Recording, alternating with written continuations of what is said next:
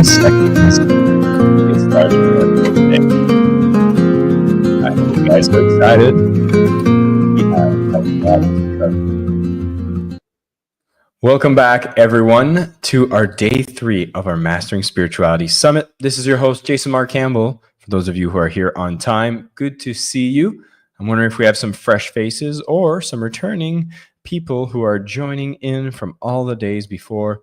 Take a moment and let us know where you're tuning in from if you're just joining in. And if you've attended day 1, day 2, we'd love to hear from you. Some feedback, some words. How has the summit been so far? We're on our 3rd day, our final day. And if you've been enjoying it so far, yes, all good things must come to an end. But don't worry, we're not going to hold back on the amazingness of the speakers we have today. We have so many incredible people that are going to be joining us on the stage this morning and this afternoon. And I'm going to start by giving a little heads up that we're going to have an extra long day today.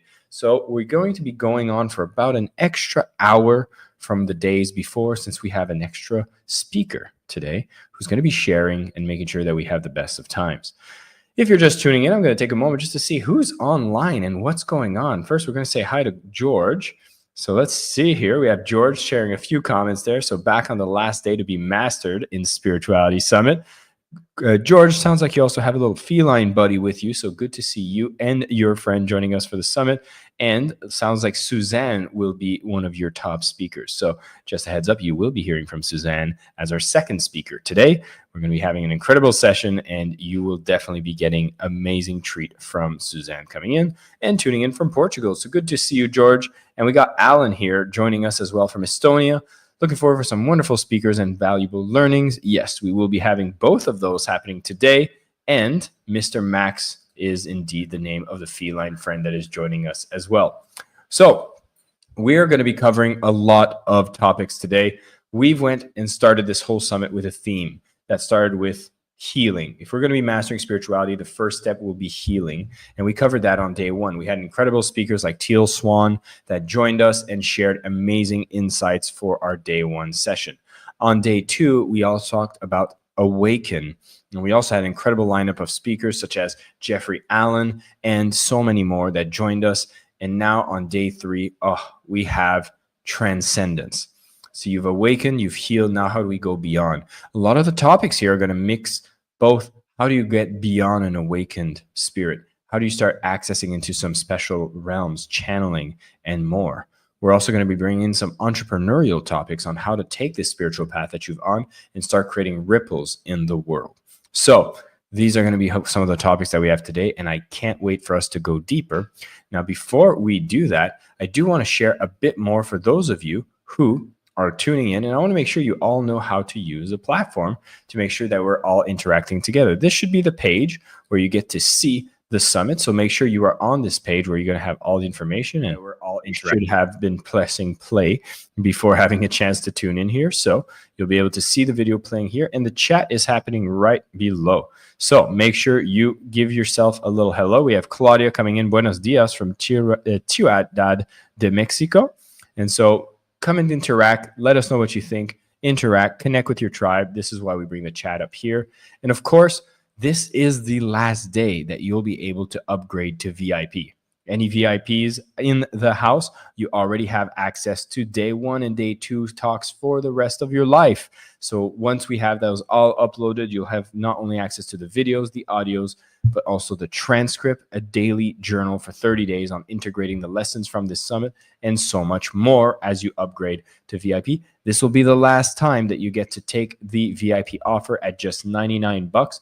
As after the summit, it will go up to $149. So if you've been on the fence about joining our VIP member, our VIP package, make sure you do so today, as it's going to be the last time you get to have access to absolutely everything. But here's what we have in store for today. Peter Sage is going to be the one kicking off the session today, where we're really going to talk about what does navigating the river of growth look like. And we're going to have Suzanne Geisman, who's going to talk about transcending our life and tools for reaching some higher states of living. We have Professor Rao, Sri Kumar Rao, letting your spirit take control. We have Steve Farrell who's talking about chaos to clarity, having a soul-led blueprint for modern times. Then, just like we've done in the past, we actually have some incredible session where you're going to be doing an embodiment of the practice. Neeraj Naik is joining us from Soma, and they're going to be the ones who are going to be sharing exactly how you can use breathing and have a powerful exercise we're all going to do together.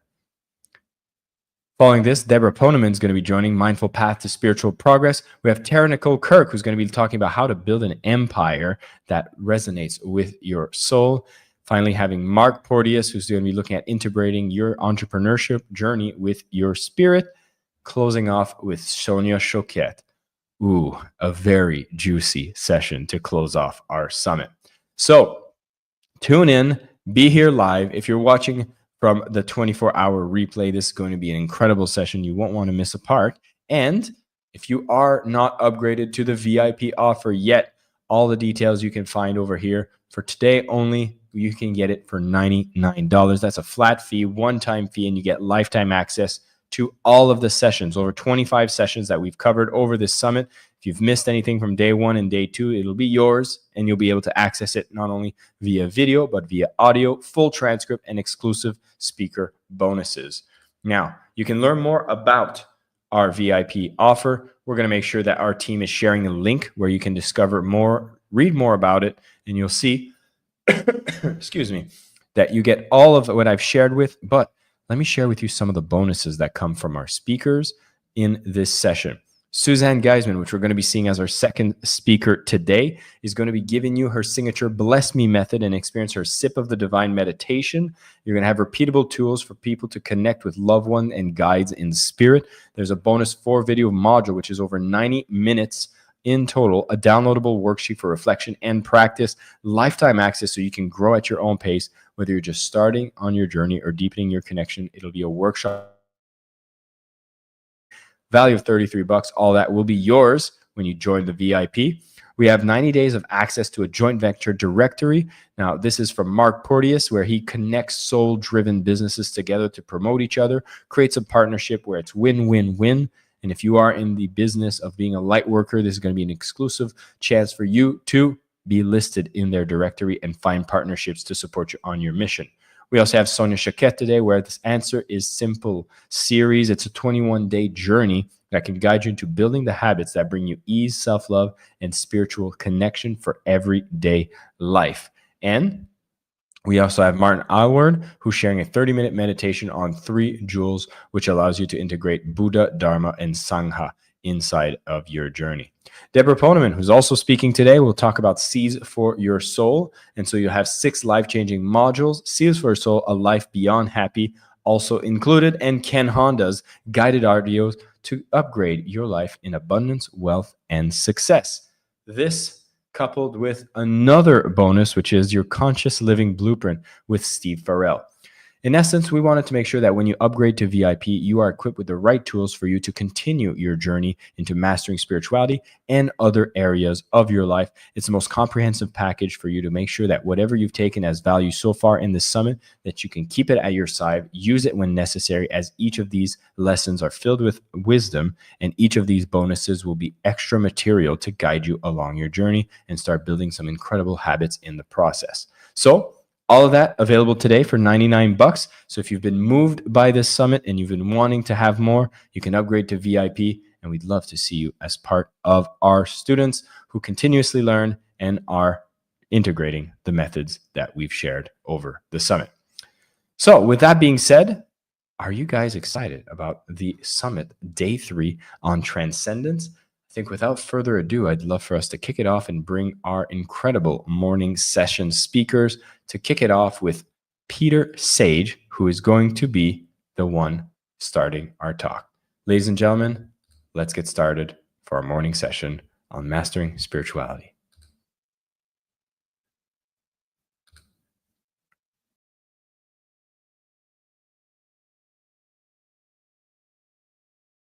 Ladies and gentlemen, welcome to this incredible session for our Mastering Spirituality Summit. I have the one and only Peter Sage, who is joining me, a man who has brought his methodology 6 seconds in, teaching people how to alter their brainwaves, unlock creative ideas, innovative solution, and chance opportunities, has been building multiple businesses, has sold his books over 150,000 copies in multiple languages, has founded several 8-figure companies, has spoken over 6 times at TEDx events, and the man has been helping people in the world of finances, self-mastery, personal growth, and integrating it with the spiritual as well.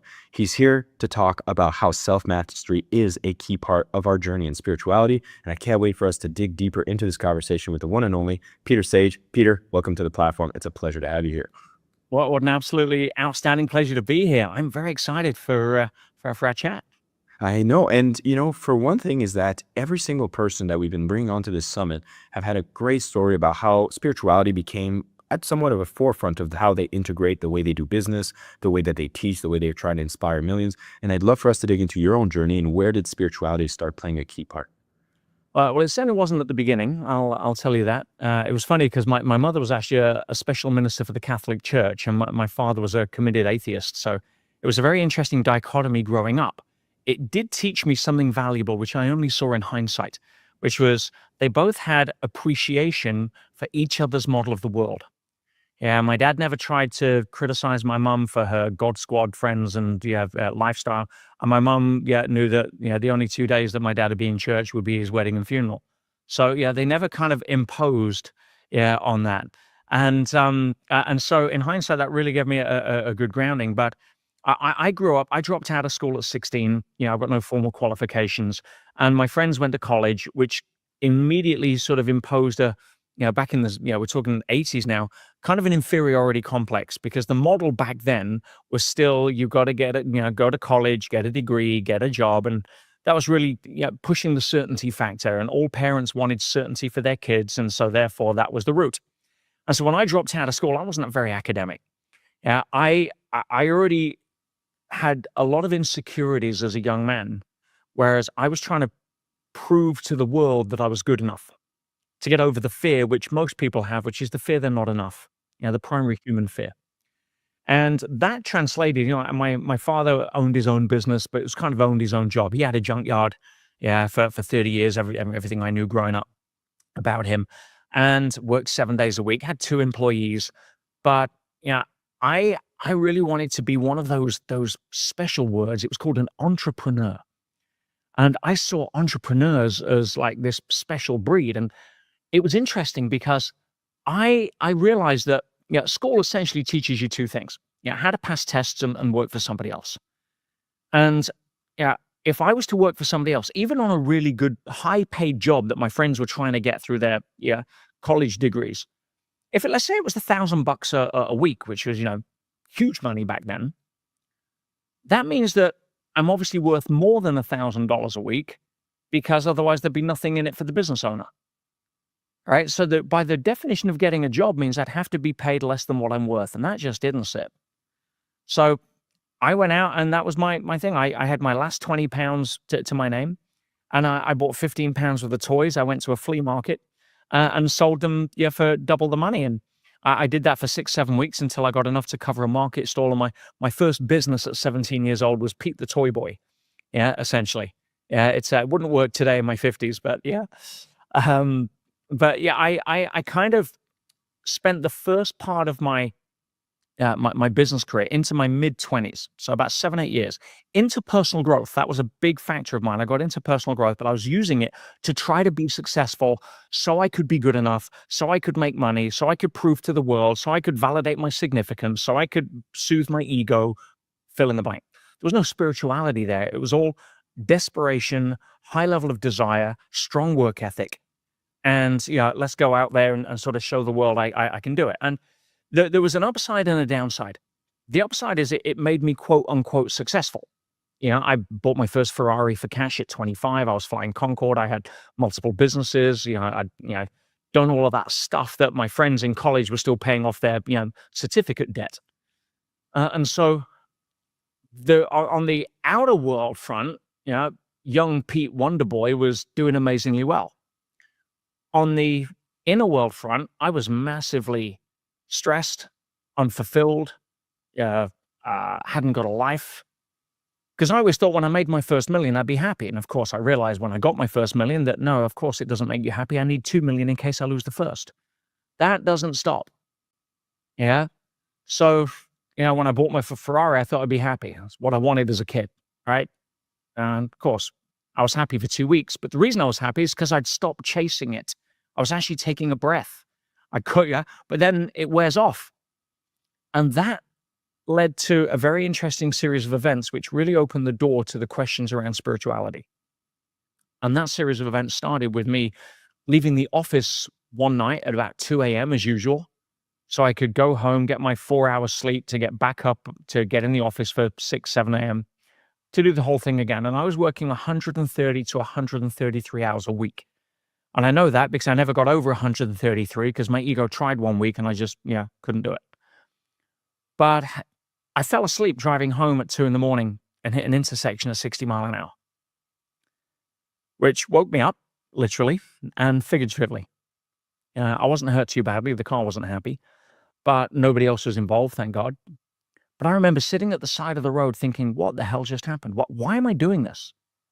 I thought I'd be happy. I thought I'd have my own business. I thought I'd have a lifestyle. I thought I'd have the dream, freedom. No. I was building a monster that was trapping me, and it was trapping me from the inside.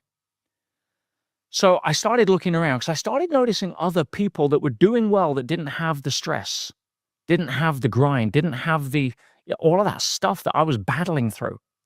And that's what opened the door. It's like, well, there's got to be more to it. I've mastered achieving goals.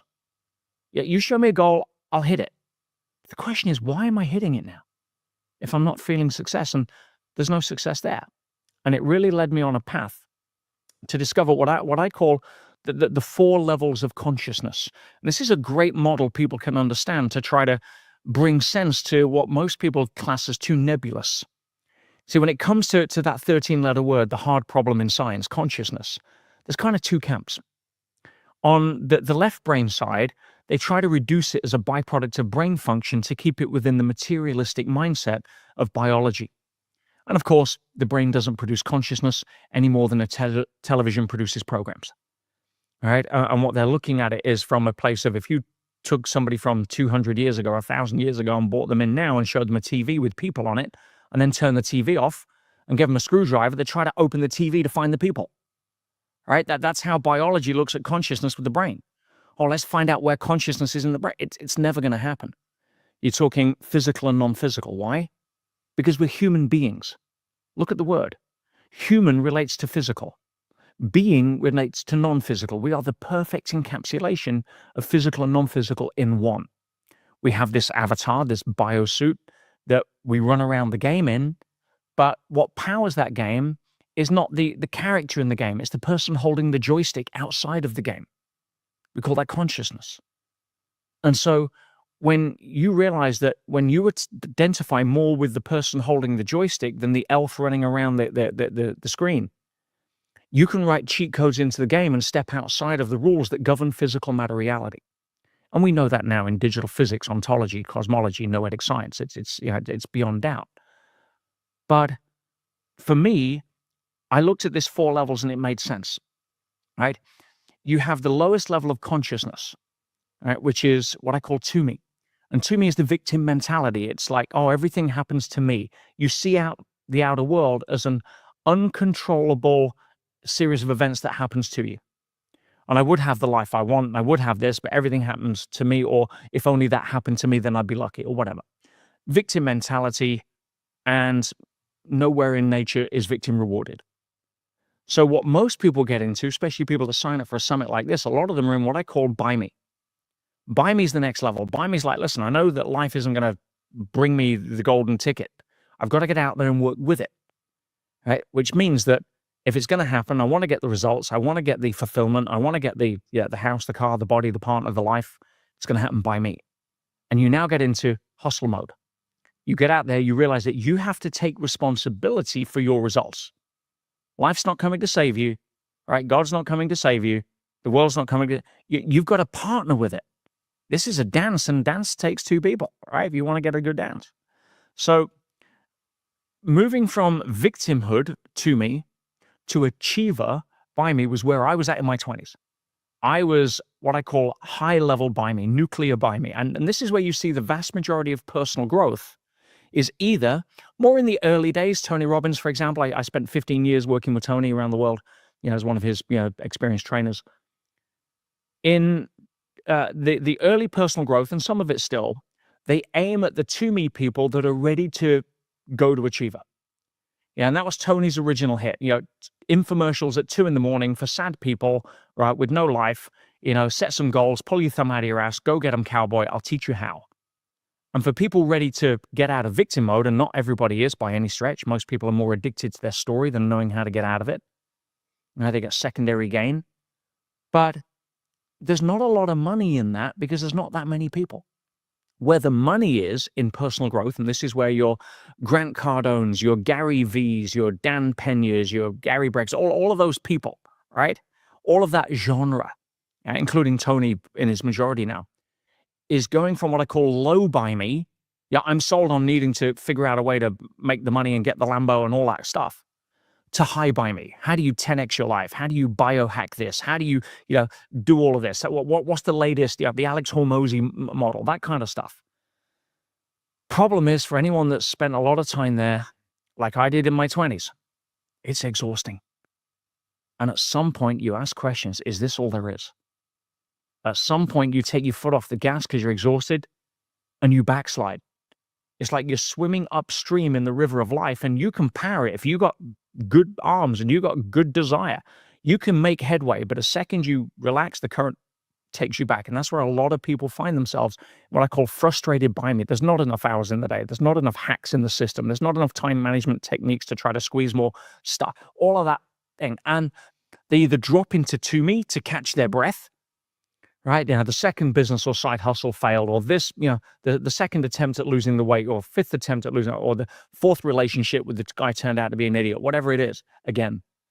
And they go into victim mode for, a few weeks, catch their breath, realize that isn't who they are, get back on the horse and start riding in by me again. That's most people's lives I just summed up in personal growth. But they know there's another way. They just don't know how to get there in by me. And that other way is what I call through me. Through me is where you stop wasting energy fighting the current and you use your energy to position yourself better in the current. The reason most people can't do that is because in by me, you operate on what I call path of shortest distance. I set my goals, I figure out what's the fastest way to get my goals, and I go hacking my way through the jungle, I go sailing down the river of life towards my goal. The problem is every river winds, because life with a capital L, not the outer world with a small l, I'm talking about life on the inner world, doesn't operate by path of shortest distance. Look at electricity. It operates by path of least resistance, which implies a level of surrender, which if you're in by me, you equate to failure.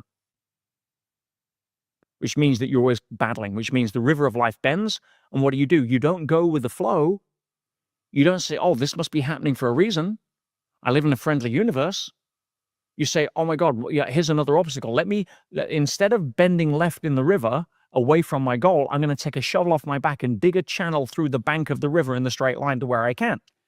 Not realizing if you'd have surrendered to the wisdom of the current, it would have taken you round and you'd already be further downstream than the person still digging. So by me to through me is my game, because I lived that. I went through that. I know what it's like to nearly kill myself working 133 hours a week, make the millions, still not be happy, get to the top of Success Mountain, want to jump off because I don't like the view, because the pot of gold at the end of the rainbow ain't there. And so that really was my shift into understanding what is it that is the missing piece, because when you finally wake up and understand there is a huge difference between a life-chasing success and a life-chasing fulfillment and meaning.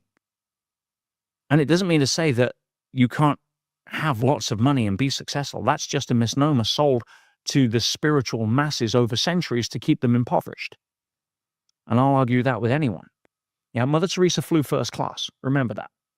Jesus was born a millionaire when you equate how much gold, frankincense, and myrrh is worth in today's money. Don't get me started. But you take people that hide behind phrases like, oh, it's easier for a camel to pass through the eye of a needle than a rich man to enter the gates of heaven. Ever heard that one? Right? And people quote it because they misquote it, because when the Bible was written in its form, mainly by the secret societies, it was written as an allegory, which is so powerful when you understand how to read it. And an allegory is where you have the same story but two different meanings, depending on your level of consciousness of being able to interpret it. The Bible is that a disempowering manual or a massively empowering scientific masterpiece. And I'll give you a quick example. Like, you remember the film Happy Feet with the dancing penguin? I don't know if you're a father, Jason. You got kids? No, not yet. Okay, fair enough. Me neither. I've got four-legged kids. Yeah, okay. So, but you see, parents take their kids to see Happy Feet. Now, the kids see one film, the adults see another. The adults see a message about sustainability, team dynamics, climate change, sustainable fishing, all of that kind of stuff. The kids see a dancing penguin. They don't have that level of awareness to appreciate what the higher level of messaging that for the adults was woven into that story, for example. So you take the Bible, if you read it from a place of there is an external God I have to subjugate myself to and use as a praying vending machine, whereas if I ask, the right way, he'll give me my wishes. The secret societies that teach, and by the way, there's no secret that the secret societies exist. They make no secret of that. What's secret is what's taught. And what they teach is to understand the metaphysical rule set. Just like we understand the physical rule set, right? We understand, I have three main sciences: chemistry, physics, biology. Chemistry dealing with molecules, physics dealing with particles, biology dealing with cells. We've understood the rules that govern that through reverse engineering and observation and experimentation so well that we can repair the human body or put something in orbit. Precision. There's a rule set. It's mathematical. Well, guess what? Einstein said something profound. He said the sole governing agency of the particle is the wave, is the field. The wave gives birth to the particle. The particle doesn't give birth to the wave. In other words, the outer world is a subset of something more fundamental, the non-physical. So when you understand the non-physical, and the rules that govern that are just as tight and predictable as the rules that govern the physical. But if you don't know them because you've never been taught them, because there's a vested interest by keeping people impoverished, then you're struggling to understand this whole through me deal. And you're out there in the real world, material, trying to chase stuff that you think is going to make you happy while being completely disconnected from your true power and level of consciousness. So if you realize that when you're looking to get to a higher level of understanding, the secret societies teach, it's easier for a camel to pass through the eye of a needle. The eye of a needle was the term given to the gates of the city or the synagogue or the place of worship. And when a rich man showed up with his camel loaded, he had to take off all of his belongings and leave them outside to humble himself, to leave the material stuff outside because you can't take that with you. The camel has to get on its knees to pass through the eye of the needle without any of the wealth. It's a way to remind rich people that in order to speak to God, you have to be humble. You have to have humility. Humility is the way to go through. It doesn't mean to say that riches are bad, or if you become rich, you can't enter the gates of heaven. No. It's your duty to generate wealth when you understand that wealth is a byproduct of adding value. People chase money, they chase their tail. It's like chasing strength in a gym. You don't chase strength. You don't say, give me the strength and I'll lift the weights. You say, let me put the time and effort in, lift the weights, and I'll get strong. You don't sit in front of a cold fire at night and say, hey, I've got a deal for you. Give me the heat, I'll go fetch you some wood. It doesn't work that way, right? No. You say, let me add the value and I will get the reward that people benchmark with a medium of exchange we call money. And it's a lot easier for people that haven't been taught how to master money because they haven't mastered themselves. Because if you're disempowered, how can you add value? Okay. So there's a lot of things we covered there, guys. I'm sure we could go on a few different tangents, but generally speaking, I got into spirituality because I chased materialism, conquered that mountain, and realized that's not where fulfillment lies. Fulfillment comes from being able to get out of your own way, put a smile on somebody else's face, be able to add value. What are you contributing to society, to your family, to your community, in a way where you're not looking to try to get because you're coming from scarcity because you can't pay your mortgage? That's how the masses are disempowered by the few people that control this planet. And if you mentioned earlier about the brainwaves, when you understand that the outer world interface, your relationship to the outer world, when you're driving, having a conversation, trying to make money, you are predominantly operating at a beta brainwave, anywhere from 12 to 18 cycles per second, 12 to 18 hertz. That's what your brain frequency is at. And what it does, it disconnects you from your intuition, your inner world, and it focuses on your outer world. It's biology, because if we faced a threat, we haven't got time to meditate our way out of a barbarian attack, right? We've got to be facing what's in front of us just like a deer faced by being chased by a lion or an antelope being chased by a lion goes into high beta. It focuses only on the outer world. Everything's cut off from its contemplating, oh, am I hungry? Shall I go over there? No, it's like boom. So when you trick the flight, fight, freeze, or fear, or hide response, you're locked into beta. You have zero critical thinking. It's the slowest form of thinking. It moves into midbrain, which is instant reflex. And you're now far more particle, matter, physical matter, and less wave, less intuition, less person holding the joystick, way more person being the elf on screen. All right, if we use that metaphor. So once you've the lines, once the line's gone and you've survived, you look at a deer, antelope. 20 minutes later, its vitals are back to normal. Its ears are twitching. It's munching grass. We don't do that. We lie awake at night scared about what we see on the news. We lie awake at night scared about our credit card bill, which means we never get down into the alpha state, which is where you're connected to intuition, where you become more wave than particle. Alpha is where your inner world at a calm level is more real than your outer world. When you're reading a book, you're creating that reality inside. And somebody could call your name and you're immersed in the book, you can't even hear them. Inner world centric, not outer world centric. And so you have to find a way of being able to let go of your fear of what you think is going to happen or not, in order to be able to access an inner state that allows you to listen to your intuition, which connects you closer to God, which allows you then to follow your truth, not be misdirected by false goals like I was in my 20s. Peter, that was an incredible journey and teachings that you walked us through by answering this first simple question. So I'm very grateful for that. And you touched on a few subjects, and I feel before I move to the next point, you did mention that there were 4 states, and I feel like we talked about 3. Am I hallucinating, or is there something else? No, there is a 4th state, and it's above my pay grade. I'm not qualified to teach it. It's where the spiritual masters arrived from and taught from, or arrived at and taught from, and it's what I call ASME. ASME is what you would essentially term in today's vernacular as oneness, non-duality. Where I see myself in you, I see myself in the tree, I see there's no separation. And to transcend the levels sounds easy. Everything is simple yet profound.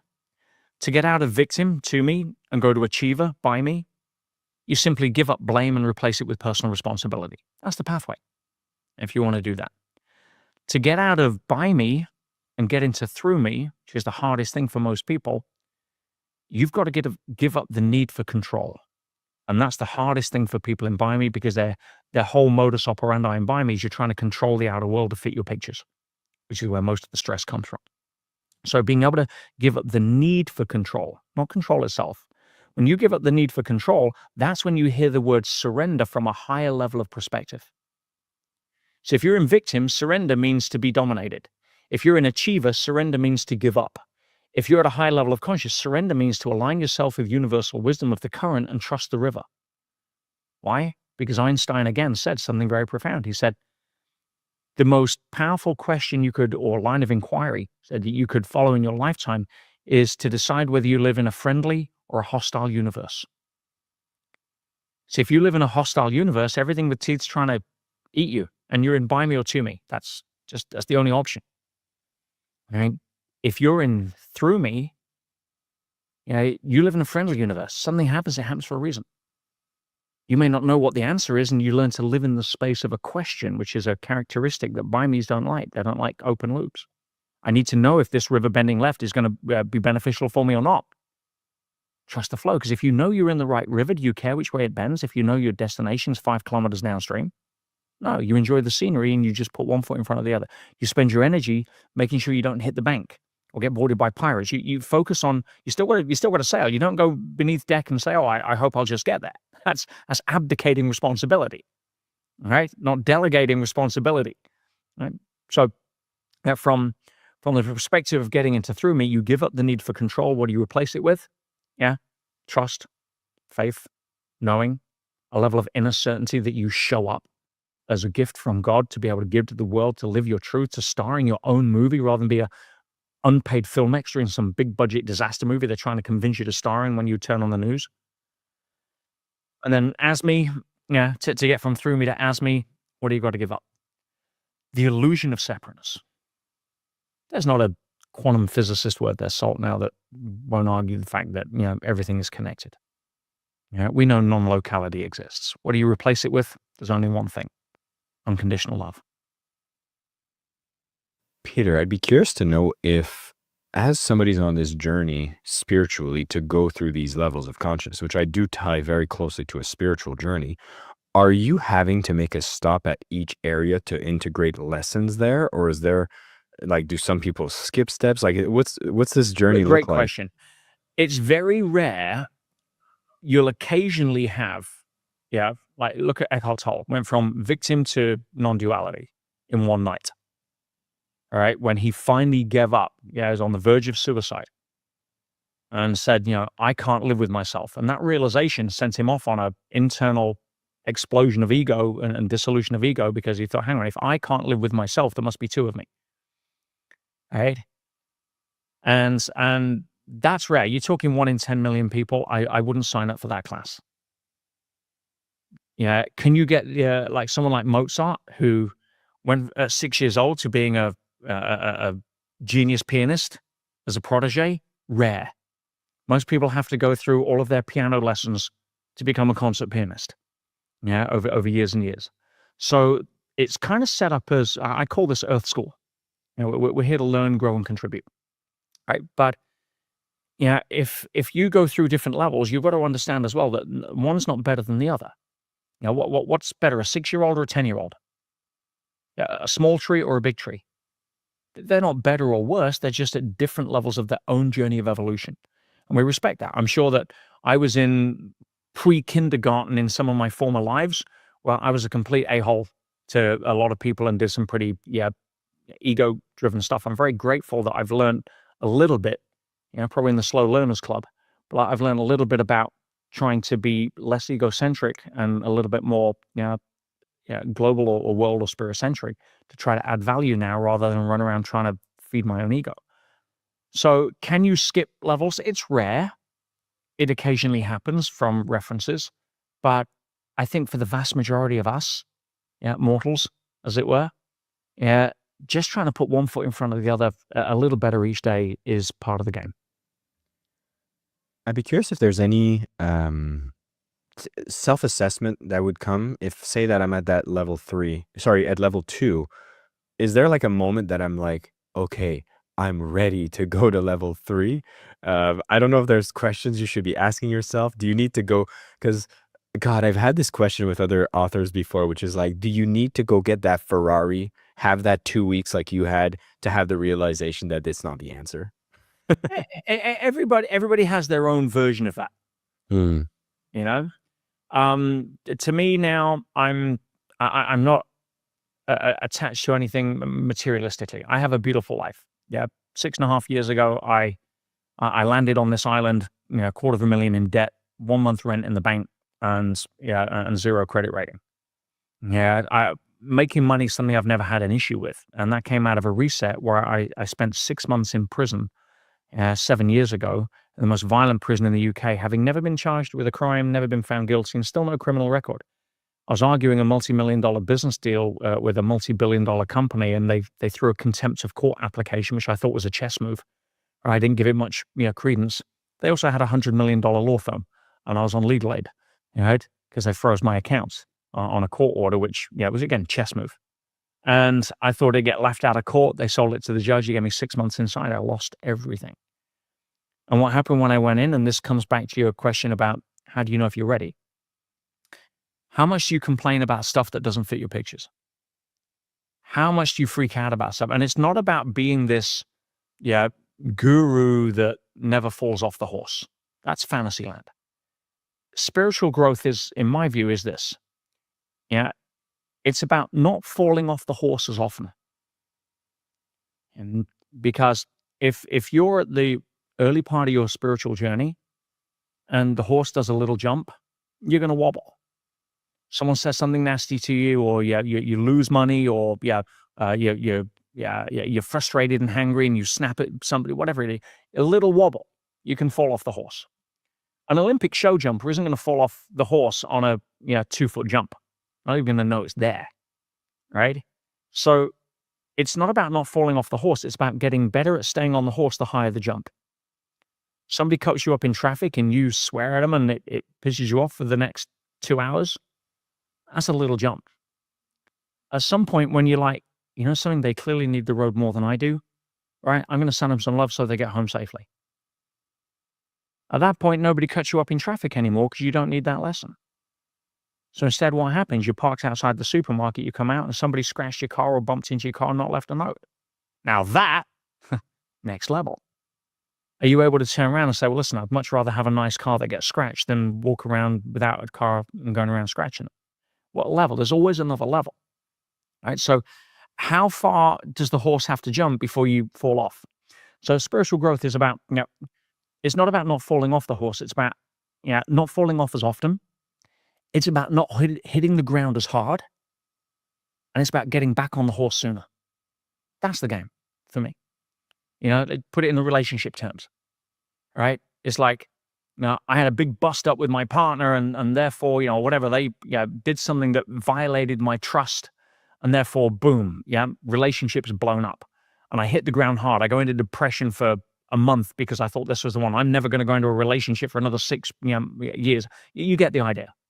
Shortcutting all of those different touch points is a benchmark of how ready you are to take the next step in your spiritual journey. Peter, once again, thank you so much. This has been an incredible session, and it was such a pleasure to have this conversation with you. My pleasure as well. I love what you're doing. I love the message you're giving, and I love the light that you're shining. So keep doing it.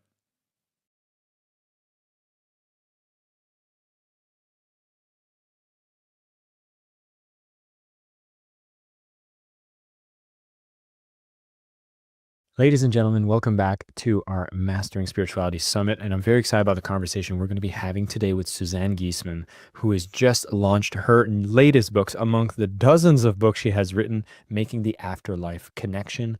And we're going to be talking a lot more about the afterlife, life, death, in our journey towards understanding spirituality, understanding the role it plays in our lives. And if you're not familiar with Suzanne, she has been teaching these concepts for so many years as part of Watkins' top 100 most spiritual, influential people alive.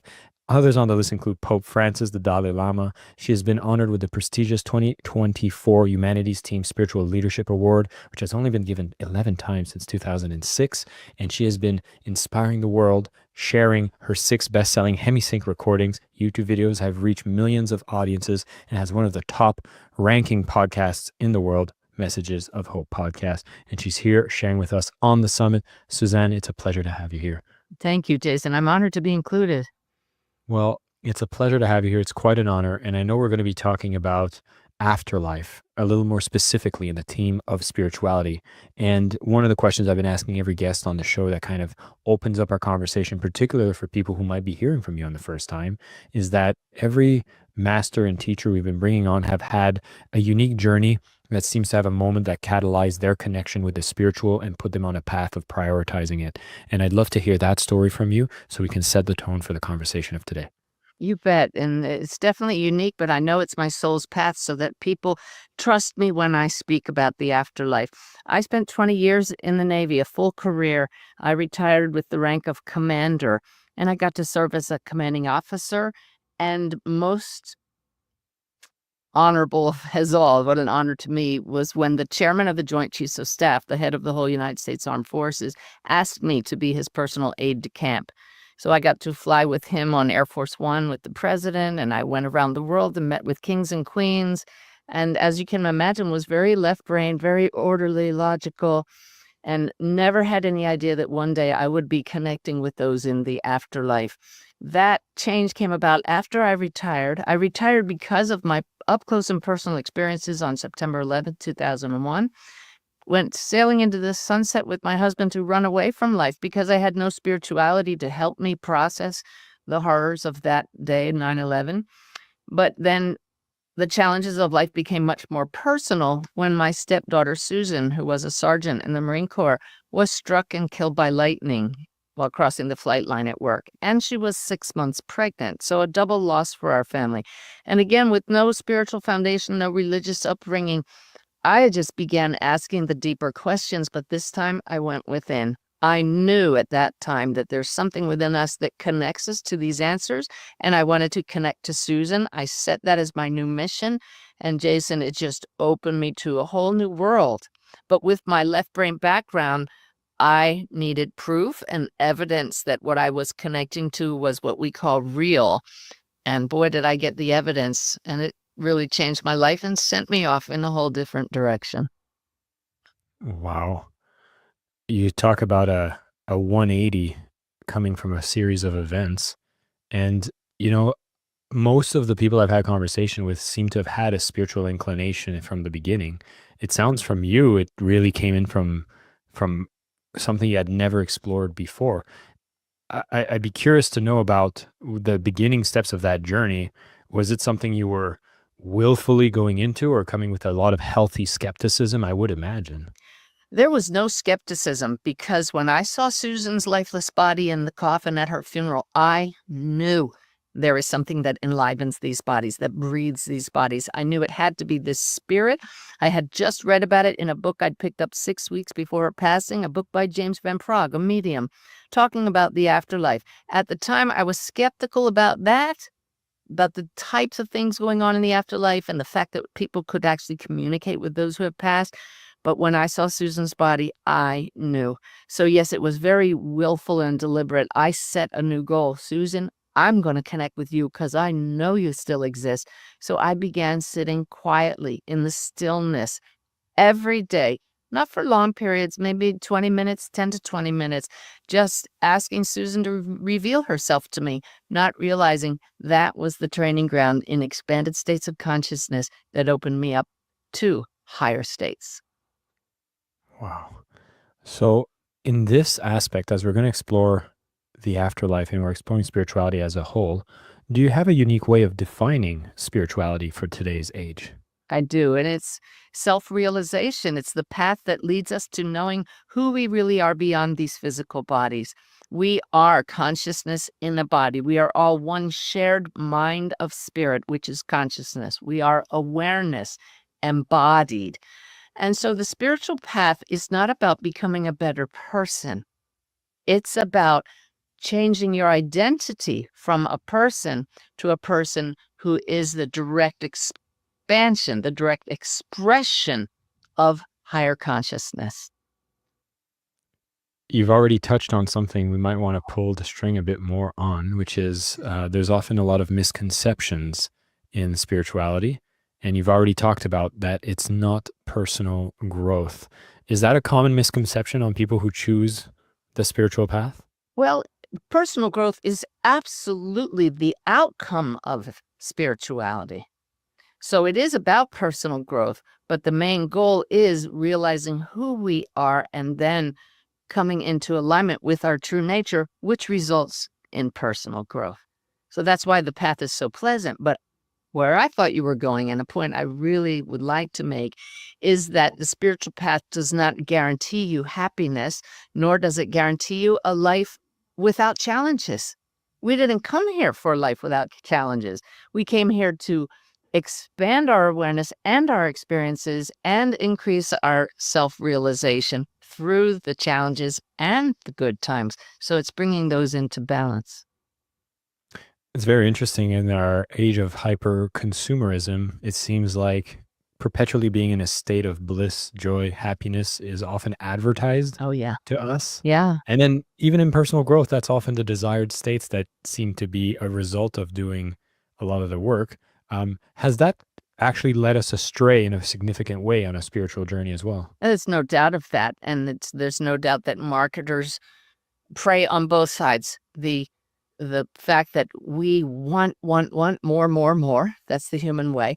And they also prey on the negative news that draws us in, and fear, preying on fear and desire, the two opposites, where the real wonder unfolds when we find the balance and that point in between where there's just pure being. That sounds really boring. But now you can go out and experience both ends of the spectrum, which is going to happen one way or another. You're going to have some bliss when you're on this journey, but you're also going to have some moments that bring you back to that bliss. So the balance is so important, but more important is finding that state within that never changes. When you find that, you realize that's within everybody. And now you've found the oneness and you start to see the world differently. When someone makes that kind of realization, how does a day unfold maybe differently? Like, how do you move through the world differently once you've learned that truth? I have another book that came out last year called The Awakened Way, making the shift to a divinely guided life. And that's the difference. Once you realize you can shift your perspective from only human, separate from everybody, gotta do it myself, need, want, fear, to making the shift to this still spot from which all potential arises, from which all creativity arises. That shift, when you realize is our connection to the divine, changes everything throughout your day, because it just takes that momentary little pause and say, oh yeah, I'm in human mode here. Let me just shift to being and ask for guidance from higher consciousness, which also arises from that same state. And it just becomes this life of flow, connection, guidance, and joy, because you realize you're never alone. And then when the stuff hits the fan and it's not so joyous, you know how to get back to that state. You've already given a clue as to a practice that could help us achieve that. Is that something anybody could achieve? And is it like a practice we can start right now? Absolutely. In fact, in my new book, Making the Afterlife Connection, and in the Awakened Way, both of those books and my YouTube videos introduce a process I call the SIP of the divine, where SIP is an acronym for sit in peace. And it's the perfect antidote to people who say, I can't quiet my mind and I don't have enough time to meditate, because it only takes 3 minutes, and it's not about quieting the mind. It's about observing the mind. And you start to ask, well, who's doing the observing here? And look at how my mind is leading me down this path that's not helpful. And it's just this simple process that if you just do it 3 minutes a day, sitting in the stillness, watching the mind, then you can add in questions like, who am I? And listen for an answer and watch what arises. When you get in that process, the flow of asking a question and listening, now that you're observing the mind, you notice what stands out from the monkey mind. Now you've made the connection, and you better buckle your seatbelt. I think it would be unfortunate if somebody would assume that the only 3 minutes might be considered too fast to take seriously the impact that this would have as a daily routine. Oh, yes. And the thing is, once you start to experience what happens in those 3 minutes and the peaceful feeling that ensues from it and the guidance that comes from it and the sense of connection in just 3 minutes a day, you do that for about 3 weeks, and you're going to suddenly want 5 minutes. You might want 10 minutes. I rarely go over 45 minutes. It's not that I become some meditating person that spends all day in that state. I came here, I don't know about you, Jason, to live life fully. But this gives us a relief valve when life gets to be too much, and provides us instant access to higher answers. I'd say the year feels quite intense as far as how much chaos, noise, and activities are happening all around. I'd be curious to know if we could wave a magic wand and get everybody to do this exercise daily, what do you think would happen to the world? It would be a massive shift in 3 minutes. There's no doubt, because we would all be coming into resonance with our higher selves. And as each one of us, our own field of consciousness became more resonant, we would become more resonant, more aligned, more aware of our connection with everyone else. And then through entrainment, there would be this amazing shift in consciousness. So that's ultimately the goal. And we are getting there very slowly. And perhaps it's why we're experiencing the chaos now, because it's just like any pattern of storms. You have the chaos on the outside and the center point here. all of this is bringing us to want that center. It's why people are signing up for this summit, because they have that innate knowing there is more than this chaos, but it's not out there. It's at the still center. To maybe give a taste of the positives that are happening in the midst of this chaos, what are some of the trends that you're noticing in the recent years that are getting you so excited and hopeful for the next few years? Well, I'm on the road right now for 7 months around the US sharing a new documentary called Wolf's Message, and it's all about the oneness. It's all about the fact that we are not only human. And what excites me is if I had shared this movie 5 years ago, I wrote the book Wolf's Message 12 years ago, we might have had some good interest from the people who already know that we're not only human, but we're having sold out screenings everywhere we go. We've done 13 screenings. We got the East Coast covered. Now I'm in the middle of the US. We're heading out west.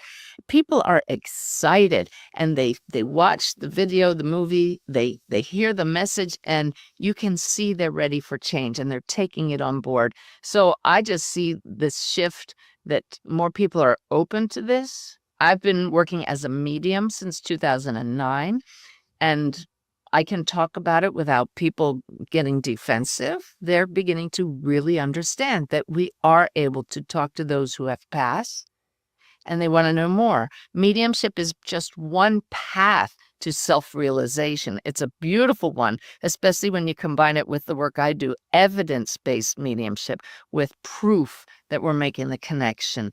That, by the way, that's why people like Wolf's Message so much. He left irrefutable proof that there is a soul within that knows more than often comes into our conscious awareness. Well, that brings me into the topic at hand around the afterlife and the work that you do in your mediumship.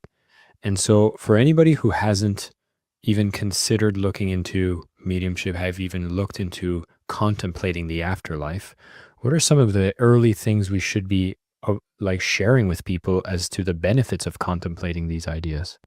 Wow, this is part of living the awakened way, is following what I call the 3 E's. And the first one is educate yourself. Because if you just immediately dismiss the fact that there's an afterlife, you are missing a great part of your life. We actually call it the ever life, because there really aren't two worlds. Well, there are two worlds. There's the physical and the non-physical from this perspective. But from the perspective of oneness, there's one world. It only appears physical and non-physical from the human perspective. So educate yourself about the afterlife. Watch Wolf's Message. Read the book Wolf's Message. Read my book Mediumship. Watch people's near-death experience videos online. I have hundreds of videos about the afterlife, including actual readings. One is called Actual Evidence of the Afterlife, in which I do a full-length reading for a couple whose daughter has passed. It's unedited, unlike many mediumship readings you will watch on TV shows. This one is the full reading, and you see how that changes this couple's life to find out that their daughter is right here actively communicating with them through me. So educate yourself and then experience the greater reality for yourself. Set the intention to connect with loved ones who have passed. Notice your belief system, your BS that might be blocking you from making that connection, but do the sip of the divine with the intention to connect with one of your own loved ones who have passed. And then engage is the 3rd E, and that can include saying, I'm skeptical here. I need some signs that this is real. What are you going to show me? When my stepdaughter Susan first came to me after a long time of dedicated meditation, Susan, show me that you're here. I put her to the test. I engaged her. I had no doubt she was here. I could feel her. I heard her voice. And I said, show me some things about your biological mother's life that I don't know. Because I know that's how the spirit world will work with us. They want us to know it's real. She gave me 3 off-the-wall things right away, called my husband's ex-wife, and she validated all of them. So that's the engage part. What stunned me, Jason, when I first started connecting with those in the afterlife is they are real. They are people. They will still communicate two-way with you, interact with you. We're not pulling data out of some dead field of information. It's alive. Our loved ones are creative. They're still here, but at a different frequency. So engage them. Is this something everybody can have access to? Absolutely. This is what's so exciting. I'm here to teach people how to make this connection, hence the book, Making the Afterlife Connection. Because as I tell people, I was not a born medium, but I was definitely born to be a medium. And when people say, I'm a born medium because I've been seeing spirits my whole life, we think that you have to be that way.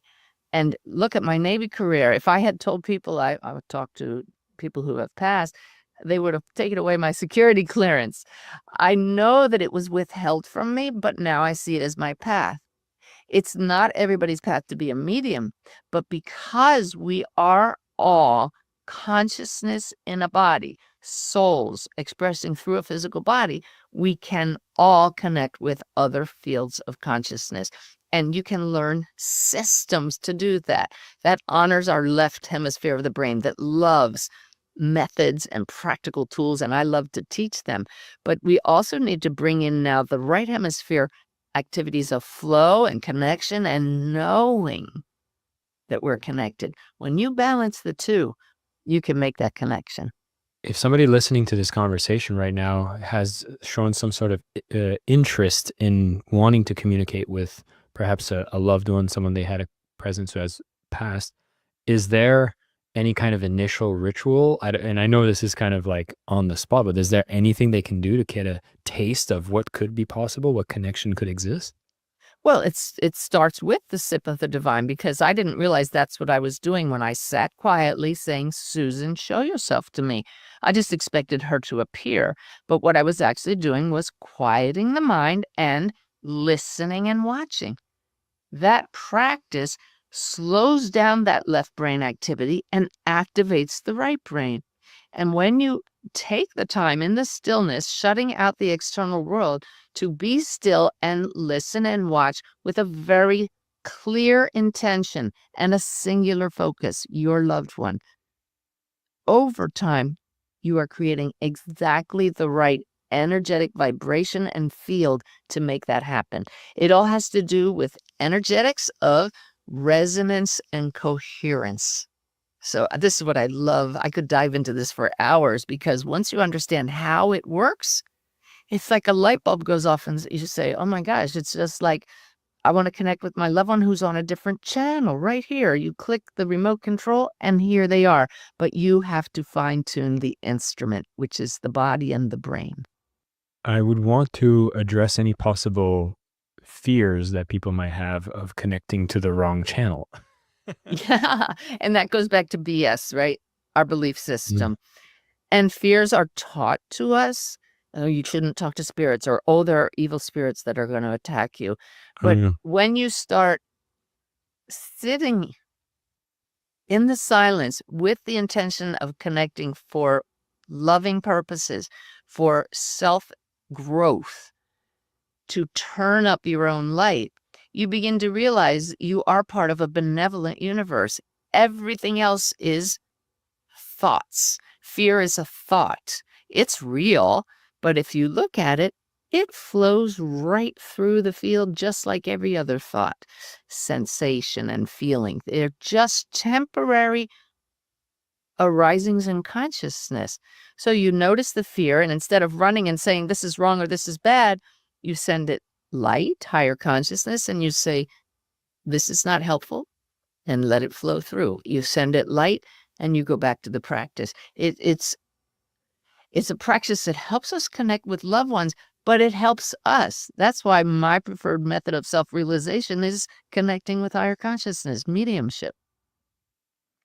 I think that's where I wanted to take it next, because I could see this practice being very helpful as a healing, especially if you've had a loved one taken away and you get to reconnect and perhaps find answers and get closure and really be able to have that reconnection be done.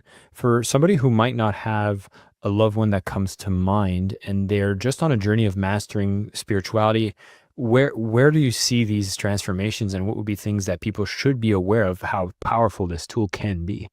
Well, it's like having a genie in the bottle, because I have done a lot of experiments myself, saying, well, if I can connect with people's loved ones who passed, who else can I connect with? I was raised without spirituality and religion, so I knew that it would be very interesting to try to connect with Jesus with no preconceived ideas about what that would be like. And so I use the same methods that one would use in mediumship, and I invite in that higher consciousness.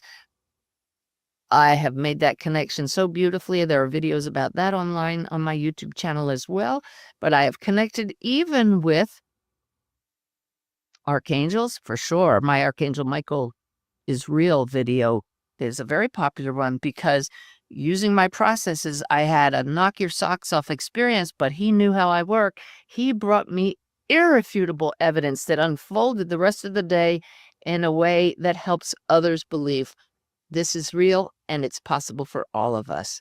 So it's a matter of opening our minds to what I call a miracle mindset, that anything is possible, holding the highest intention that this come to serve the greater good and not our egos, that this help the whole, and that this be beneficial and of the light, so a positive experience. And then there is no limit to what you can connect to.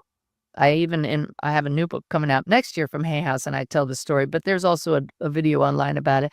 I connected with a mythological figure named Odin, who I didn't know anything about, but he dropped in on me, and I said, you know how I work? I need evidence. Jason, he told me all kinds of things about himself and his history that I had nowhere in my conscious mind. I was tapping into the field, but this was interactive and helpful because of the things that he then taught me. It's mind-blowing and helpful and joyful, intriguing, wondrous, and it never ends. It definitely leaves a space for curiosity. Yeah. Now, I am going to definitely encourage everyone who's listening here, if they want to go down these journeys, to go and read the books, find your material, listen to the podcast. But speaking of that method, you spoke about connecting with Jesus, and I felt like I wanted to take a moment to compare or ask the difference in the process between what you do and what prayer is all about. Like, is there a similarity, a connection, a difference? There's a difference, and there's a similarity. Prayer is when you send energy outward with a request or an intention. Meditation is when you listen and you receive. So prayer is very helpful. I just recorded a little talk about someone that I know and have helped in my work who just passed last week. And I said to everybody, you can send her your prayers. She doesn't need them across the veil, but they will be received as love. And that helps all of us on both sides of the veil. So prayer is a sending of energy, but often we want something in return. In meditation, of course, we want something in return. We want to increase our consciousness, but it's more about listening and receiving and growing as a result. If someone here is wanting to continue down this path, is there like a time frame that they would expect a certain level of results? Like, because it sounds like there's a bit of a tuning in period first. There is, but see, our whole life is about attuning to the purest possible frequency. So don't seek perfection, because we'll never get there while we're in human form. But that attunement makes life ever sweeter, ever more harmonious. That's the goal. The timeline is dependent on each soul. We all are unfolding according to the many factors that make up our lives and our souls. And so, for example, my initial goal was to connect with Susan. Every day I sat to connect with her using what I now teach as methods to do so. Nobody taught me the method, but I've turned it into a method now that I see what I was actually doing without realizing it. I have a much more in-depth method than the Sip of the Divine. I call it my Bless Me method. It's in Making the Afterlife Connection and the Awakened Way and online and in my classes. Many people have had tremendous success with that method and with the sip of the divine, but people get frustrated because they say, well, I've been doing this for 10 days and I haven't made a connection yet. Like I said, we have to tune the instrument first. And living as human beings before you realize who we are can really cause that flow of the life force of consciousness to be a little sluggish and out of tune, distorted. It's like static on a radio dial. You're learning to tune the radio dial. Now, it took me 3 years of that daily attunement till Susan showed up. But in the meantime, I connected with guides. I started connecting with other people's loved ones. I was working as a medium before I finally connected with Susan. It was years later that she came through, and Suzanne, I deliberately held back. Because if you'd heard from me right away, that would have been it. You would have said, mission accomplished, and stopped. And she's right. So I kept at it and developed these abilities so much more than I thought were possible. So now I can teach people what's possible. And I have 7 people helping me on my team right now, my earthly team. And 2 of them have children across the veil. 3 of them, well, 4 do, but 3 of them have a very clear connection with their children across the veil that happened very quickly because they're not meant to be mediums. So they have that connection now with their loved one who passed, and they're continuing their personal growth as well. So each person's going to unfold differently. That's why we don't talk about timelines. I just ask people to set aside expectations and just say, so what's going to happen today? You may not get bells and whistles every time you do the Bless Me method or the Sip of the Divine, but you will start to know how connected everything is. You'll start seeing synchronicities throughout your day as the universe's way of validating your efforts and showing you, oh my gosh, this is real. So it's a journey, it's a process, and it's really awesome when you set aside the it's gotta unfold this way mentality. Well, I can already see that specific mentality is a roadblock, but you spoke about a process of attuning to be able to be in a state that this is possible. And I wonder if there are some habits, some practices, or core beliefs we need to form Oh, yes. that allows us to refine our possibility of making this happen and maybe improve our connection to the antenna as a first step for people who are just starting on this summit to learn about this practice. Wow, and that's what I love about both the books, The Awakened Way and Making the Afterlife Connection, is they're full of these processes because we are works in process, and it takes practices to repattern our way of being and doing things. And you said this work could be very healing. It's so healing to us because once you realize that to fine-tune this dial, this instrument, requires noticing what's staticky in our system, in our mind and body, and clear it out, results in joy and health and balance. So all of my practices are guided towards that. And it's really about working on ourselves. Sitting in peace, the sip of the divine, is one way of quieting the mind. That's beautiful. But it's the simple practice of expressing gratitude first thing in the morning and last thing at night brings you right into a state of coherence. Noticing your thoughts throughout the day, which requires presence, is another practice. If this is starting to sound like work, you're right. But we can be passionate about our work and love it. Susan, this is awesome. I think for anybody who's on this journey of mastering spirituality, they're going to be very curious to go deeper into this material. So I'm going to encourage everyone, grab a copy of Making the Afterlife Connection. It just came out and is going to be filled with all these exercises for you to continue on this path. If this is the vertical that you want to develop on your journey of mastering spirituality, it sounds extremely powerful, extremely healing. And Suzanne, you've been around going across communities and really bringing this forward. Before I close this, I had a few questions. And one of them was that you spoke of the wolf's message. And as somebody who's not familiar, would you be able to give me a teaser trailer about what that's about? It's about a young man whose nickname is Wolf, who was struck and killed by lightning like my stepdaughter. He was 29 years old. He got up from where he was sitting and said to his friends, I have to go now. He walked to this tree where he used to meditate regularly, walked directly there. One storm cloud came over the town. One bolt of lightning struck him dead. This is a true story. When his parents were allowed to go into his apartment, they found there a poem that he wrote a day before he passed, because his dad had been at his apartment 2 days earlier and the poem was not up on the wall. And the last line of the poem said, this is a lot of spoilers, but there are so many pieces of this story. The last line of his final poem, Wolf's poem, was, it is time for the light of nature to free my soul. He set a chair in the center of the room, pointing towards that poem so people would like sit and see it. And across the room, equidistant from that poem, he had cut out the front of his favorite t-shirt and tacked it to the wall with the image of a lightning bolt on it. But more importantly, my guide said none of it is more important than another. It's all equally important.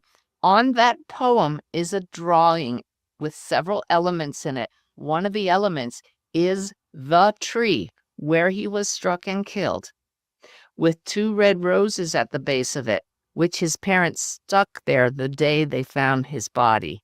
But they didn't find the poem till afterwards. Color your mind blown. I know. Your face is what the look on the people's faces who watch this documentary is like, and the people who read the book. It's a catalyst for change. Wolf then came back through me in a surprise drop-in visit in the middle of the night with 45, 46 pieces of evidence that it was him. I'd never met him, hadn't talked to his parents, had it scored by an afterlife researcher at the University of Arizona that this was an accurate, historically accurate drop-in.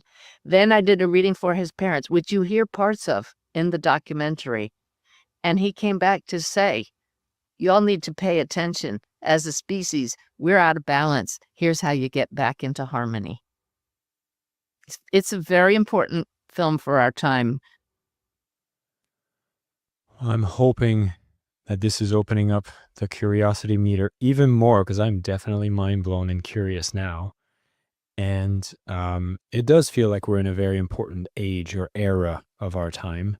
And so I'm very grateful that you're bringing these messages that are getting people to reconnect and choose a spiritual path, master spirituality in the process. You've contributed so much onto this session alone. And I know this is just the tip of the iceberg into a whole new avenue for people who have just discovered the work, are going to be able to go deeper. The book is out, the documentary is being screened, and there's so much more people can discover from your courses, your events, and more. And so I want to just make sure to direct everyone towards these resources. And Suzanne, massive gratitude for you to come onto the platform and share your message. But I would love to open you to open a possibility for you to share a message for all the people that are tuning in. They're here for 3 days listening from various speakers, teachers around the topic of mastering spirituality. Would you have any closing message to leave our audience with? I definitely do. And that's that people are seeking outside for answers that are already in here. Notice which of these speakers speaks to your heart and follow that one to start with. Watch the scattered approach. I used to teach that if you chase 2 rabbits, both will get away if you chase them both at the same time. So listen to your heart and see what resonates. That's your soul saying, this is your path. And follow that and trust that voice. This will come to teach you, you really are not alone. You're part of one big web, which is what Wolf wants us all to know. And that web will reveal itself in wondrous ways when we focus and really start listening. Suzanne, beautiful message. Thank you so much. And here at the summit, what we're trying to do is we're in a room with a lot of doors, and we're basically making sure that we're making all these doors transparent so you can have a peek and pick the path that makes sense for you. And so your message is exactly why we get excited about putting these summits together. And I know there's a lot of people who will be going down your path, and whatever it is, I think, as you mentioned, we're as a species almost at a crossroads. And if we're all choosing to take those moments, those 3 minutes a day to just reconnect, have a sip of the divine. I think we're going to see that we're making a lot better decisions, feeling much more connected, and overall on a better path. Thank you so much for your work, your efforts, and your time shared on this summit, and for everything you do. And good luck on the tour. I know you're going all across America, Yeah. and thank you so much for your work and contributions. Thank you. It's truly an honor.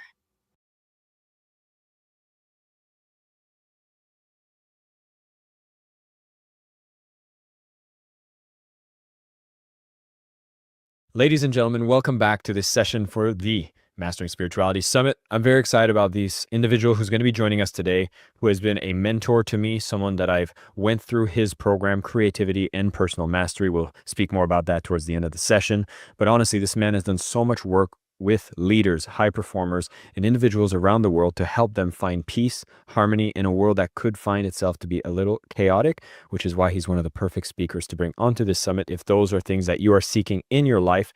The man has been a best-selling author, international speaker. He's an MBA, former MBA lecturer in America, taught at Columbia University and London Business School. He has advised leaders and executives over at United Airlines, Johnson & Johnson, Microsoft, IBM, and the likes of Google. He is a contributor for Forbes and CEO.com and is the creator and pioneer of his course, Creativity and Personal Mastery. It's something I've graduated from, and it was completely the pivotal moment in my life of shifting how I operated. I went through this and it was completely life transforming. So in the session today, we're going to have a taste of some of that wisdom and be able to explore so much more. Professor Sri Kumar Rao, welcome to the platform. It's such a pleasure to speak to you again. Thank you, Jason. It's my pleasure to be on. And I remember every time you've done an interview with me, we get into such fascinating conversations. So I'm very much looking forward to that again. I see no difference from what's about to happen now. And, maybe the open-ended question I have to ask for people who aren't familiar is, former teacher, an executive trainer. What do you do now? Like, what is your main focus now? My main focus now, Jason, is executive coaching.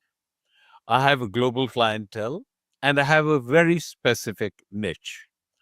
I coach people who are very successful, typically senior leaders and entrepreneurs, who are still driven. They want to make a dent in the universe. They want to have an outsized impact. But at the same time, they have an explicitly spiritual bent that they want to bring into every aspect of their life. So when you're a leader or an entrepreneur, you face decisions like, should I invest $50 million in this project or not? Should I hire this person to be a senior member of my team or not? So how does spirituality come into play when you're confronting issues like this? That's the sandbox in which I play. And I must tell you that I love it as I've never loved anything in my life before. Well, this is one of the unique things that you do, because working with executives, you wouldn't think that the conversation of spirituality is front and center. And so I'd be curious to know, at what point did spirituality become such a major component of what you teach, or has it always been at the foundation of your teaching? It's always been at the foundation of my teaching, but in the last few years, it's become the key. So I have a very strict screening process for all the clients that I accept. And if they're not on a spiritual path, and if they don't know that they're on a spiritual path and this is what is important to them and they want to progress on that, then I don't take them on. We're not a good fit for each other. But when they are on that path and they want to know, how do I merge this into what I do? Then dynamite, it's simply magic happens. I'd be curious to know, from your perspective, since we're speaking about people choosing the spiritual path, how would you define modern spirituality or the spiritual path for today's age? Uh, it's so broad-based, and so many people think different things are spiritual or spirituality. Spirituality is about having a meditation practice or going to Vipassana retreats or something like that. That's not true at all. What is true is the soul, and now I'm really going out on a limb because I'm going to say something which Some people will say, of course, that's the way it is. But many more people will say, what's this guy talking about? I define spirituality as your deep understanding that the world we live in is not real. It's a construct. Who we really are, each one of us, is pure awareness. The body-mind-intellect complex that we think we are is an illusion. But it's a very, very, very strong, firm, deeply entrenched illusion. And the purpose of human existence is to go beyond that. And when you go beyond that and recognize that you are pure spirit, you are awareness. And there's only one. There's no Jason's awareness and Sri Kumar Rao's awareness. There's only awareness. And that's who you are. And when you're embedded in that, that is the purpose of human existence. That is nirvana. That is the kingdom of heaven. That is sakshatkara. That is jnana.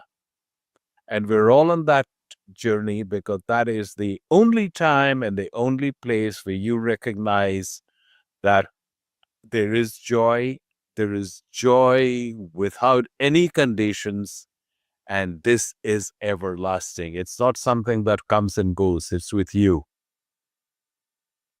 I'd be curious to know, for those who are here on the call on a journey towards mastering spirituality, as you go down this spiritual path, what is the ripple effect that happens for the individual who goes and discover? You've already hinted towards the joy and the peace that comes with it, but I'd also be curious to know what happens when leaders of organizations integrate that path. How does it shape the world differently? It shapes the world differently because all of a sudden they're no longer talking about the conventional metrics of revenue, of profitability, of share price. And what they're looking instead is, how does this benefit mankind? And on a personal basis, if anybody says, I'm going to do this, I get a lot of entrepreneurs now who want to give back. I've succeeded and want to give back. I want to make the world a better place. That's ego talking. In reality, you're not doing anything. Things are happening through you. They're not happening from you. They're not happening by you. They're happening through you. And when you recognize that, you become a more powerful instrument for the change that you would like to see happening. That is the biggest single learning that I get my clients to do. And by the way, it's easy to talk about it. It's very easy to understand it intellectually. It's deuced hard to actually embed yourself in that. But the effort you make, that is what benefits you and also what benefits the company and everybody who touches the company. That includes persons who work for it, that includes vendors, that includes customers, shareholders, everybody. That's the ripple effect that goes on and on and on. What do you think has happened in the majority of organizations who don't acknowledge this path, and those who are operating from the strong ego? What is the ripple effect that's happening when this is not aligned? The ripple effect that's happening, and we can see it around, is that people are in companies that are driven by, soulless individuals who are completely obsessed with increasing revenues, increasing profits, increasing shareholder value, and they're looking for personal enrichment as well. And the root cause and the net effect of all of that is what we see in the world around us. People are deeply unhappy. They're unhappy in their personal life. They're unhappy in the companies that they work with. I remember reading in a recent survey that, more than 2/3 of people are completely disengaged at work. And they're deeply unhappy. And I think this unhappiness is growing. And part of this unhappiness is manifesting itself in the political and economic turmoil that we see going around us, which is only increasing. And this is a global phenomenon. It's not restricted to America or Europe. It's a global phenomenon.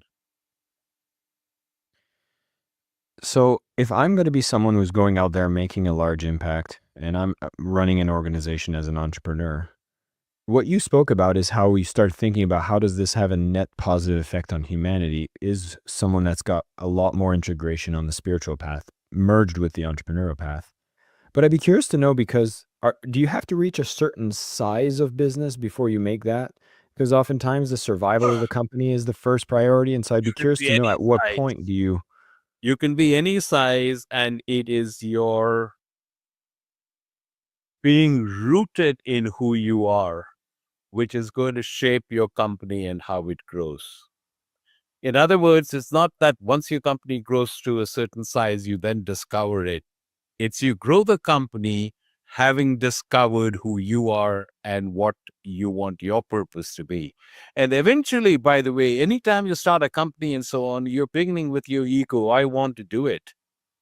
But gradually, as you go down the path, you will recognize this is not something that I set out to do because there is no I. That is fiction.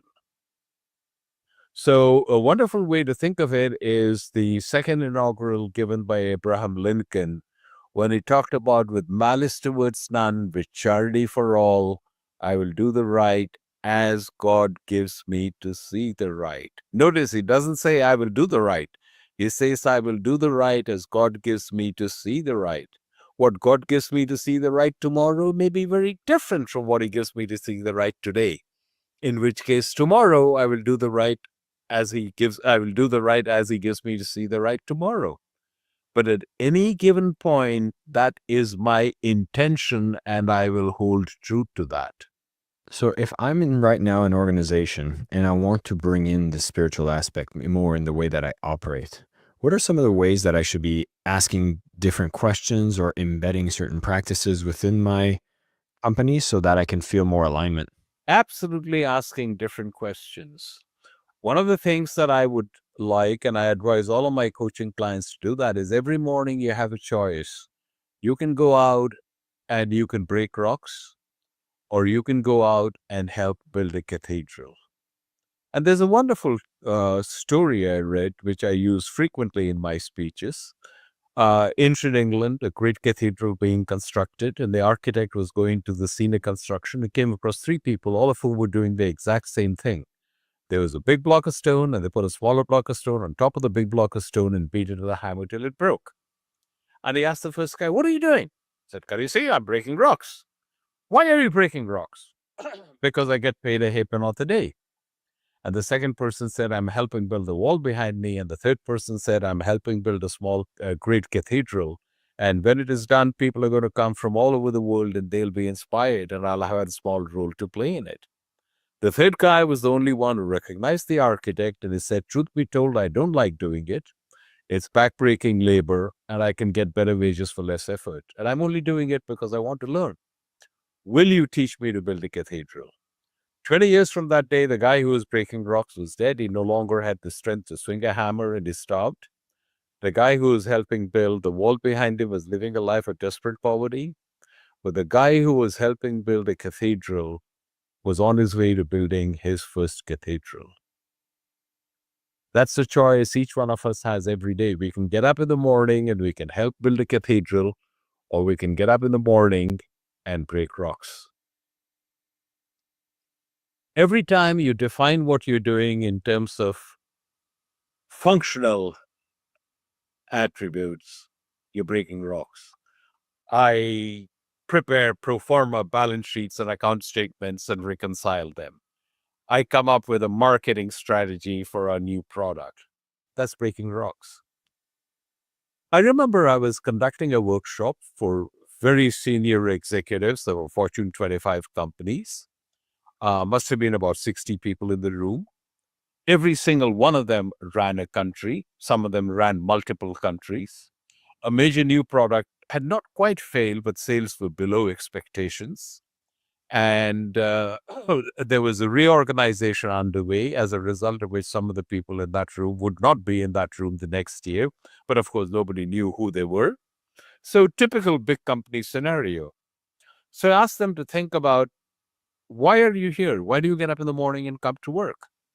And they came up with answers like, the new product has not been introduced in my country, and I have to make sure sales are above global average.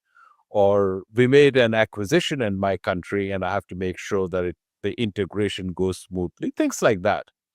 And I told them, if that's why you get up in the morning, then you're either burnt out or heading towards burnout. Here is this man, he's young, 50, had a heart attack. It is the stent that you manufacture that give him his life back. Here is this beautiful girl, went through the windshield in a car accident. It is the sutures that you manufacture that give her her looks back. Go talk to the girl in the hospital, meet her family, talk to the man. See how important they are in the ecology of the small social circle. That's why you get up in the morning. And if that's why you get up in the morning, all of the problems you face are minor bumps in the road. But if that's not why you get up in the morning, any one of them could be a major derailment. And I was surprised by the number of people who came up to me afterwards to say, "Thank you, Dr. Rao. We needed to hear that. It's so easy to forget." So every day when you go to work, you'll find that most people are bothered about, what do I have to do today? And, who are the idiots who are frustrating me in my effort to do what I want to do? And how can I get through the day? And what do I have to accomplish? Very short-sighted. Look beyond. I remember I was speaking to a YPO chapter, and one of the persons got up and said, "Professor Rao, that's all very well, but I ain't building no cathedral. I make windows." And everybody burst out laughing. And it turned out that he had a firm. He used to manufacture custom windows. And I forget how many employees he had, a few hundred. And he was one of these enlightened, quote unquote, employers who did things for the community. For example, any person who worked for the company could take 1 week off and work at a nonprofit at full pay. Whatever cause you believe in, go work on that, and we won't dock you. He also had an education program for children of his employee, bunch of stuff like that, which is much more progressive than most there. And I said, do you recognize that as a result of your doing what you do, you build a flourishing enterprise and you are supporting several hundred families, and through those families, your children are getting educated, elderly parents are being looked after, the community and the merchants in the community are prospering? I looked at all, yeah, of course. I said, don't you think that's a cathedral that you're building? And he said, I never thought about that. I said, well, why don't you think about that some more? So what I tell all my coaching clients is, try to arrange your business so that everything you do in some way brings everybody who comes in contact with you to a higher level of consciousness. Certainly, this includes your employees, your team members, people who work with you, but should also spread out and embrace customers, should also spread out and embrace vendors, investors, shareholders, everybody. What can you do that will raise the level of consciousness of that individual? What will make it happier? So don't just think in terms of my making windows. As a result of my making windows, somebody is having a better homeowner experience. With good insulation, you are warmer in winter and cooler in summer. I'm improving the quality of your life, and doing that is my pleasure and privilege, and I will do it to the best of my ability. And when you have that notion, it changes the work, it changes the product, and it changes the perception of your company, provided everybody is playing from the same playbook and they do it consciously. Your job as a leader is to make sure that people understand it. And you have to be walking the talk and living it yourself. I know that for those who are running businesses, this is a way to take a moment and really think about the ripple impact of everything that you do. Yes. It's a very empowering activity, and I know inspires people to be able to do so much bigger than they ever thought possible.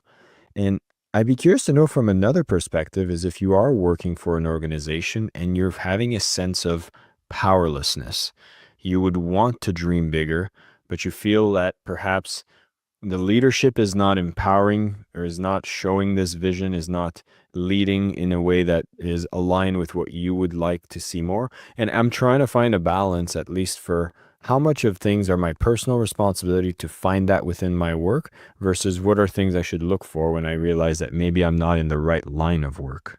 Well, it's a combination of those. Wherever you are, you certainly can do something to improve your personal situation. But ultimately, if you find that where you are is not congruent with your values, you may have to make a change. The important thing is not whether you make a change or not, but the space from which you make a change. I remember when my first book came out, Are You Ready to Succeed? There was a reception, at Columbia Business School, and I gave a talk, and people bought copies of my book. And one of my students came up to me and said, Professor Rao, you don't understand how bad things are with me. And I was going to hand in my resignation tomorrow morning. Are you telling me that I should shut up, suck it up, and be happy? And I said, no, that's not what I'm telling you at all. Sometimes the way the universe signifies to you that it is time for you to make a change is by making you deeply unhappy where you are. So what is important is not whether you make a change or not, but what is the space from which you make a change.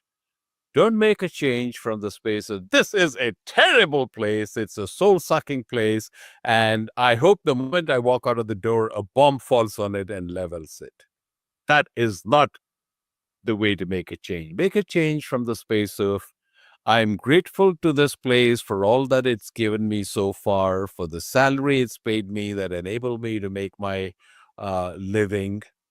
But for the sake of my continued growth, for the sake of continued growth to the organization I'm joining, it is now time for me to move elsewhere.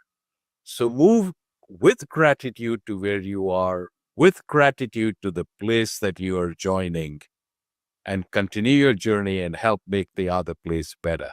That's how you make a change.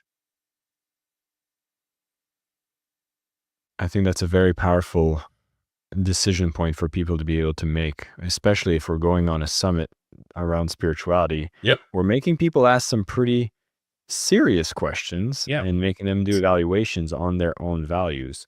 And so for anybody who is in that fork in the road moment for their own career, take these words very seriously, because I think this might be your guiding light for your moment. Professor, I wanted to ask you a question along the lines of misconceptions and maybe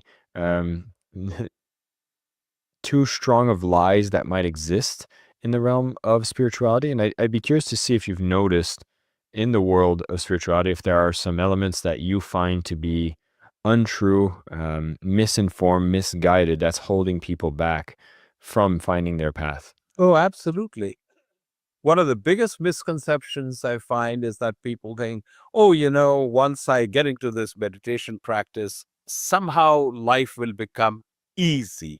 Easy in the sense of no personal challenges, much more joy and happiness and so on. That's a misconception. Eventually, you might get there, but the path is rocky, uncertain, and it's a zigzag. It's not a straight path. So, I'm spiritual. I do my meditation, and yet, feces falls from the sky. People close to me fall seriously ill. Some of them die. My health is fading. I got fired. All kinds of things happen. And that's the time I want to remind them of a famous question asked by Einstein. Einstein said the most important question you'll ever ask yourself is the universe friendly? Remember, it's Einstein. Einstein was a great scientist, discovered the theory of relativity or formulated it, also discovered the photoelectric effect for which he won the Nobel Prize. But he also was a philosopher, and he had a very deep, intimate understanding of the universe. And he said the most important question you will ever ask yourself is the universe friendly? Now, the vast overwhelming majority of us believe the universe is neither friendly nor unfriendly. It's indifferent. Here I am running around doing my thing. There's the universe running around doing its thing. Sometimes it seems to be working with me. Sometimes it seems to be working against me. But essentially, it's a random process. What if that wasn't true? What if the universe knew that you existed?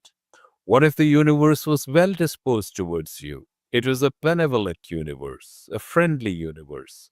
Friends don't shaft friends, do they? Of course not. So the universe is friendly. Why does it give you stuff I don't want?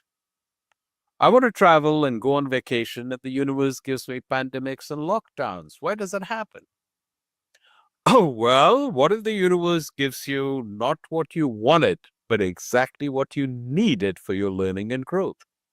You're a small child, you want a tub of ice cream, but the universe through your parents gives you fruits and vegetables. And you don't want fruits and vegetables, you want a tub of ice cream. But the universe gives you fruits and vegetables. It's only when you have an entirely different level of maturity and wisdom that you can say, thank God I got fruits and vegetables. What if the universe was like that? It gives you exactly what you need for your learning and growth, which may not be what you wanted. In fact, it may be something that you did not want.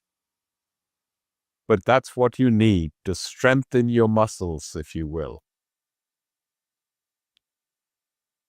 And when you do that, you recognize that regardless of whether the universe was friendly or not, if you believe the universe was friendly, your experience of life would be a whole lot better. It is, as I like to say, a superior mental model. But just because you recognize something as a superior mental model doesn't necessarily mean that you can adopt it. So how do you adopt a friendly universe model? And this is something I advise all my coaching clients. Get yourself a book. We'll call it the Benevolent Universe book. And in that, look for instances where the universe is friendly and write it down. And when you look for it, there are dozens, and everybody does have them. They just don't acknowledge it or recognize it. I sent an email to Jason, or Jason received my blog, and we'd not been in touch for a long time. And all of a sudden he said, hey, I got to call up Sri Kumar and get him on this new summit that I am creating, Friendly Universe. I went to the supermarket the other day, and my wife asked me to pick up a couple of ingredients, and I did. And just as I got to the checkout counter, somebody pulled in front of me, and she had one of those shopping carts that was overflowing, bursting and things falling on the floor. And I thought, oh, it's going to take me forever to get out of here. And just as I was thinking that, she looked at me and smiled and said, you only have a couple of items. Why don't you go ahead of me? And I went ahead of her, and then somebody tapped me on the shoulder and said, I'm going to open up lane number 2. Why don't you come there? And boom, the line went off. Stuff like that happens in our life all the time. And what do? We ignore it. Don't do that. Each time something like that happens, recognize it, acknowledge it, and give thanks to the friendly universe. And I advise all my coaching clients to come up with 20 or 30 each day. And by the time they get seriously in that, they find 40, 50, 60 every day. Things happen. And as you do that, and you look at the number of items in your journal, you pass an internal tipping point. If there's so many examples that it's a friendly universe, is it possible that maybe it is a friendly universe after all? And that's when you tip over and you start living in a friendly universe. And you find your entire experience of life has been deeply transformed. It's really as simple as that, but it does require some consistent effort on your part, especially in the early stages. But I'm telling you, that's the best use of your time, because when you live in a friendly universe, magic happens in your life. I find this exercise is particularly important given the amount of volume of positive reinforcement is required to override the negative instances that do happen. And I find it much more common to run into people that count the number of times something wrong or negative happens to them and choose to blame the universe, and seems to attract more of the negative stuff as well. And so it makes me believe that given that the negative effect is happening, the positive is just within reach as well. Yes, very much agree. And one of the things you'll find is that when you really start living in a friendly universe, miracles happen in your life, literally. And it's very closely aligned to the good thing, bad thing exercise, which I know you're familiar with because you've done creativity and personal mastery. And I've had numerous people, some of whom took my course 20 years ago, and I've had nothing to do with them in the interim. But, we meet and they say, Professor Rao, I've got to tell you how helpful I found it. And I wouldn't have been able to survive in my job if I hadn't learned how to use that. And I use it every day. I have to say, given that I work in industries and with potential clients that have big responsibilities, bigs ups, bigs downs, that is an exercise I use very regularly, and it seems to keep me on the positive side and keeps the doors open for new opportunities to come. So Absolutely, yes. keeping the spiritual channels open in the space of being an entrepreneur or an employee or someone trying to operate at a high performance, I think is one of the biggest missing keys. And if you could scream or gently say on a very loud microphone to help people kind of make that realization, what is a message you'd want to leave with everyone that's here on the call so that they can finally understand how powerful and beautiful this tool is? Try it. Don't believe it. Don't believe Jason. Don't believe Sri Kumar. Just try it in your own life. Try it sincerely. Try it for a month and see how your experience of life has changed. Beautiful. I know this is just touching on the tip of so much of the lessons you share, the stories you share, and the wisdom you impart upon people who go on a path with you when it goes to creativity and personal mastery, which is very well laced with spiritual components. It helps you navigate life with more joy and have a lot more impact through the process. So I'm going to make sure to encourage everybody on this session to discover more of Professor Rao's work. We're going to put a link to his site so you can discover creativity and personal mastery and the work that he has done so that you can discover more about how to bring this into your life. And Professor Rao, I always love my conversations with you. And given that you've been on this summit and you're sharing this wisdom, which is very applicable for those who are on an entrepreneurial journey to integrate the spiritual path and not realize you have to choose between one or the other, I think is one of the most important messages, as well as making sure that people have the tool to be able to journal and keep track of all the good moments the universe provides to attract more of them, I think is extremely powerful. And I want to be sharing gratitude for you to come here and share for everybody. And I always love to give a space for some closing words as people are here learning from yourself and other teachers that are sharing different ways to navigate a path of spiritual mastery. What would be some final words you'd like to leave our audience with? What I'd like everybody to recognize is that the vast majority of us have it wrong. We think there is a problem in my life. I have too much tension and anxiety. I'll set up a spiritual practice. I'll meditate morning and evening, or I'll go on a Vipassana retreat. That doesn't work. I'm not decrying that. I'm saying you should do it, but I'm saying that's not enough. You spend so much of your life heading in the wrong direction. The flywheel of your mind has been rotating so rapidly for so long that it's got tremendous momentum that you cannot slow down with isolated meditation practice or going to retreats or something like that. Do not split your spiritual life with this is what I do. They're one and the same. Your entire life has to become a meditation. Let me repeat that. Your entire life has to be a meditation. Can I read something to you? Give me a second.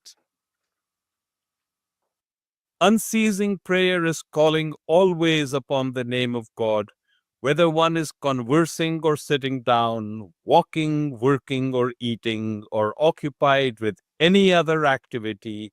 In all places, at all times, one should call upon the name of God. That is what is required at all places, at all times.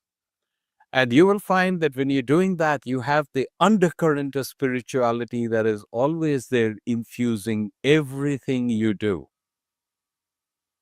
And that is when people will recognize that miracles happen. Professor Rao, thank you so much. What a powerful closing for us. We appreciate your time, your wisdom. And again, I'm going to encourage everyone, if you are looking to go deeper onto this path and see how you can integrate this into a beautiful life, which is a walking, living, breathing meditation, go and have a look at Creativity Personal Mastery and a website link that I'll bring to Professor Rao's work. It has been truly transformational for me, and I know it can do so much wonders for you to live a blissful, powerful, impactful, and blissful life. Professor Rao, once again, thank you so much for participating My in the summit. pleasure, Jason. And I look forward to the next time we meet.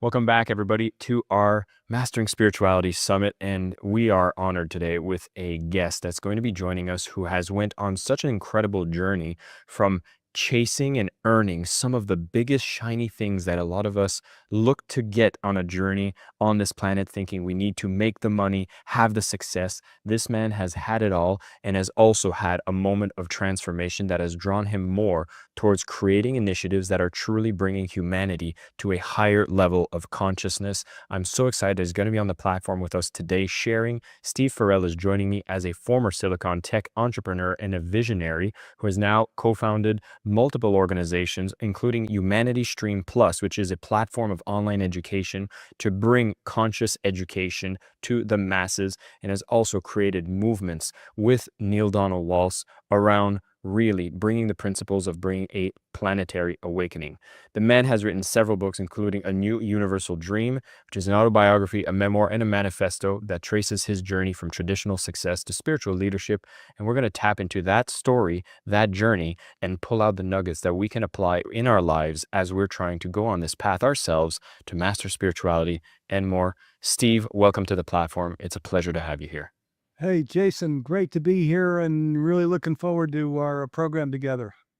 We were just talking offline that we've had kind of a similar awakening from a common teacher, Neil Donald Walsh, come into our lives. And we know for everybody I'm having a conversation with here, there seems to have a moment of pivot, a moment of like reevaluating our values, reevaluating our priorities. And it sounds like you've had this at such a high level. I mean, private planes, multi-million dollars, big Silicon Valley business.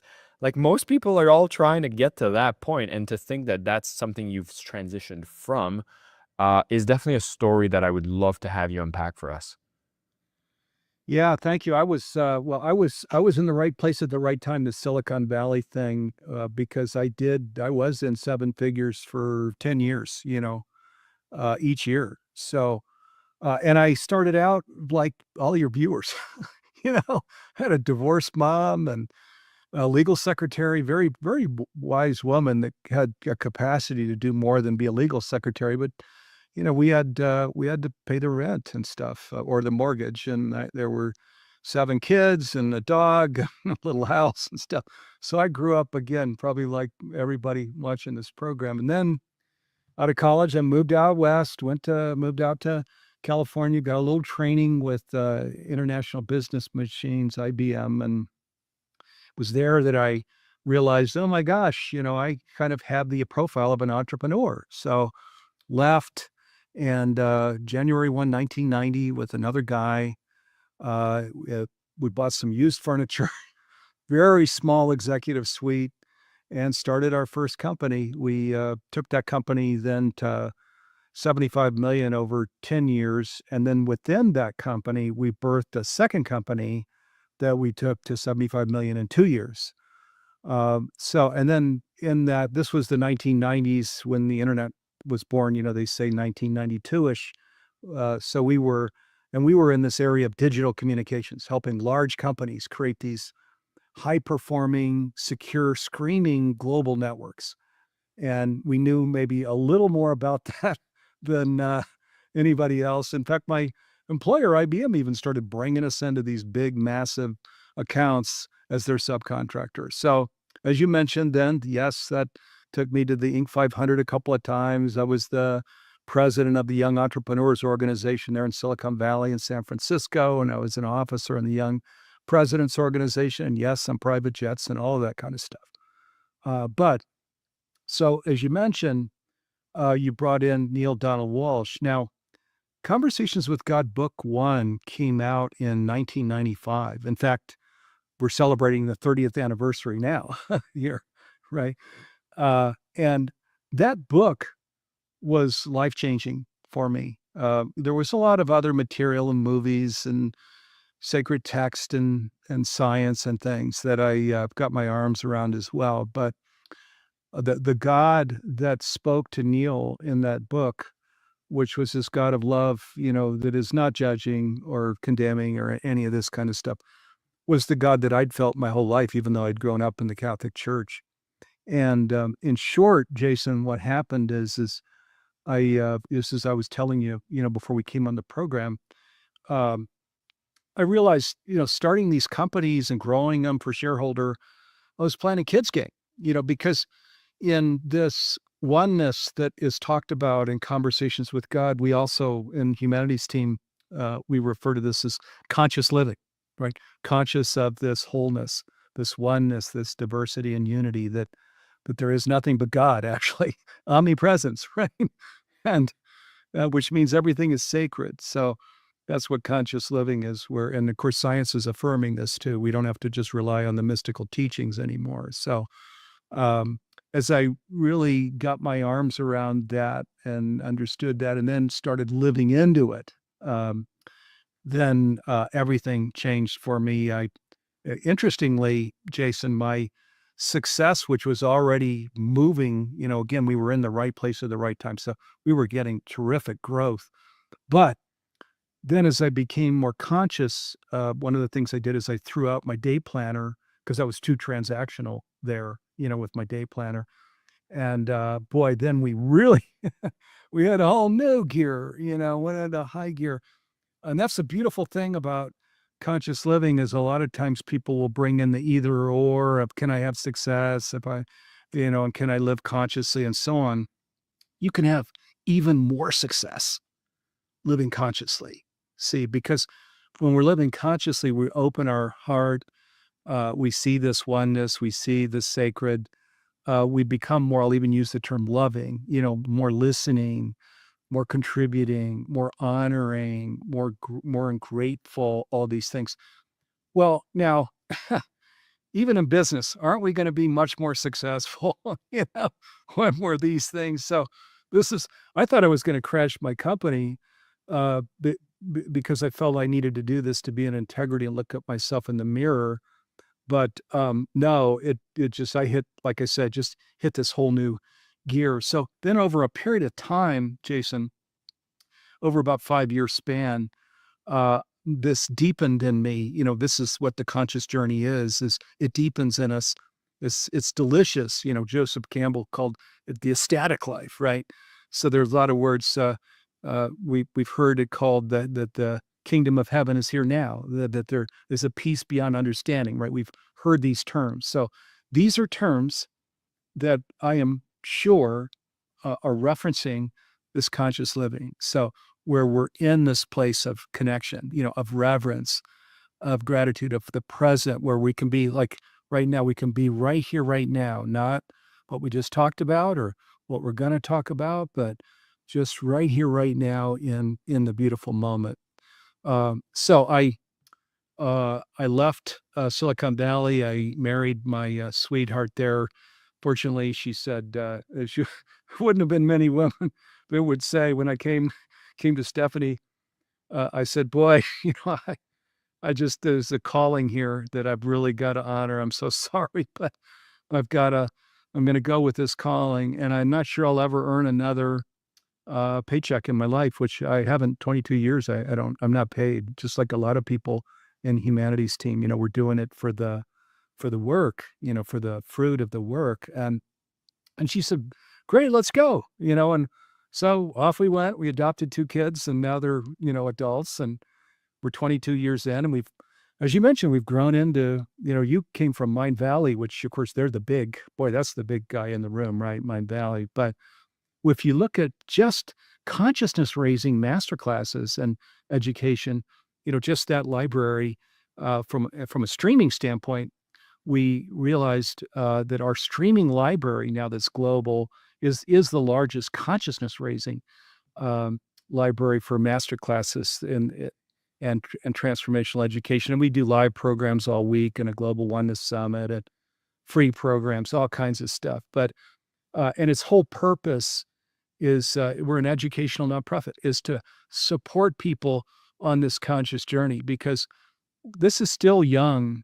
We're all pioneers. You're a pioneer in this, Jason. I am.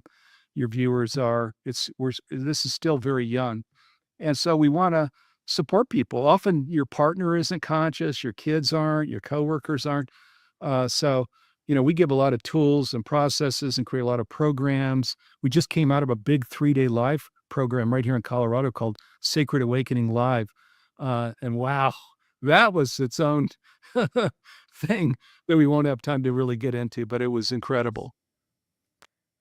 I'm very excited that you took all of these skill sets and learnings that you've had in business and now you're applying it towards really a mission of raising humanity's consciousness and putting forward the values that bring oneness, that heal the planet. Because we probably would not get the feeling, if we're paying attention too much to the media right now, that things are getting better.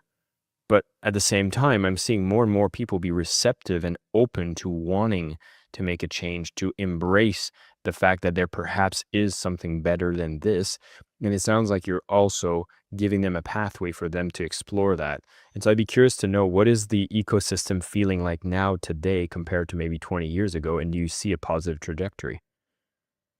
Yeah, well, boy, the ecosystem is quite different. When we launched Humanities Team was June 2003, Neil and I, and there were others too. We were in Wilsonville, Oregon there to launch it at about 800 people, a free program.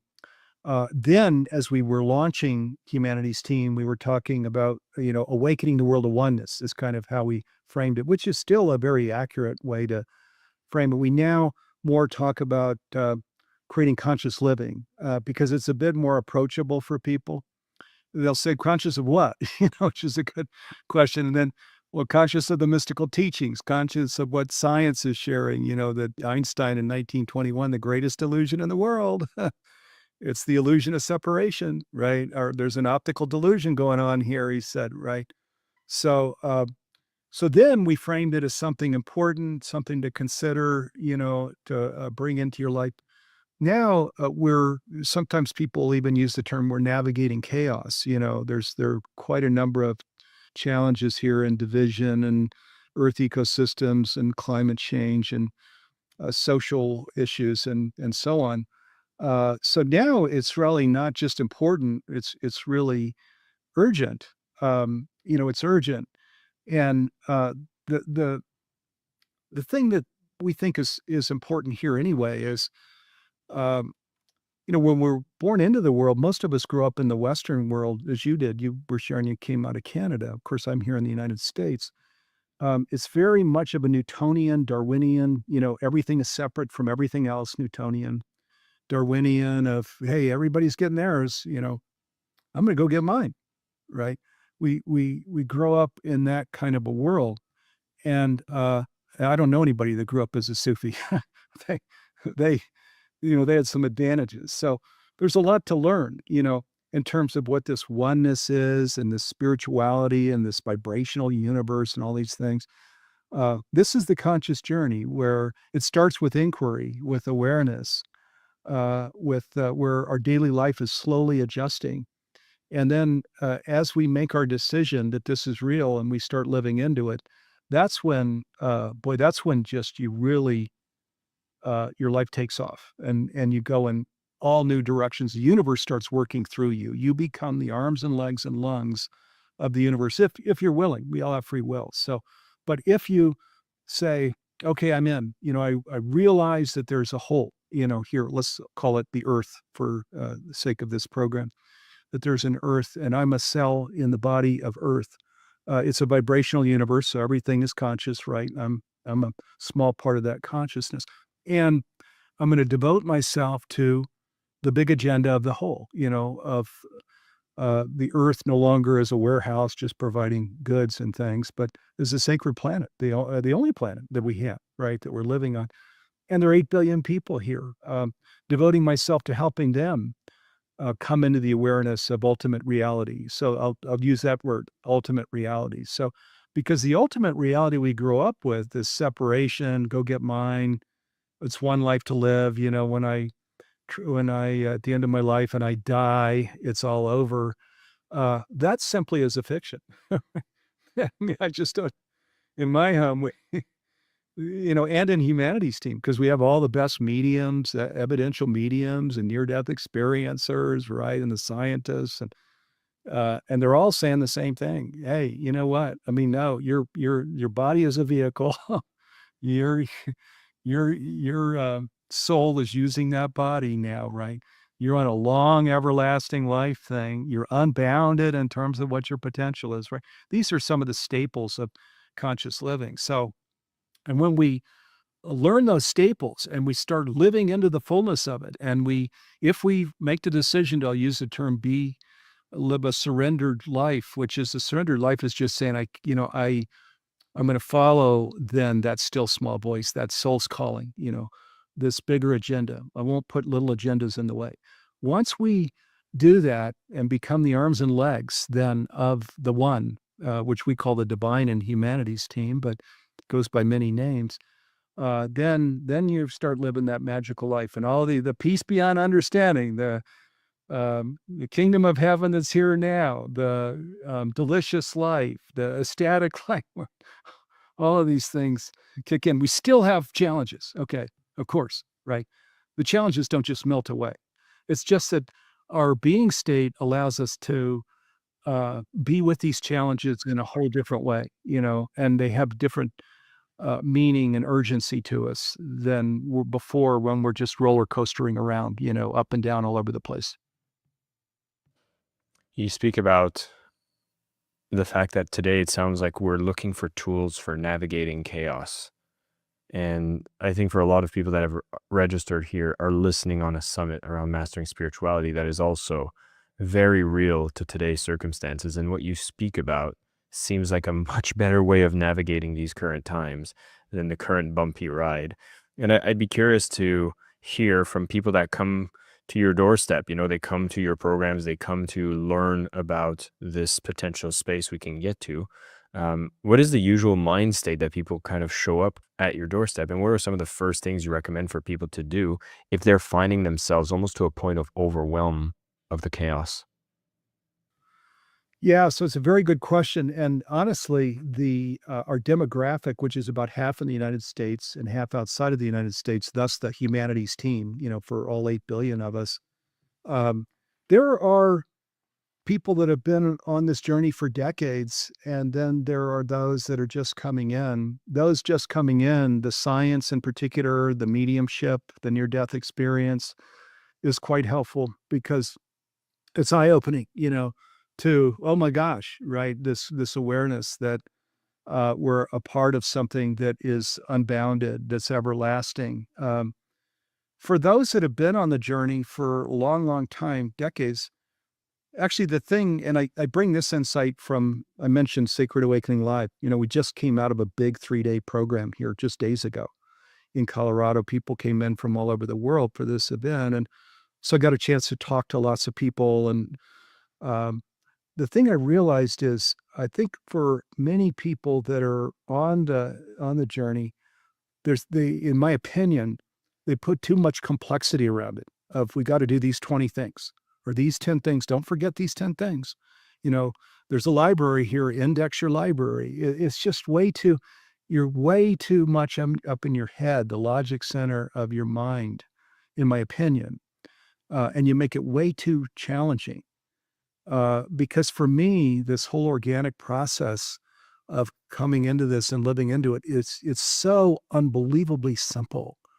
And that makes it easier to live into it, where in the simplicity. And the Simplicity is just that there's a creator and the created, and they're one. There's actually no separation between creator and created. That's the omnipresence, right? So that means the divine is actually right here, right now, always. That's that still small voice, that soul's calling, right? When we have our daily practice and we quiet our mind, or in the middle of the night when we wake up and our mind tends to be less busy, there's a lot of insight that comes, right? That's that still small voice. And also the simplicity of there's a whole, there's a body of life around me. And in my daily practice, being led to things, it's a lot of things, humanities team, which is a big kind of global thing. I mentioned earlier, my wife and I adopted, 2 kids at birth. So one has a severe OCD anxiety. He's actually down in Houston right now at an inpatient program. And so it's just being a loving dad, supporting a son that's growing. He's 23, growing to have an independent life. So I have many different roles here in my conscious journey, as everybody does. But if we can stay in the simplicity of God is right here, right now, you're getting everything you need to hear is coming in. If you're creating a daily practice, if you have your rituals around eating and exercise and sleeping and things, these go with your daily practice. Where we put these things together, it is so simple you can't get lost. And that would be the thing for people that are well along this path, not to let the distractions, I'll call it, of the worldly ways just mess up your thought process and your day. I would say don't let that happen. I'd want to pull on that a little bit more, which is one of the aspects that I know can guide you towards this better path, the simple path, is that there is that inner voice that's very, divine.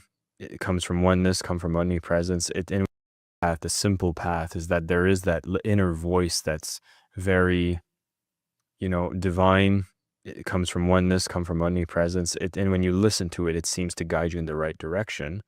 I almost have a fear that there's a lot of external outputs that are putting pressures on trying to influence my thoughts as well. And maybe that's even my own mind that could be creating its own thoughts, that I'm sometimes worried if I'm actually listening to the divine voice or I'm being distracted, sold to by maybe a voice that's guiding me into a path that might not be the right one, that's creating the overcomplexity, that's telling me I need to do these 10 steps. And I'm wondering if there's a way to distinguish between them and to refine our listening abilities and confirm that I know this is actually the better path. Yeah, that's a great question, Jason. So I think just the more that you relax in, that and that your daily practice is really that, it's probably more than once a day. It's something that is a substantial part of your day where you're really quieting your mind.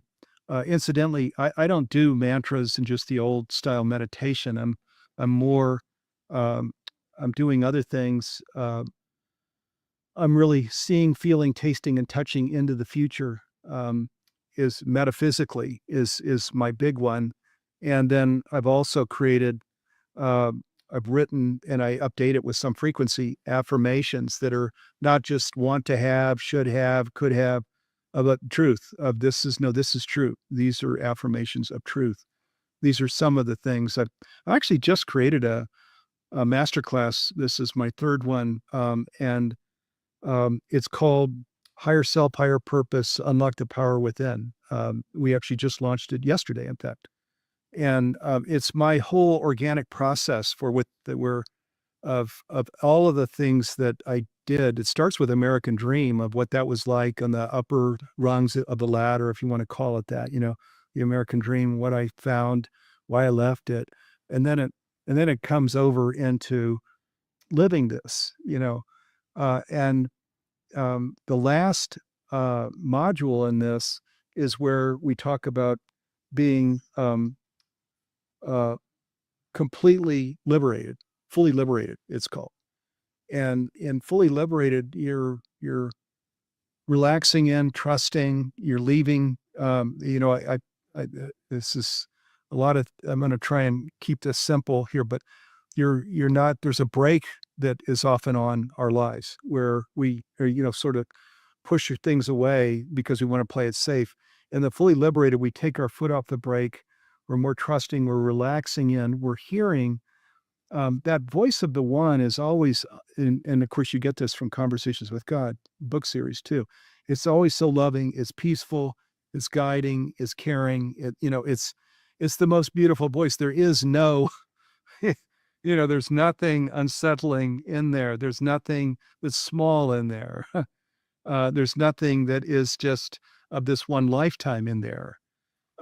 So there's a clarity where that's where we're in that kind of connection and living into that, feeling that, living into that. It's absolutely God. I'll just say, and where the turbulence comes, and none of us. I don't walk on water, so I'll have these moments where turbulence comes, and I've got to kind of figure it out. Uh, I'm realizing I've just got to, okay, I'm leaving the present. I'm not as present as I need to be.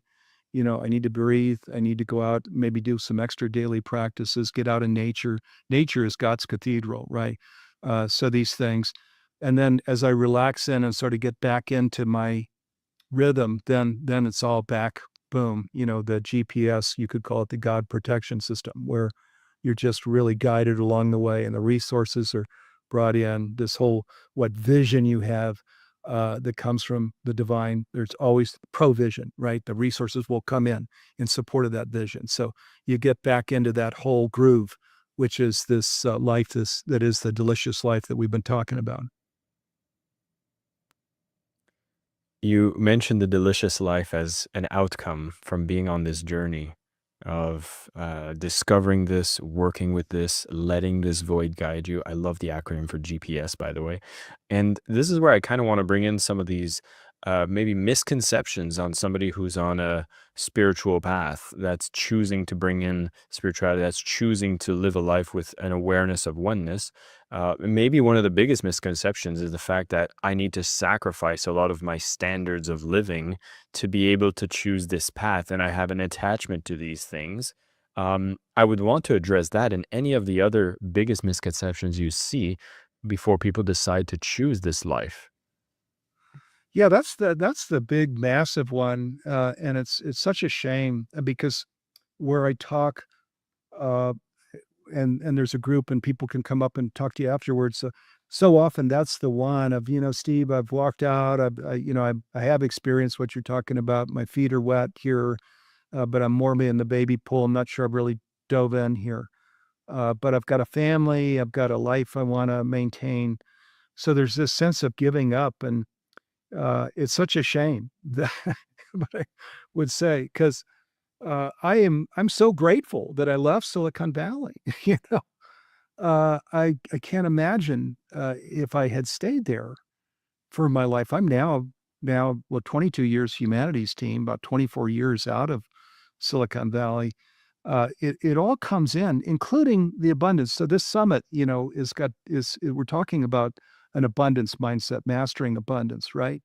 Um, True abundance, including the abundance that's supporting you and your lifestyle, it comes from this conscious living thing. So it's this whole, how it's said, give unto the kingdom and all things then will be given unto you. That's one of the things from sacred text, right? That's a true statement.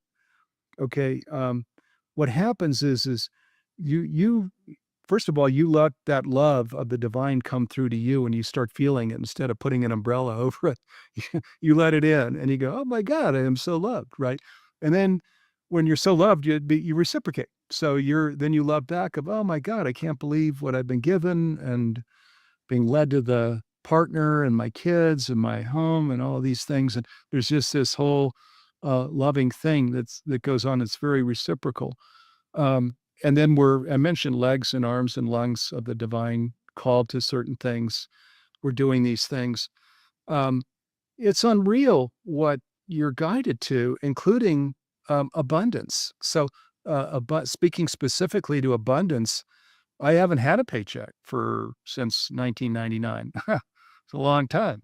But uh, I'm incredibly well off. I've been guided to ways to invest that have worked incredibly well, where in 2007, when the Great Recession started, I was guided out of the market, brought my whole family out of the market too.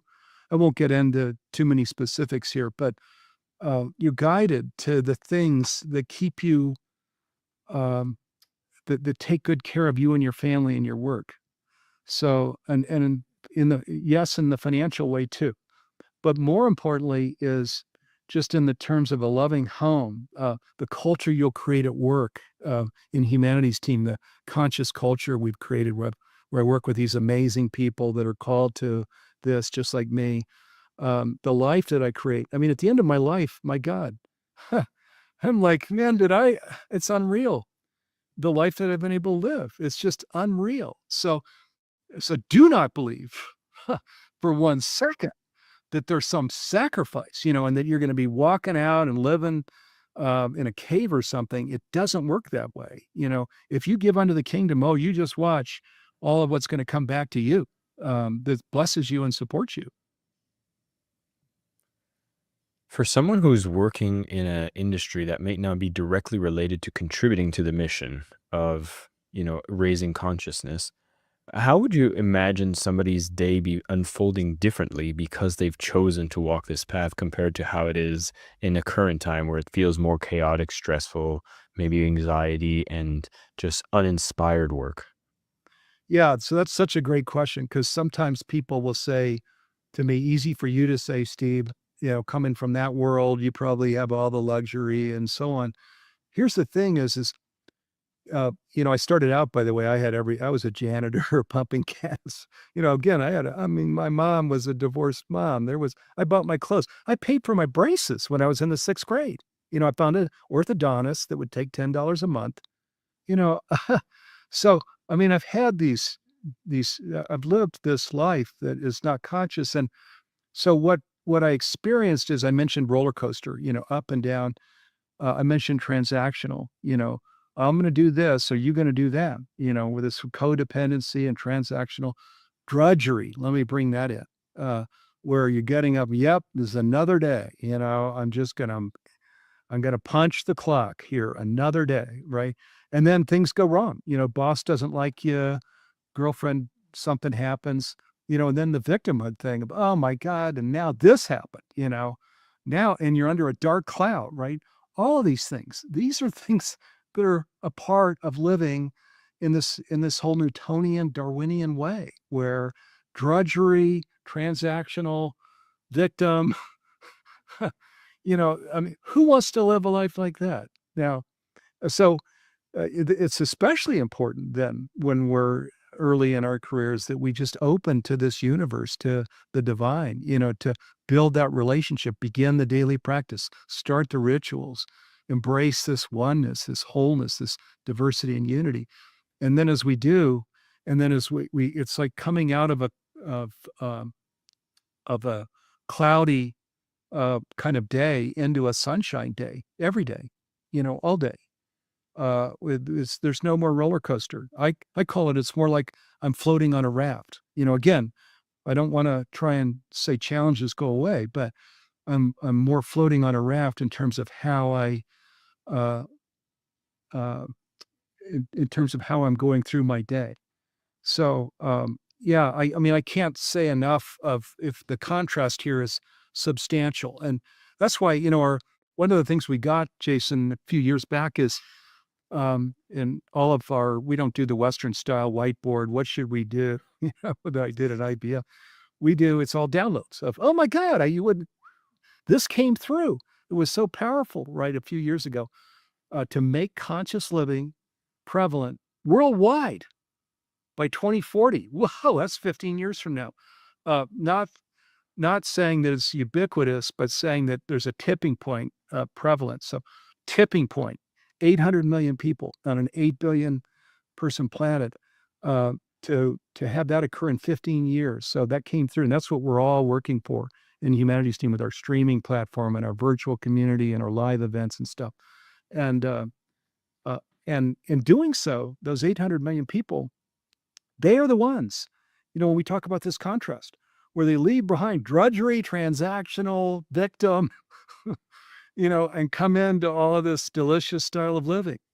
And the beautiful thing is, and I have more been keeping this on the level of us individually, but when we create tipping point, and we see the planet is sacred, all of these things that we have now, climate change, ecosystems on the planet, these problems we heal. We heal, right? Because we no longer are going to treat each other terribly or treat the earth horribly, like some warehouse just full of resources, right? So that kids and future generations can enjoy the same planet that you and I have.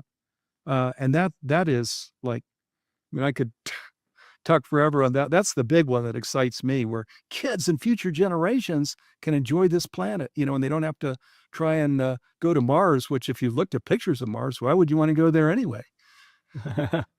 This is true. Steve, I feel like you're obviously not being too frustrated, but you must be feeling very confused when people resist knowing what you know, sharing them what you share, and having all these different elements that show the proof of how your life becomes better when you choose this, and you still see people resist it. You must be banging your head being like, "Arr." So when somebody is still showing any kind of resistance, are there like practices for you to have a taste of this guidance? Maybe it's a ritual, a practice that makes you go like, maybe there's a possibility I could start making some changes and accept this truth. Yeah, absolutely. And regarding the being frustrated, I mean, this is conscious living. So where I try and go with that is, this thing that sounds very, um, new age, but that everything's in divine order, where I really do believe that it actually really is in divine order, even with the resistance of this. So, and realizing that, they say that when the student is ready, the instructor shows up, right? So, just really, really deeply believing that. In terms of practices, one is just the awareness is really where it starts. You and I, again, we've had a great conversation about conversations with God and the impact that had on our lives. So, um, just awareness of really paying attention to, is it, are we just living on a rock and soil, a dead universe? Or as the scientists now even are sharing, as they talk about string theory and quantum physics and stuff, that it's actually alive. It's alive. It's sacred. That it's a vibrational universe, and nature's living in this very high vibration, and the afterlife also. When we get into mediumship and things like that. So awareness, and we have free classes. We're a nonprofit 501c3. In fact, we even have a 1-for-1 program. So we give away a free subscription for every paid subscription, because outside of the United States, even though we're now at the lowest price for this streaming platform, which is interesting because we're still quite small compared to some of these other larger for-profits, our mission is, everybody in our team is like, when can we lower the price again, and give away the streaming, right? Because it's the 2040 thing. It's the 800 million people. It's the, oh my God, we've helped people. We get where people write in with their testimonies or share live, as they did here in Colorado a few days ago, of, wow, my life has so changed as I'm living consciously. So awareness, and free education would be one. Two is, and just, I would say, do this one even now to viewers today while you're thinking of it, so you don't forget to do it tomorrow. Just go and quiet yourself. Sit outside if you can, or in a comfortable chair inside if you can't sit outside, and just quiet yourself and ask the divine, the creator and created are one. Is this true? Are you here? Can you? Can you guide me, guide my steps? Can you help me see a future for this planet? Is there something that I should know now? These are some of the questions you might ask. I find it so delicious. And again, I'm not doing the mantras and things, which do work for a lot of people. But for me, I'm really doing more the metaphysical of seeing, tasting, touching. It's real, this healing, this health, this well-being. that's coming to the planet through our work that we're even doing here right now. And of course, as they say, everything's created twice, right? It's created first in our mind, where we see it, feel it, taste it, touch it, and then it becomes a reality out in the world. And that's what metaphysics is. Metaphysics is the first creation, right?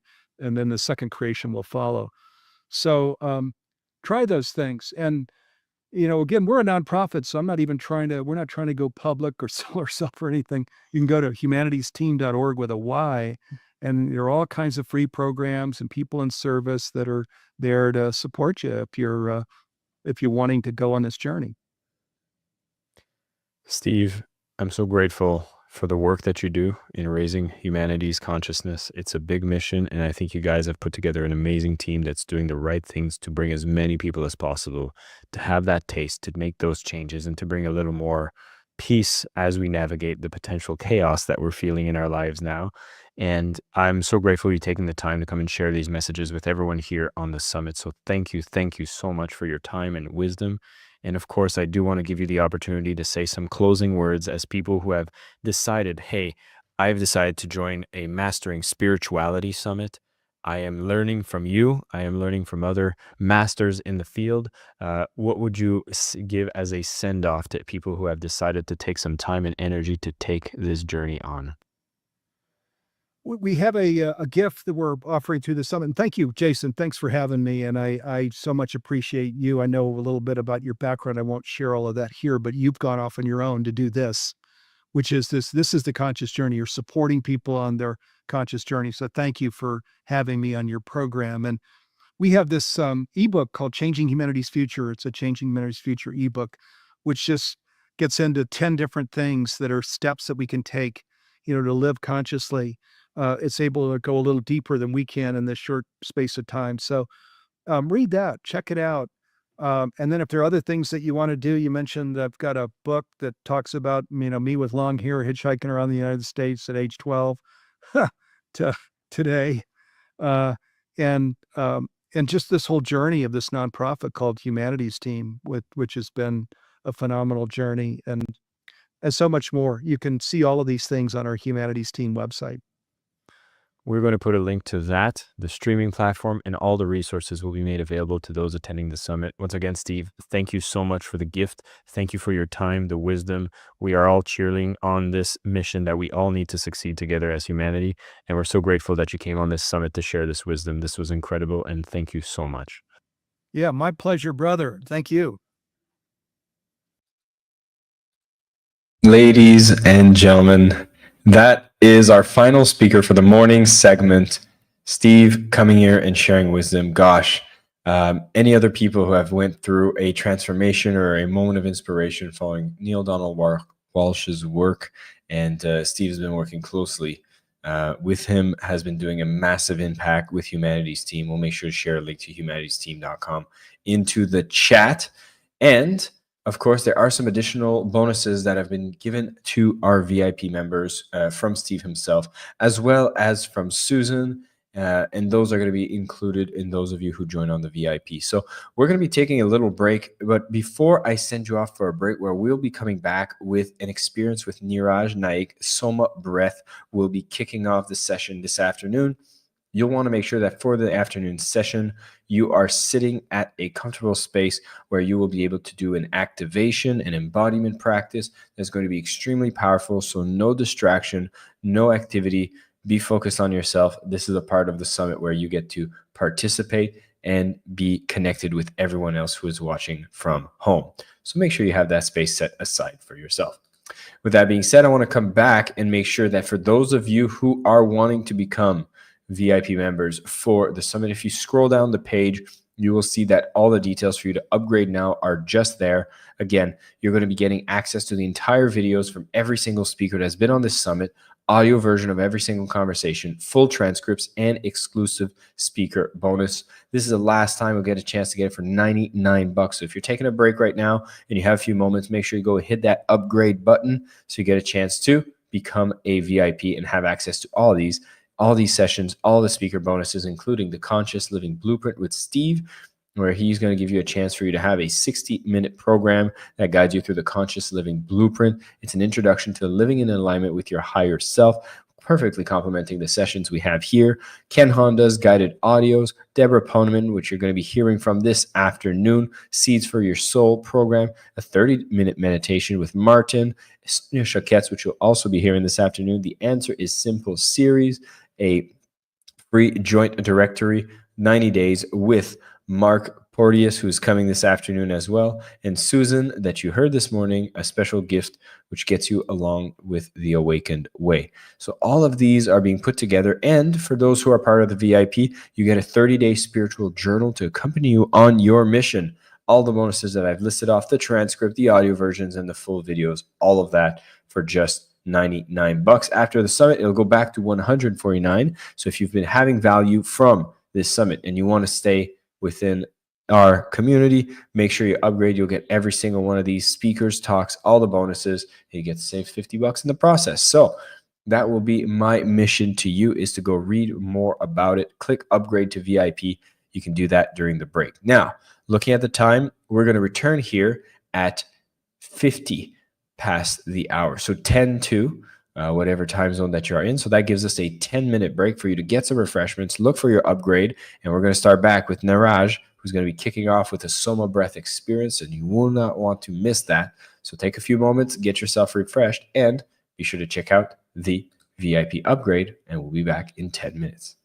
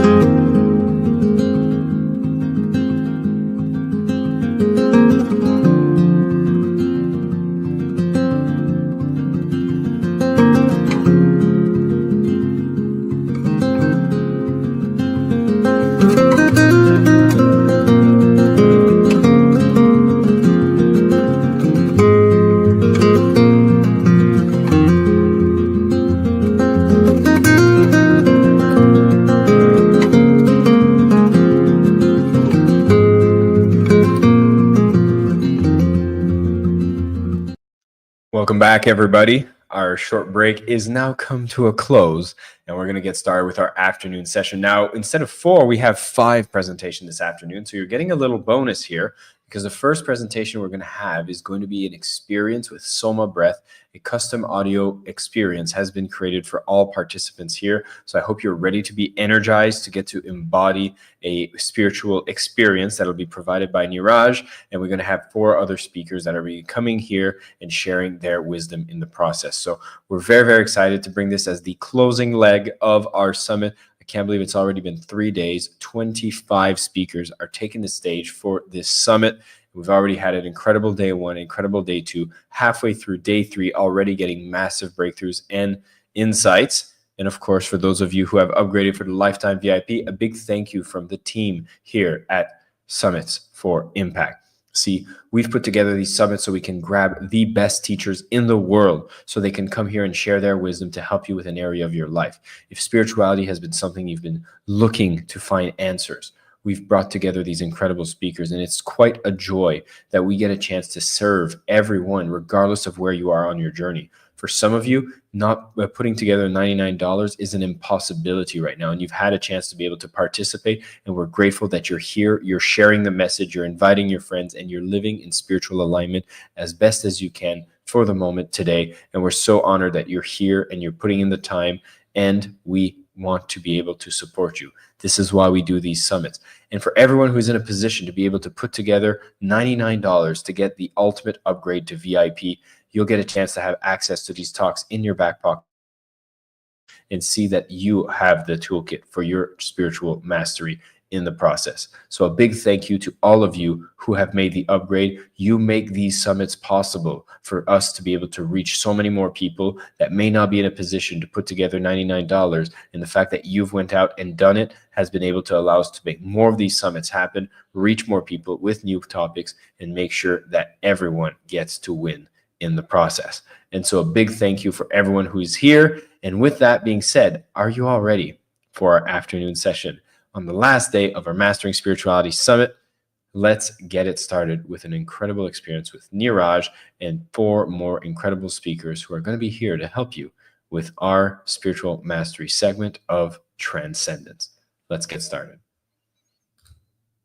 Welcome to our session for the Mastering Spirituality Summit. I'm so excited to have this speaker who's a dear friend, someone that I've seen at events live. I've seen her in summits, which were digital, and every single time she shows up, she delivers an amazing performance and really inspires us to tap into skills that are part of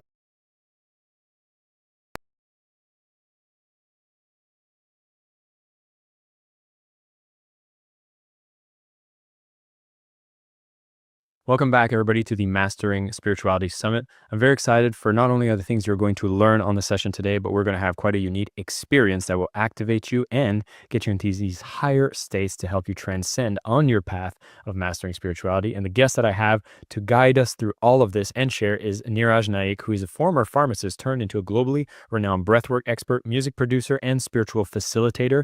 His work has been on founding Soma Breath, and it's a movement blending ancient pranayama techniques with modern science and music to promote physical healing, emotional release, and spiritual awakening. You are all in for a treat to discover this experience because we're going to have a bit of a sample for all of you who are here on the summit, and we're going to hear more from Niraj, his story, his methodology, and how it all comes together to help us on our path towards mastering spirituality.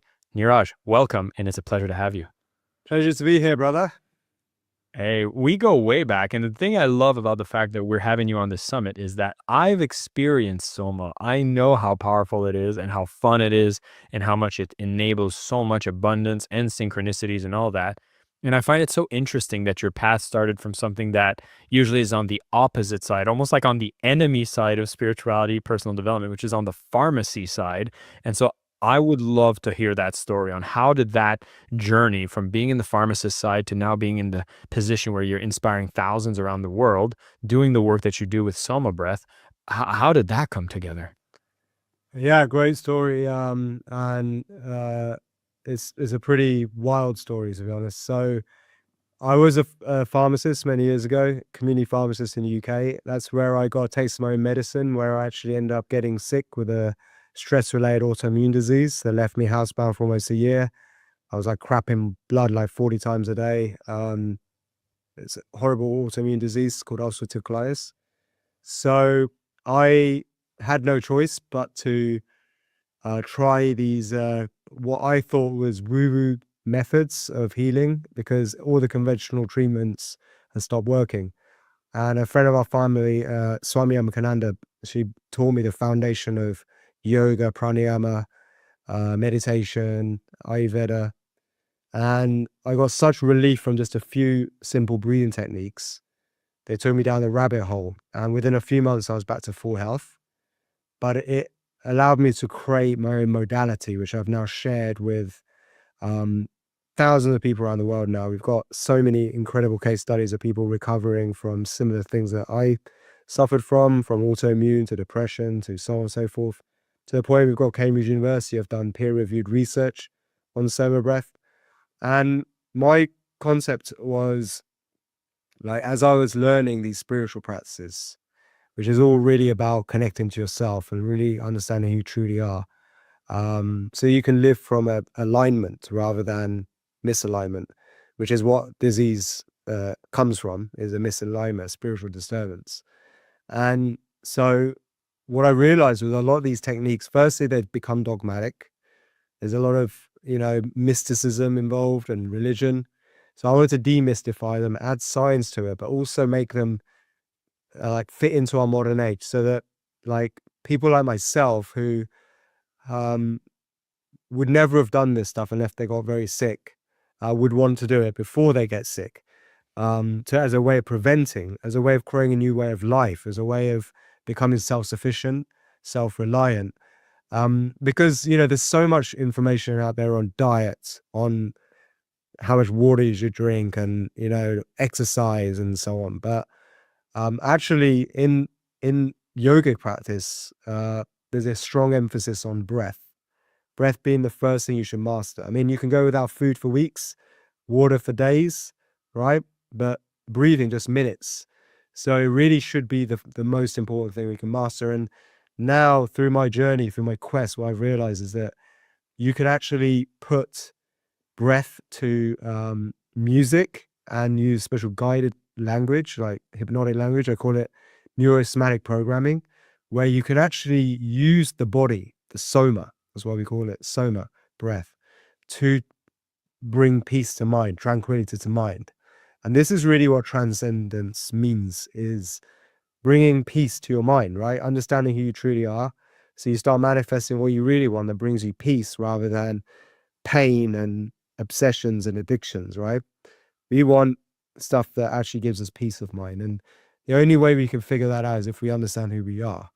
So thankfully, what I've able to do is create a whole pharmacy of breathing techniques and practices through Soma Breath, where I also combine it with meditation and other somatic practices like movement, dance, asana, but yoga asana, but done in the traditional way, the original way, into a fun, dynamic practice and morning routines, which we call energized breath meditation routines, which gets you like feeling naturally high, happy, and healthy right from the start of the day, so that you actually wake up in a good mood, right? And you have something to look forward to that sets you up for the day. Because a lot of what we do is based on how we feel.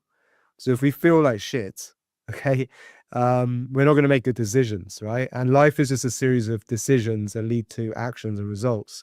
So if we don't feel good, right, because we're unhealthy, we're unfit, we're eating the wrong stuff, we're surrounded by people we don't really like, or we're doing a job that we don't want to do, like many hours a day, then it's time to check in with that and figure out a way of where we can optimize our state naturally.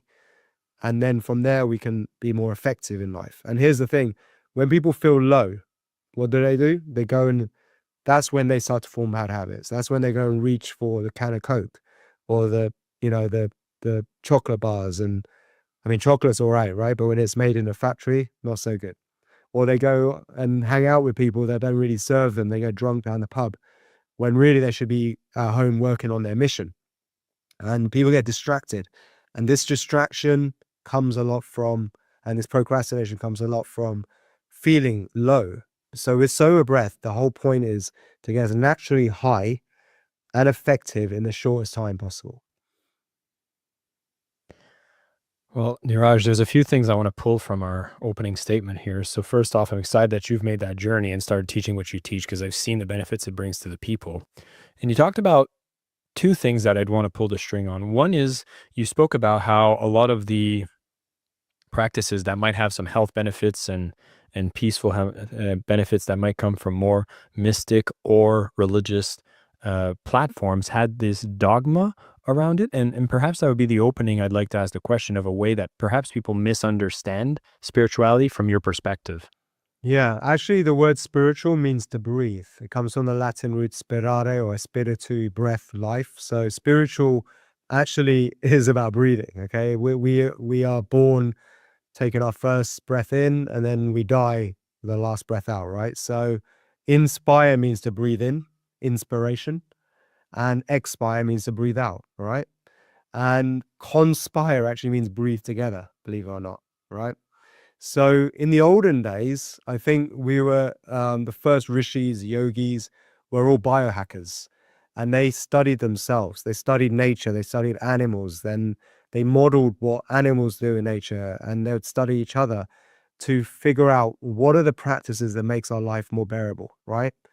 And if you think about those times back in the day, ancient times, you didn't have Instagram, you didn't have Spotify, you didn't have YouTube, right? You didn't have smartphones, you had yourself, right? And so people had a lot more time to think about things like this. And also they would stargaze and they'd understand the stars much better than we do. Like most people can't even pinpoint a star, right?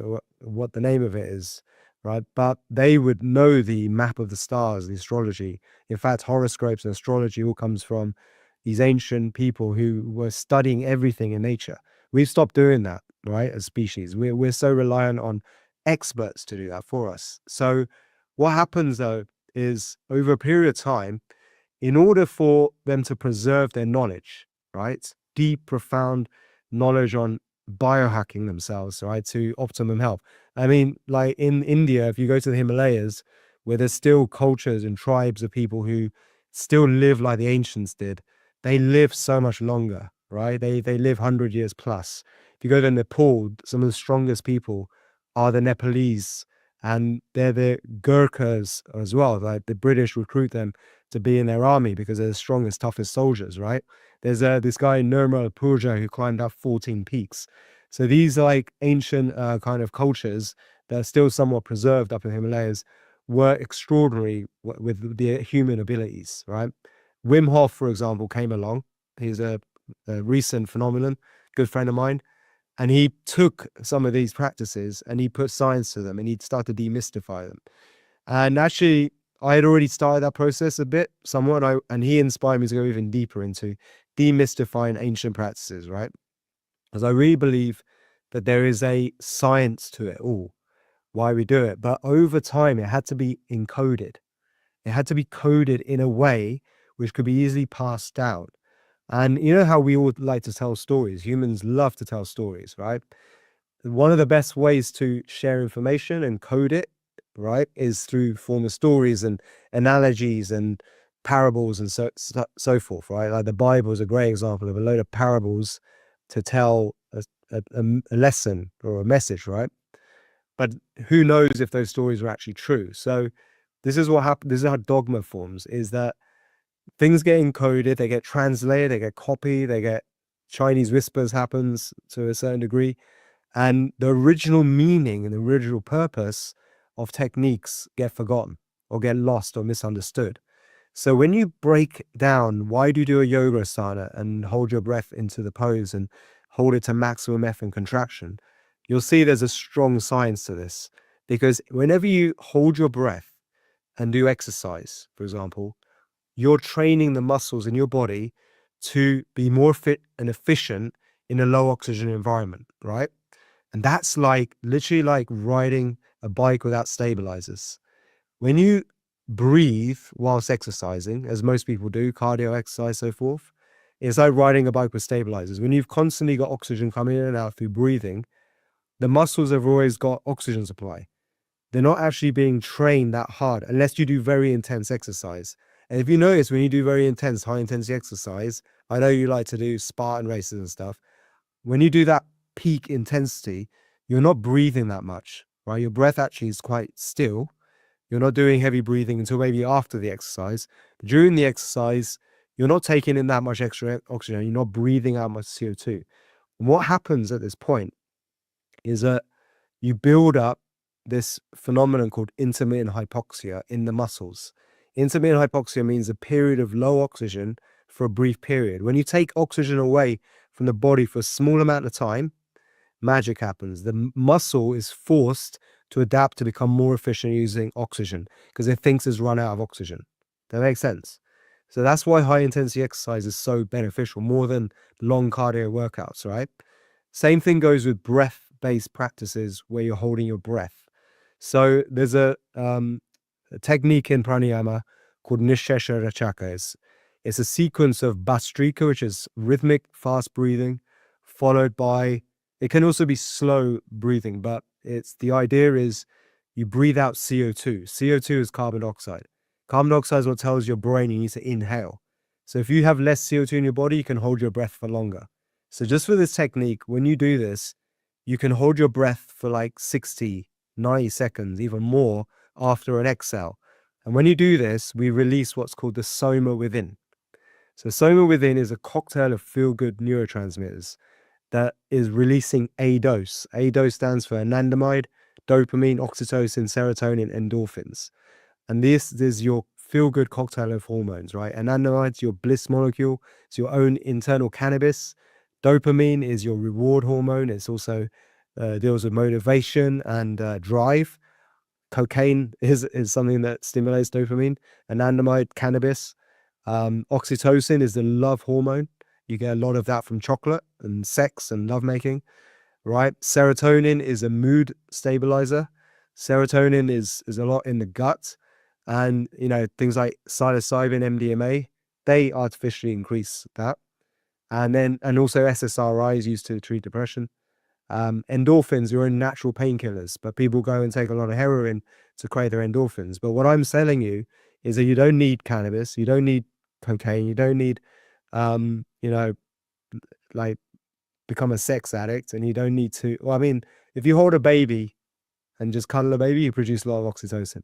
And chocolate is good for you, right? Because it produces a lot of oxytocin, but you can get it from breath as well. And then serotonin, you don't need antidepressants. We can balance our mood with breath.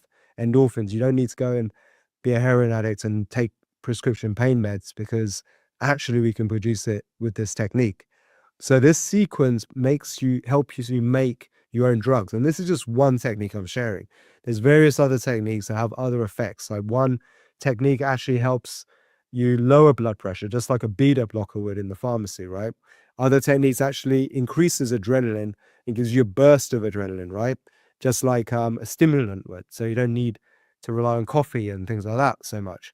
So what I'm saying is that in pranayama, there's a technique for almost any medicine, recreational substance that exists. And this is where it comes down to mysticism, okay? Mystical legends, okay? So there is a legend in the Rig Veda, which is arguably the world's oldest religious manuscript that still exists. And in there's a story of Soma. And Soma is a substance that the rishis, so imagine these are the world's first biohackers, but just like now, what we're seeing now, what do biohackers love to do? They love to take stuff, right? They're always experimenting, and they like to take psychedelics and go on ayahuasca retreats, and a lot of them get obsessed with substances, right? They get dependent on the whole shelf full of supplements that they have to buy every month just to feel normal, right? People get obsessed. Now, this is just like the Rishi story. They were obsessed with Soma. Soma gave them everything. It was the ultimate biohacking substance. It gave them psychedelic trips. It allowed them to connect to the divine, the God. It allowed them to become more creative. It gave them immortality. It gave them super strength. Immortality is quite a big claim, right? But supposedly it made them immortal, right? So what happens is the Soma runs out, starts to run out. So now if you're dependent on the Soma, right, what are you going to do? So this is when the gods freak out. The rishis, the gods, whatever you want to call them, old ancient people from way back. They decide to go inwards. God Indra says we must go within to create the Soma from within. This is the origin of Tantric Yoga. Tantric Yoga is nothing but a system of biohacking and spiritual hacking, for you to gain mastery over the body so you can bring peace to mind, right? Because in these ancient practices, it's irrational and wrong to try and control the mind through the mind alone. It's much wiser and smart to control it through the body, the Soma. So hence, a lot of tantric practices are all on working with the body to bring bliss to mind, right? Peace, tranquility, bliss to mind, and different altered states of consciousness. So this was the origin of Tantric Yoga, and that's what Soma Breath is based on. And what I've tried to do with Soma Breath is to take all these ancient practices and put them into a methodology that really works for our day and age, right? Where we're in a fast-paced world, loads of distractions. What I tried to do was make simple sequences of breathing combined with music, which drives the whole thing, and guidance, which makes the whole thing fun, effective, and enjoyable, something that you look forward to, but as almost as easy as taking a pill. Like breathing is like as close to taking a pill as you can get of anything else, right? That isn't some kind of supplement. So breath is the easiest thing to influence your physiological state as well. That works like a drug can work, right? Without the side effects. So that's why I focus on the breath, to help people master the breath. And then once you master the breath, then everything else becomes easier in your life. Your ability to exercise goes up, your stamina goes up, your fitness, your creativity goes through the roof. You go around like with a natural glow on because you've normalized all your oxygen, CO2 levels, and you exist at a higher state. And if you feel like naturally high, and by high I mean higher states of consciousness, an elevated state, your need for stuff disappears. You become much more mission and purpose driven, and you start to make right decisions for the betterment of society rather than the wrong ones. Because I really believe miserable people make others more miserable. They want the world to be miserable just like them. And people just try to create whatever they're familiar with. So if you're a miserable, angry, like person full of regret and hate, you're just going to manifest more of that in the world, right? But if you're a high vibe, elevated, and you feel good, right? Because you have a good routines in your life, then you go out and do good things. It's just like the Mind Valley community that we're part of. When you go there, you feel this like, I'm at home feeling, because you're around people who all feel the same like this. They have this vibe, this spiritual vibe that's high, right? Which all these yogis, I think, and rishis and spiritual people, religious people have been trying to preach to the world. But the way they go about it, makes actually some people get more hateful, more arrogant, more pissed off and confused, because I think of the dogma, like the very some cultures are very much about like austerity and having nothing, right? And going living in robes and trying to be like a monk. And this doesn't serve so many people. And when people try and do that, when they're not really ready for it, okay, because some book told them to do it as a good thing, they go off and become really depressed. You'll see this in places like Bali, Copenhagen, all these people escaping reality, right? To find transcendence, to find bliss, to find meaning, find purpose. But what ends up happening is they end up getting more and more depressed, more and more hateful, more and more arrogant, more and more confused because they're reading books filled with dogma that is not probably what it originally meant, right? So what I'm trying to do is like bring spirituality back in a way that is scientific, grounded, and really helps people to integrate into the society that we're in right now. That's what I'm trying to do. Niraj, I love what you've created and how it makes it a lot more accessible for today's masses, which are very much very materialist and looking at science as a benchmark for, is this going to be worth my time? And I know you're putting in the efforts to make sure that these benefits get to be translated into a language that the masses appreciate. And what I love is that on the summit, we're all going to get a chance to experience a sample of this. So great way to kick it off in the summit. Make sure that everybody gets a heightened state, a taste of the Soma breath, which is going to be fantastic since we're absorbing information from so many teachers, preachers, and people that are sharing important ways for them to master spirituality.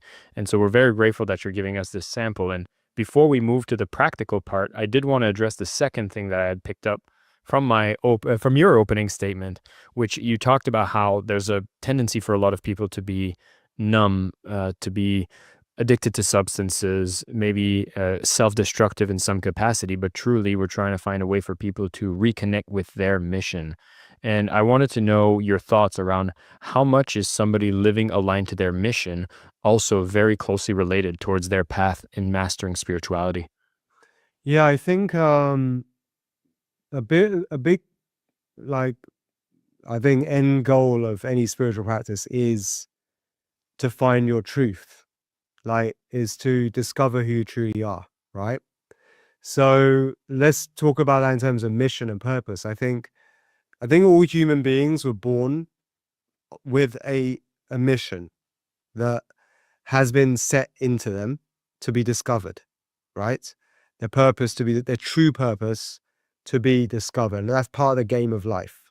That's the mystery of life, right? Is to figure that out as we go along. Now, when we grow up, the first thing that happens is we start getting programmed by society. So for the first 7 years of your life, and it starts in the womb actually, you get installed with programs into your operating system, which is your mind. But we also are born with a hardware, right? The hardware also, just like a computer, has logic boards, circuits, which have ingrained habits and programs, which I call your automatic intelligence.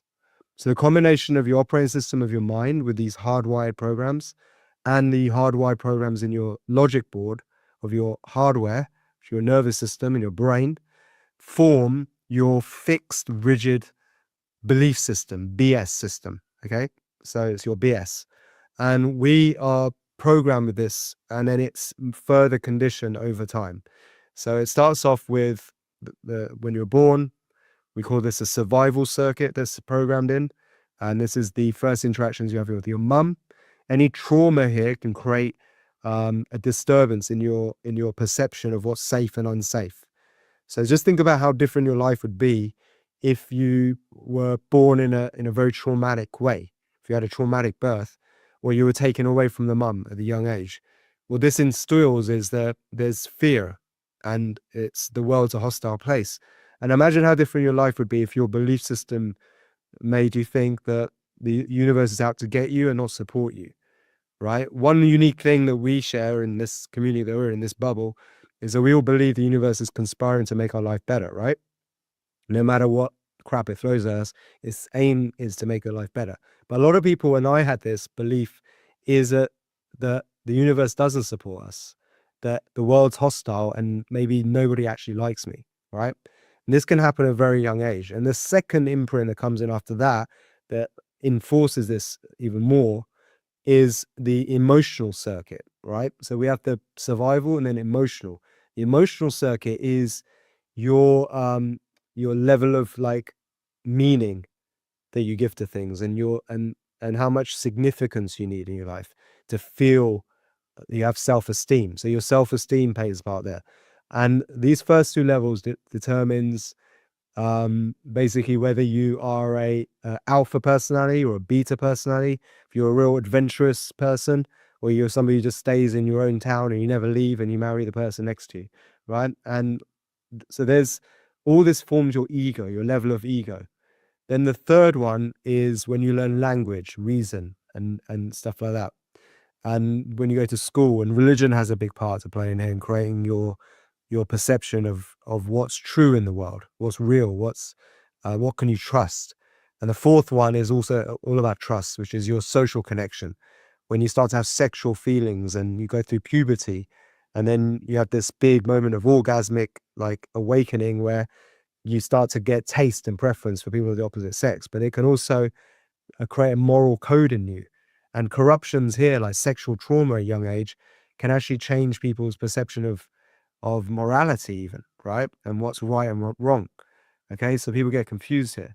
So all of these four imprints creates an ego, a fixed ego that stays for most people for most of their life. And this is what brings into question, is there such a thing as free will? Right? Are we really making these decisions, or are we just playing out karma? Okay.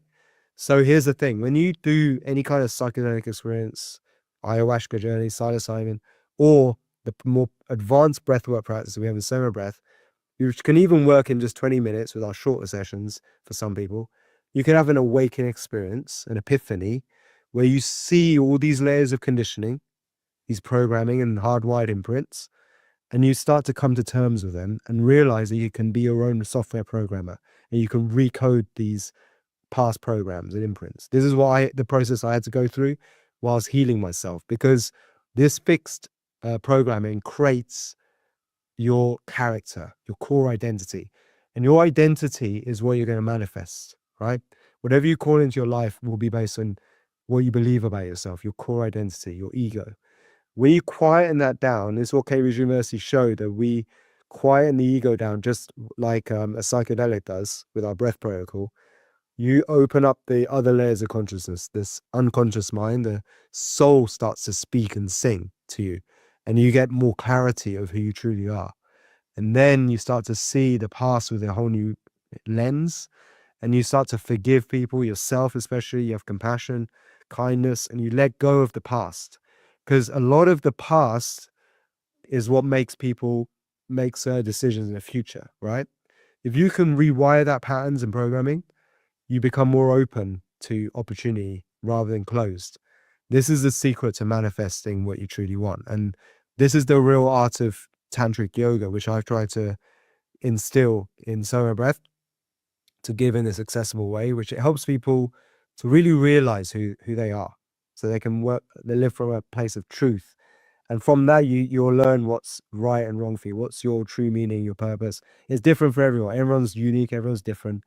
And you may just find, that you've been going after all these goals, these lofty ambitions and all of that, but you're just living someone else's dream for you. It could be your mum, right? It could be your dad.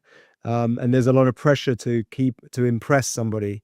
And really what you want is just to go and chill and live in a small town in, Ottawa, wherever you are, Montreal, wherever, right? So what you want may be so different to what other people want for you. And then only when you realize that, and sometimes you have to wake yourself up, quieten the ego, that you realize what it is you truly want.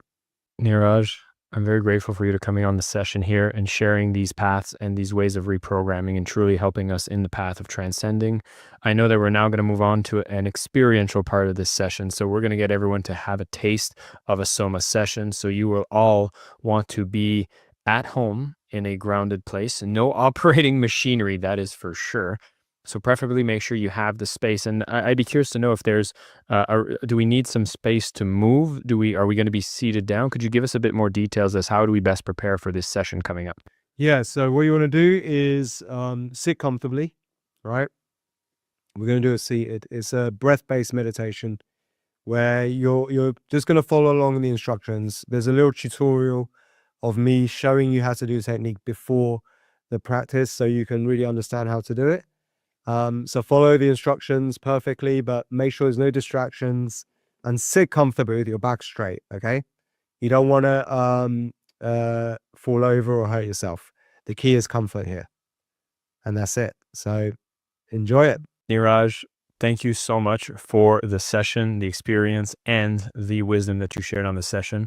For everybody here, they're going to be going through these 3 days of mastering spirituality. They're learning from all these different teachers. And I always like to give an opportunity for you, as someone who's participated and shared your wisdom, if you have any closing words, as people are going to be going off and learning from others as well. The closing word is really just to find just a few minutes a day. It's all you need, where you can do a practice like what we're about to do. Doesn't take long, right? We have an app, the Soma Breath app, filled with these shorter sessions that you can do. And the idea is, through meditation, the idea is to quieten this monkey mind, the verbal speaking part of the mind. The speaking part of the mind, the words in your head, the voice in your head that judges, criticizes, calculates, even it's the one that's excited, right? It needs to chill out sometimes. And when this quietens down, we actually unlock a state of bliss, because the voice in your head creates a sympathetic reaction, creates tension in the body. And this going on for too long, and some people have a very loud voice. When it's very loud and frantic and fast, it makes you have all these bad breathing habits. It makes you hyperventilate, overbreathe. It also creates tension. You get locked like this, and chronic tension creates pain. And then that leads to all these issues of blood flow, getting reduced and all this to areas of your body. That's what leads to disease. So just by quieting your mind, stilling your mind, you can release that tension, and you can create a state of bliss where you start to think more clearly about what it is you want. You can have divine downloads, aha moments. And here's the thing, you don't have to learn to meditate like a monk. You don't have to sit there and try and quieten your mind and force yourself to quieten your mind. That stuff is what was the old paradigm. That's what we've been told is what we're supposed to do, but that's old. And it's not even been taught properly. Now you understand the principle of just bring your awareness away from that voice in your head by bringing it to something other than that voice in your head. The easiest way, if you're a visual person, the way you can do it is by just staring at a flickering candle or just a dot on the wall. If you're a more kinesthetic person of your body, like into your body, and you like hugging people, just follow the breath. Your breath is a great way to do it. If you're a more auditory person, use a sound, right? So what I've done with Soma Breath is combined it all. We have, and you're going to see this visual right now in this session. You can use the visual cue if you want. There's a really cool psychedelic fractal video. You can use that as a guide, right? Or you can follow the session itself, which is rhythmic breathing to a beat. So you have music in there, and you also have my voice, right, guiding you, and the breath. So it works for all three types, auditory, kinesthetic, and visual people. And what it does is, in just minutes, it turns off that voice in your head. And in just a few minutes, right, you can actually have aha moments, divine downloads. This is what we proved with Cambridge University with the studies that they did. And if you just do a few minutes of this a day, right, we're talking 5 to 10 minutes. If you just do it even once a day is enough. But if you can repeat a few times a day, what it can do is correct all the problems, imbalances that have been built up from excessive stress and hyperactivity, which a lot of people are suffering from these days. And that's what I urge people to do, is just to find that moment. So we try to make it easy as possible with this practice, Soma Breath. Niraj, thank you for sharing these tools, all the work that you do, inspiring the thousands. And then we're going to make sure people have links to go further into their journey. If you're looking to go deeper with Soma Breath, there is the app. There are some programs, and we're going to put some links into the program so you can go and dive deeper with Niraj. Once again, thank you so much for giving us the experience. We're going to close the session with all of you getting a chance to experience the Soma Breath. So you are all prepped. You are all ready. Make sure you are sitting correctly. You will getting further instructions. And then we will be continuing with our summit following this session. Niraj, once again, thank you so much for sharing and being a part of that, and all the gifts that you provided through the session. Cheers, brother. Great stuff. Much love.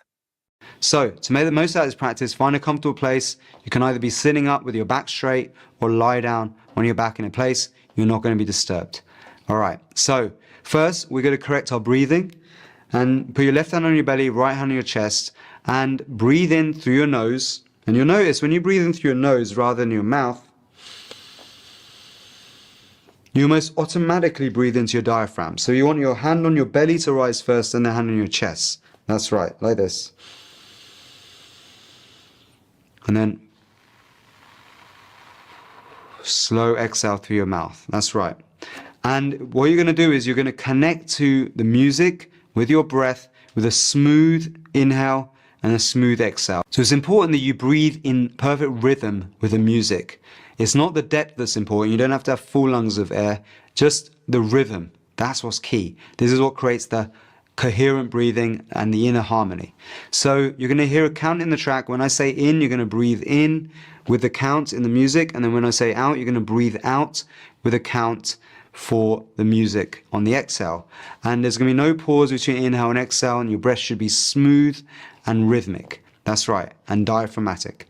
So that will then build you up after several minutes of breathing like that for going deep in the breath retention phase. When you get the command, you're going to breathe in, you're going to breathe out, and then hold your breath after the exhale, and then hold your breath until you get a strong, big urge to breathe. When you get that big, strong urge to breathe, you're going to get a chance to actually take another sip in and hold your breath again. And what we're going to do is maximize our breath hold time during the breath retention phase after the exhale. This is what creates that state of intermittent hypoxia. The oxygen levels drop for a brief period, and this is what leads to all those powerful changes within through this powerful positive stress response that you create. Now, what you're going to find here is that at the first time you ever do this, you might find it difficult to hold your breath, but don't worry. Don't worry about it. With practice, this becomes easier and easier. Before you know it, you're holding your breath for minutes at a time. So after the breath hold after exhalation, you're going to get the command to breathe in. You're going to breathe in through your nose, hold your breath for a brief period, and then hum. Hum.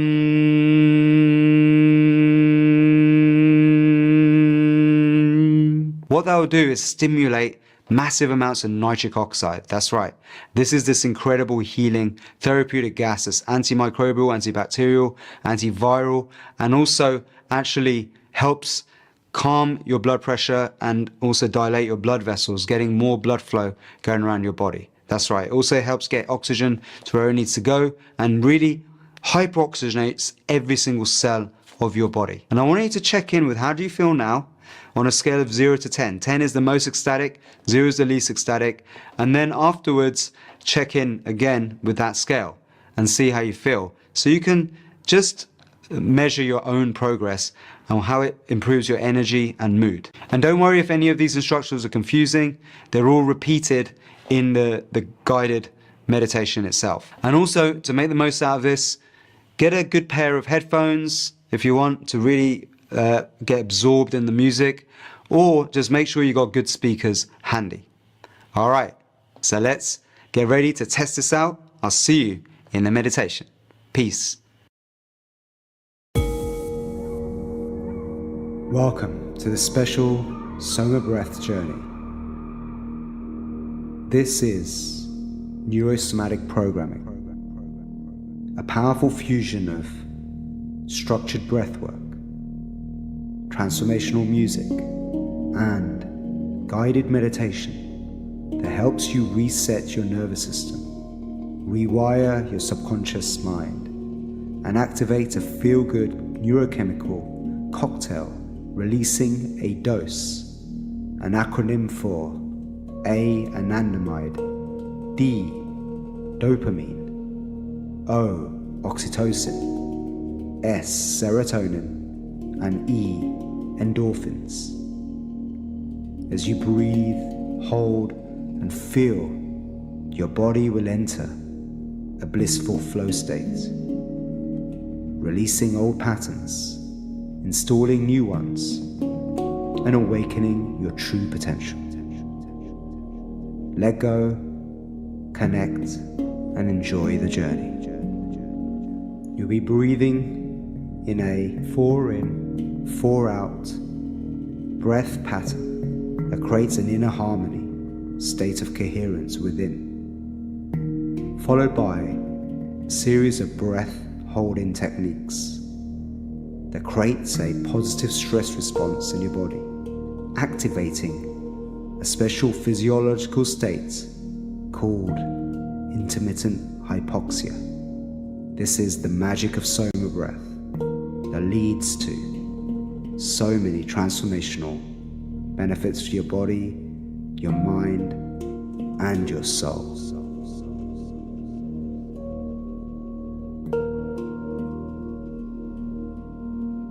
Now, bring your awareness to the sound.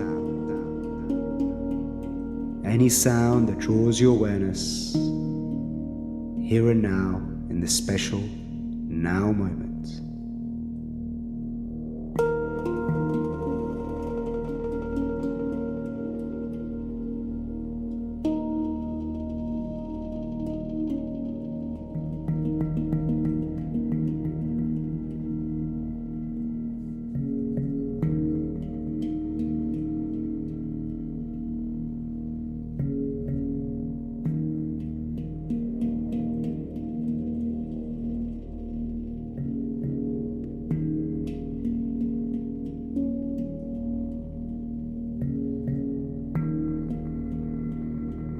And the sound of my voice that shall be your guide on this journey,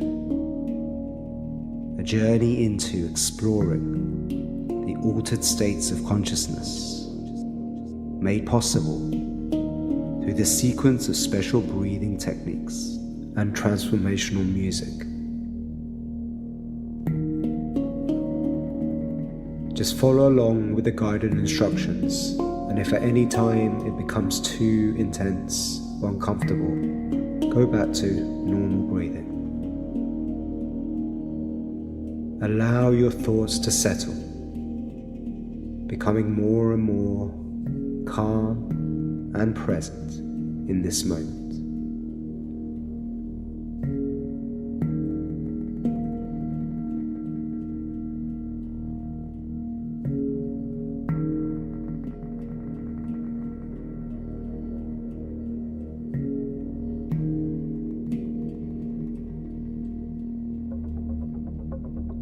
Now, imagine if God, the universe, the higher power, whatever is your name for the energy from which you came, gave you a color that represents the best version of who you are, your higher self.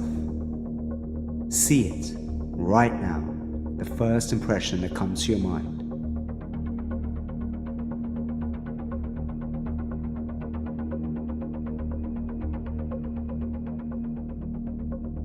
Imagine connecting to that light right now. And imagine now, with every breath you take in and out, you're charging yourself up with this light of your higher self.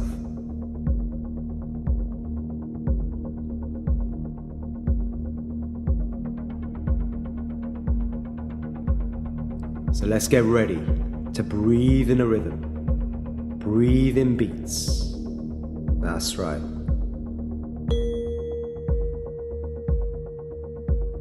3, 2, 1. Exhale and in.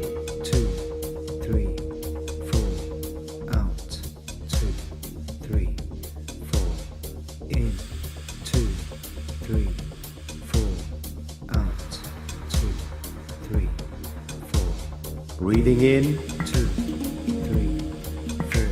And letting go. 2, 3, 4. Breathing in. 2, 3, 4. Letting go. That's right. 3, 4. In. 2, 3, 4. Out. 2, 3, 4. In. 2, 3, 4. Out. 2, 3, 4. In. Keep breathing. Keep connecting. Charge this up. Out. 2, 3, 4. In. 2, 3, 4. That's right. With a conscious, connected breath, with no pause between your inhale and exhale. In. 2, 3, 4. Out. 2, 3, 4. In. 2, 3, 4. Out. 2, That's right. Now, deepen your breath. Making your breath longer, smoother, connected to the rhythm.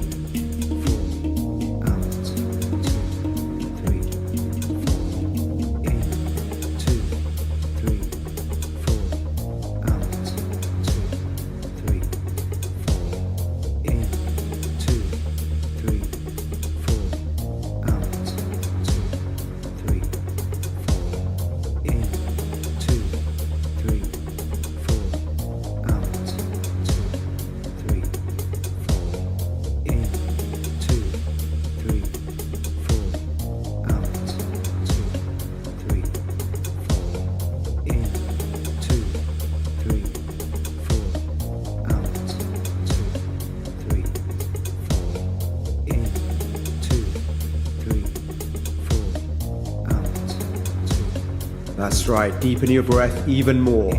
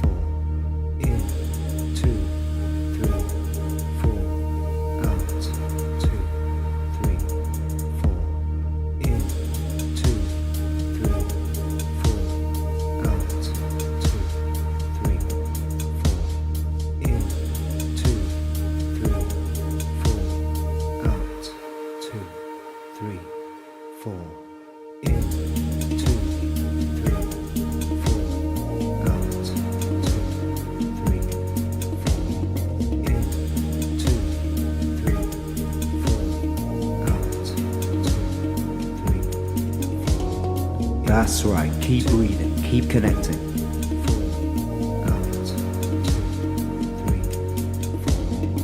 Deepen your breath even more.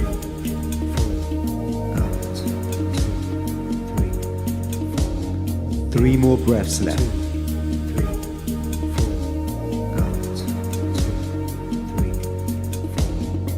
2 more.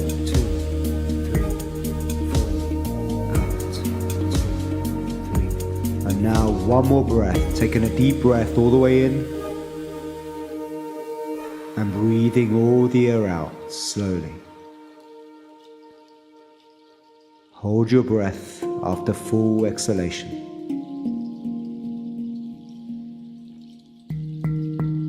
As life is just a series of inhales and exhales, as you press pause on your breath, you press pause on life for this moment. Allowing the thought files to reassemble, clearing the clutter of the unconscious mind, preparing it for transformation. You have 60 seconds left in this breath retention phase. Now hold your breath for as long as you possibly can.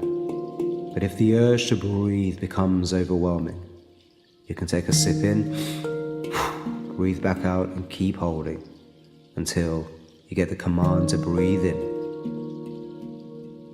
Relax your diaphragm. Relax your chest. Relax your face and jaw. Allow your shoulders to drop and allow your chin to drop towards your chest. Enjoy that moment of profound stillness.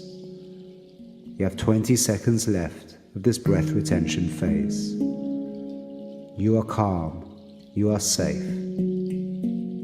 5, 4, 3, 2, 1. Now, take a deep breath all the way in through your nose and hold your breath after full inhalation.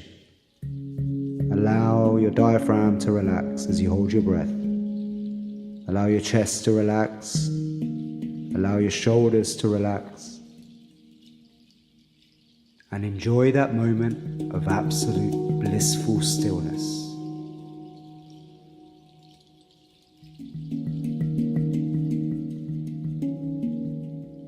Hold your breath for 30 more seconds. If you can't hold your breath any longer, just go back to normal breathing.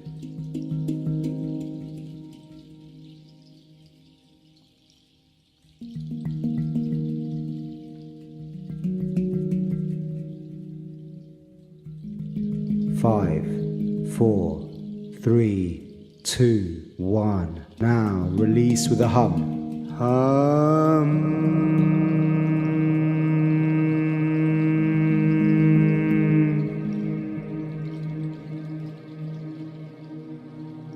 Come back to normal breathing and get ready for round 2.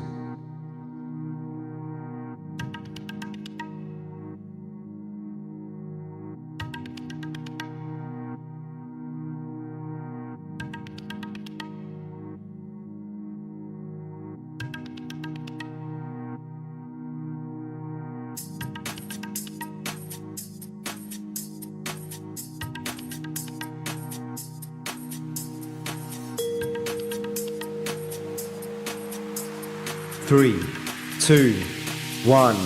Exhale and in. 2, 3, 4. Out. That's right. Deeper, stronger. In. 2, 3, 4. Breathing in that perfect circular rhythm to the rhythm and groove of the music.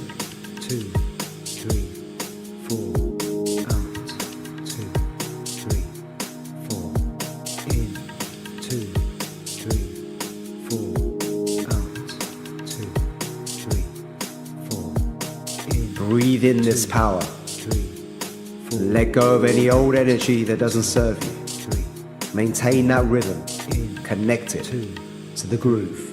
4. Out. 2, 3, 4. In. 2, 3, 4. Create that bliss pump. Breathing in through the sphincter muscle. In.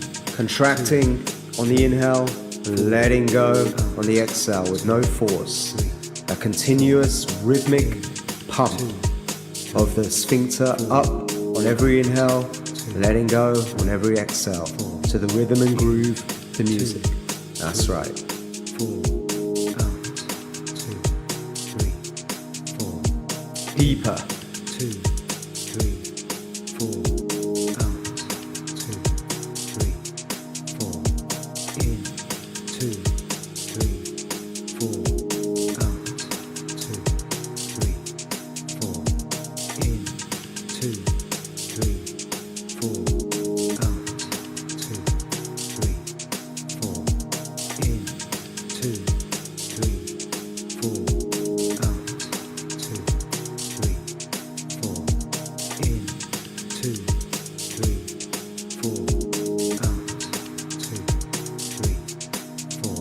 2, 3, 4. In. 2, 3, 4. Out. 2, 3, 4. In. 2, 3, 4. Out. 2, 3, 4. In. 2, 3, 4. Out. 2, 3, 4. In. 2, 3, 4. Out. 2, 3, 4. In. 2, 3, 4. Out. 2, 3, 4. In. 2, 3, 4. Out. 2, 3, 4. In. 2, 3, 4. Out. 2, 3, 4. In. 2, 3, 4. Out. 2, 3, 4. In. 2, 3, 4. Out. 2, 3, 4. In. 2, 3, 4. Out. 2, 3, 4. In. 2, 3, 4. Out. 2, 3, 4. In, 2, 3, 4. Out, 2, 3, 4. In, 2, 3, 4. Out, 2, 3, 4. In, 2, 3, 4. Out. That's right, we're almost there. Keep going. 4. In, full power. 2, 3, 4. Out, 2, 3, 4. In, 2, 3, 4. Out, 2, 3, 4. In, 2, 3, 4. Out, 2, 3, 4. In, 2, 3, 4. Out, 2, 3, 4. You have 3 breaths left until the breath retention phase. 4. Out, 2, 3, 4. 2 breaths left. 2, 3, 4. Out, 2, 3, 4. Now 1 more breath. Take a deep breath in. And breathe all the air out and hold your breath after full exhalation, going deep within your own mind.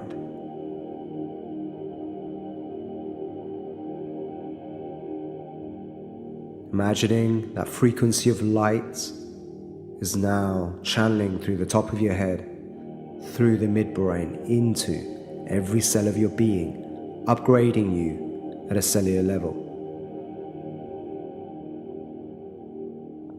You have 60 seconds remaining of this breath retention phase.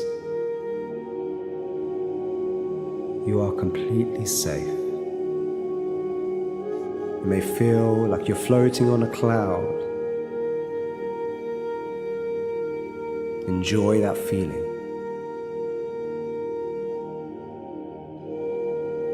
State of oneness and connection to all that is. Here and now in this special now moment. You're doing great. You have 20 seconds left, this breath retention phase. If you cannot hold your breath, you can take a sip in, breathe back out, and keep holding, going deeper. 5, 4, 3, 2, 1. And now, take a deep breath all the way in. Send this energy up like a spiral of electrical light, up and up through your spine, into your midbrain. Sitting tall, upright, becoming a channel of the light. And now you can contract up the sphincter muscles, creating a direct channel up and up to your higher self. You have 30 seconds remaining this breath retention phase.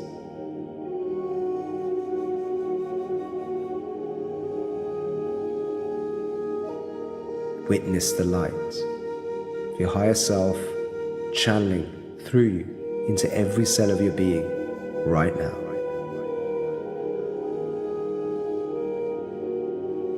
You are safe. 5, 4, 3, 2, 1. Now release with a hum.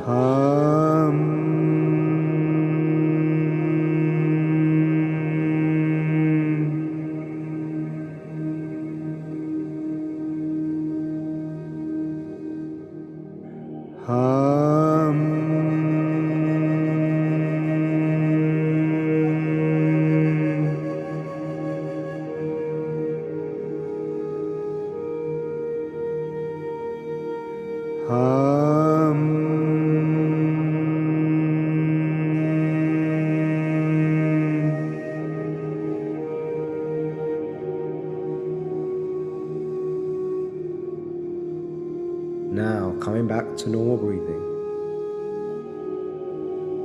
Becoming aware of the sensations in your body. Noticing any changes.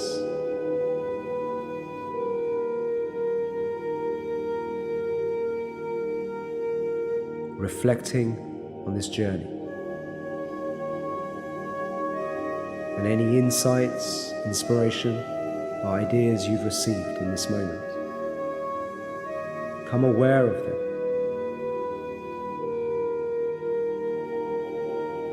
As they come from a higher place.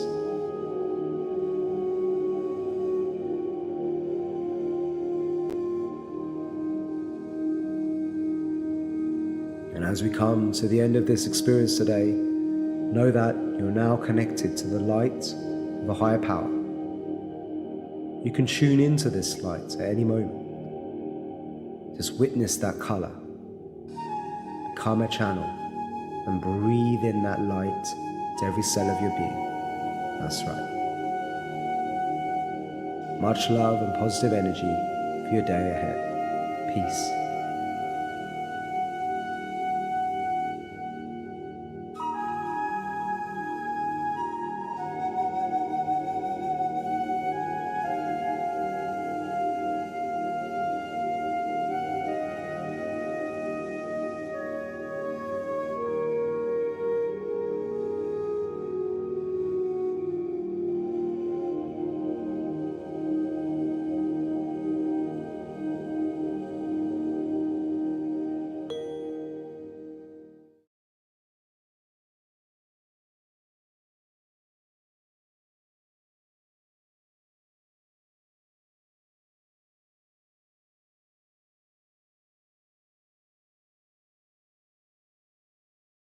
Ladies and gentlemen, welcome back to our Mastering Spirituality Summit. So excited for the guest that we have today. Deborah Poneman is joining me, and she's began transforming lives in the 1970s, spending years in deep meditation for up to 12 hours a day, often in complete silence, later teaching meditation to thousands around the world. In the 80s, she founded Yes to Success seminars, introducing revolutionary ideas like your thoughts create your reality and a system of achieving outer success based on inner silence. Her students went on to become mega successful entrepreneurs, New York Times bestselling authors, millionaires, billionaires, and global transformation leaders. Her corporate clients includes companies like Mattel Toys, Xerox Management Group, Enterprise Bank, and she's appeared on all the major media, including ABC, NBC, Fox, and CNN. Today, she's a proud mother of two exceptional children, an NBA agent, philanthropist, and filmmaker, Daniel, and a chiropractor extraordinaire, Deanna. Although she's helped thousands of people around the world to live a life of their dreams, she feels her greatest accomplishment is that she's shown them how to create an unshakable foundation of inner silence for those who make their dreams come true. Deborah, welcome to the summit. It's a pleasure to have you here. That introduction, you really rocked that. Well, it's easy to rock great introduction when you speak to people who have a fascinating pedigree. And so when I read this bio and I see that you've been a meditation teacher and so much more for over 50 years here, I'd be very curious to know that what you could tell us that got you to really go into meditation for so many years, for that much time, that long ago. Well, I've actually been a meditation teacher for almost exactly to the day 53 years. And yes, meditation does stimulate the youthing hormone. And if you want the truth, why I started meditation, which was 1970, I know you'd prefer some very spiritual reason because this is on mastering spirituality, but I became a meditator because I saw a poster. I was a student at the University of Illinois at the time, and I saw a poster with a photo of Maharishi Mahesh Yogi, and it was very hip and cool in the 60s and 70s to be a meditator. So I thought, oh, I could learn that's a way I could learn meditation, so I could be hip and cool, and that was why I started. I mean, we gotta tell the truth there, right? But the first thing I noticed is, I started not falling asleep in class. I always fell asleep in class because I was, you only sleep a few hours in college. Then I noticed I felt more grounded. I felt more connected to all that is. The world became brighter. And then again, truth be told, my boyfriend dumped me. And usually when your boyfriend dumps you, you're like, you go into depression. Oh, it's so sad and me, and I'm so bad. And I remember my meditation teacher saying that when your nervous system becomes cultivated in that silence, instead of it being like a line on stone, the impression is so deep, and every time you think about it, you can hardly breathe. It becomes like a line on water. And it happened, and I was waiting to get all depressed, and it didn't happen. It was like a line on water, and I'm like, this stuff must really work. So I decided to go and become a transcendental meditation teacher. So that was 1971. And I'll just tell you, I got to name drop a little bit, but I was in a small learning group with the Beach Boys, with Al Jardine and Mike Love. And they sang me Happy Birthday in Harmony on my 20th birthday at teacher training. And we did. We meditated for almost 6 months, between 8 and 12 hours a day. And we only came out like an hour to learn our steps of teaching, and then at night to hear Maharishi speak, which was optional. And I came home. And at the ripe age of 20, I started teaching meditation, because that was when TM was like huge. And now, 53 years later, I still teach meditation. I teach, yeah, but I'll never stop because it changes lives. Well, amongst that, do you still teach specifically TM? Actually, I teach through a different organization now. I teach through the Art of Living Foundation, but the Art of Living meditation, which is called Sahaj Samadhi, I teach it, as I say, through the Art of Living. Sahaj means effortless, and Samadhi is that state of infinite, unbounded, pure awareness. And Sahaj Samadhi and TM come from the same Vedic tradition. They're just two branches of the same tree. They're both effortless. Even if you think you can't sit still, your mind won't quiet, you won't be able to, you won't be able to settle down. You will with this meditation, because, as a matter of fact, you won't want to get up, because it quiets your mind. You don't have to quiet your mind to do it. The meditation, it's a mantra meditation. And when used properly, the mantra spontaneously quiets your mind and soothes and calms your body. It meditates you. And both are excellent techniques. So given that they come from the same tradition, why did you start teaching, the Sahajma Samadhi and not stay with TM in the process? Okay, here we go again. Truth. There were two reasons. At the time when I jumped ship, it was significantly less expensive teaching through the Art of Living. It's still less expensive. And being the liberal I am, bordering on socialist, it was hard for me not to be able to teach people because they couldn't afford it. It broke my heart. And the Art of Living, not only less expensive, but more liberal in their scholarships. And I just couldn't do it anymore. I couldn't say no to people who I knew that it could change their lives. And the second reason is that most people learn to meditate and they just do it on their own. But if you like to meditate in a group, the Art of Living has satsangs all over the world. Like anywhere you go, you can go to an Art of Living satsang, and we meditate, and we also do powerful life-changing breath techniques. Maybe I'll teach one later. And we also, if it's your thing, we chant bhajans, and we have courses where you can go into silence for a few days or a few weeks.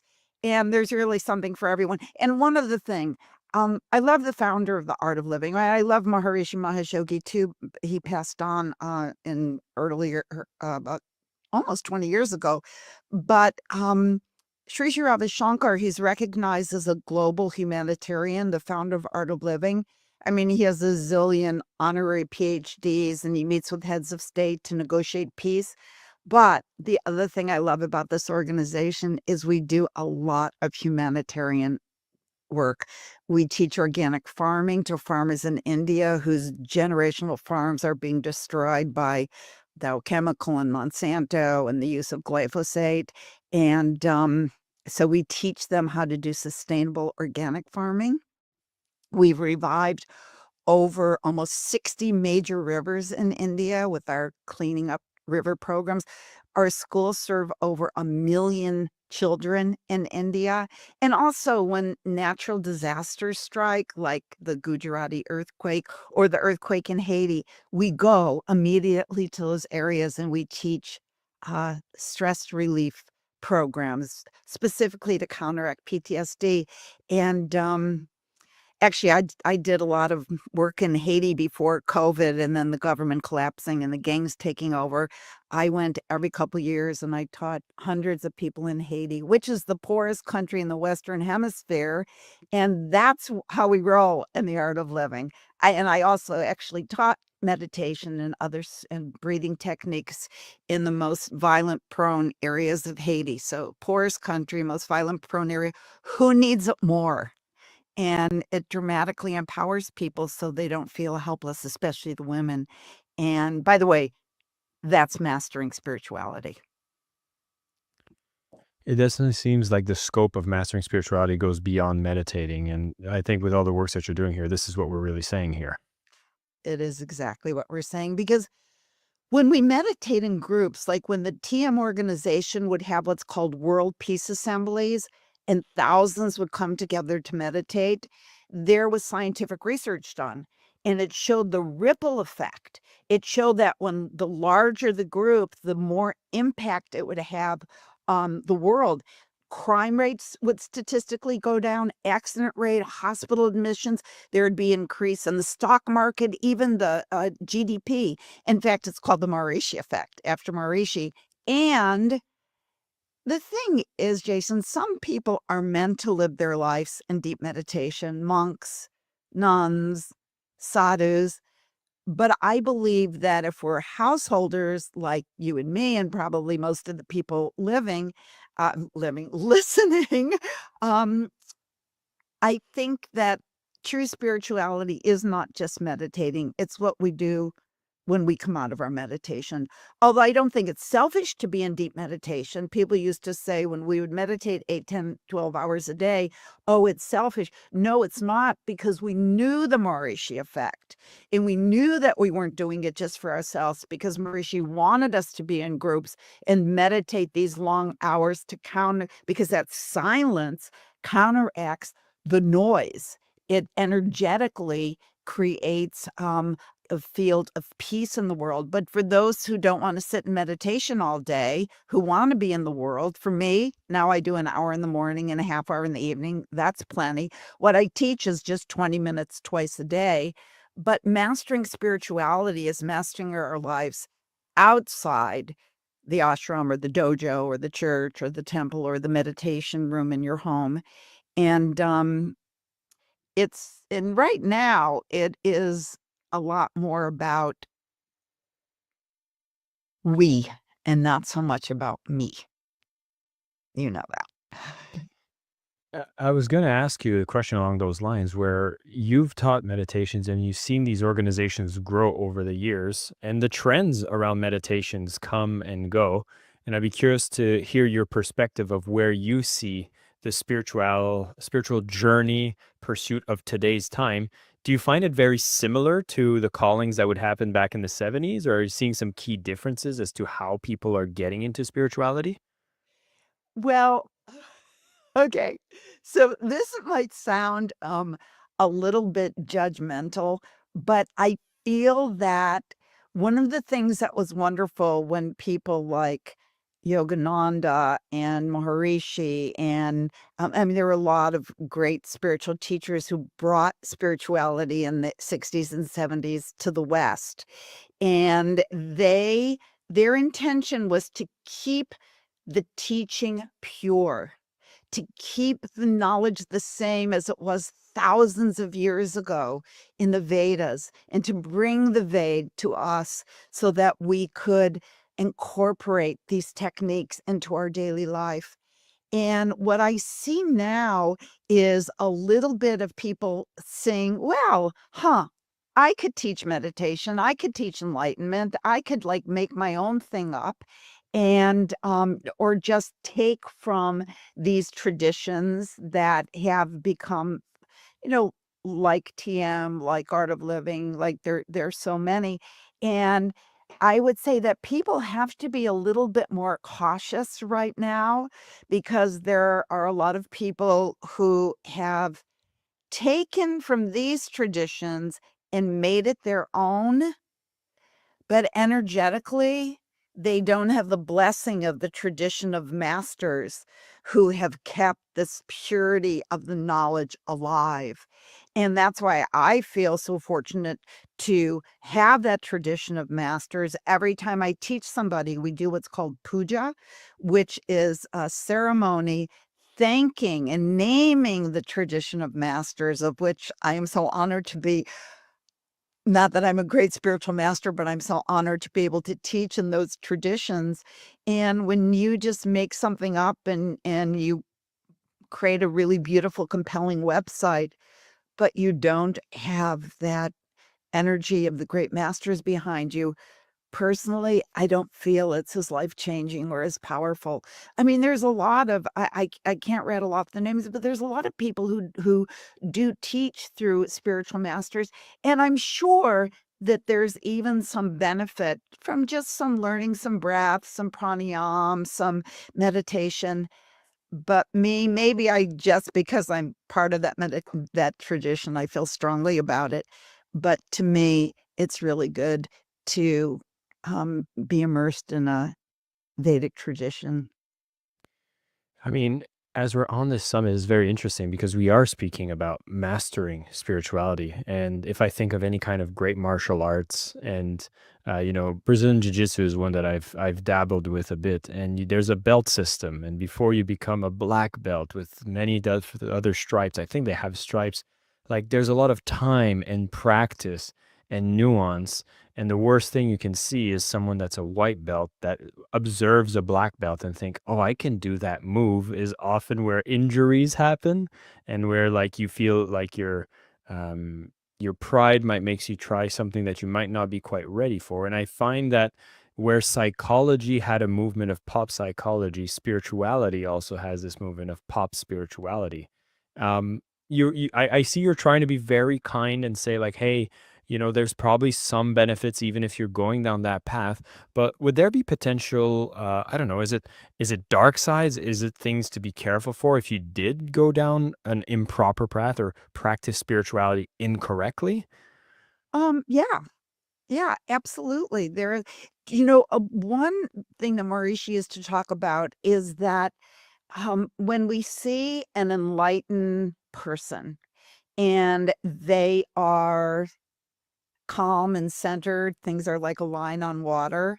And so people think, "Oh, I'm gonna act like that. I'm gonna be calm and centered," and so they stop being in touch with their emotions. Do you know?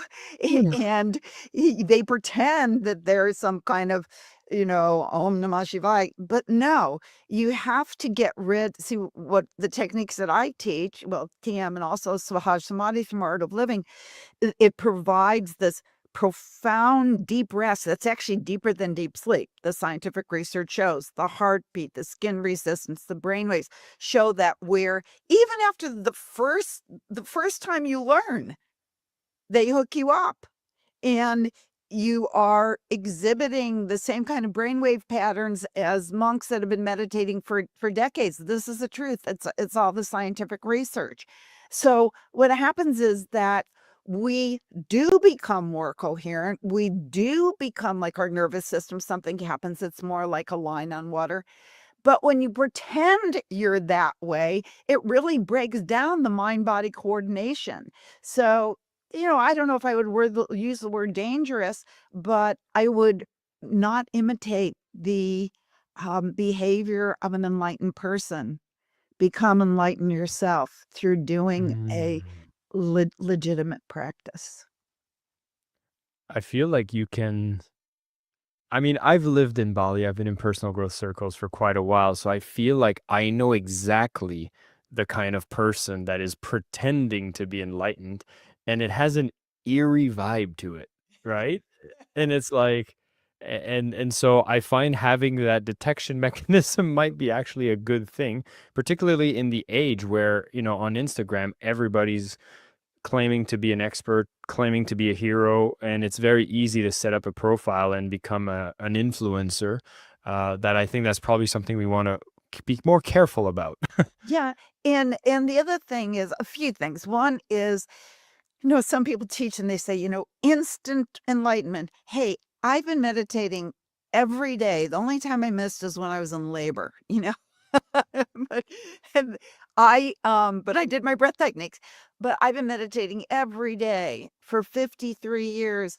I don't think I'm self-realized. I mean, I'm close. I get closer and closer and closer and closer every day, but I don't, but when people say like instant enlightenment, wait a second.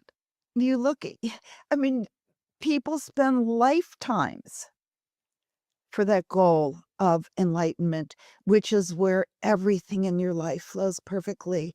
It's where you feel absolutely connected to everything, all that is, where there is no difference between the inner and the outer. You look at a tree and you are the tree. You're engulfed in love. All of those things that come with true enlightenment. It takes some tapas. Tapas is, austerities. It takes some practice.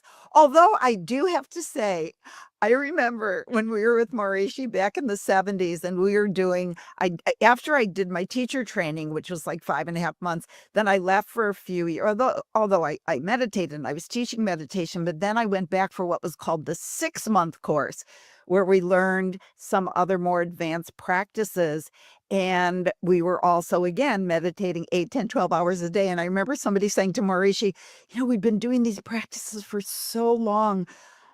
How many more years do we have to do this before we come and become enlightened?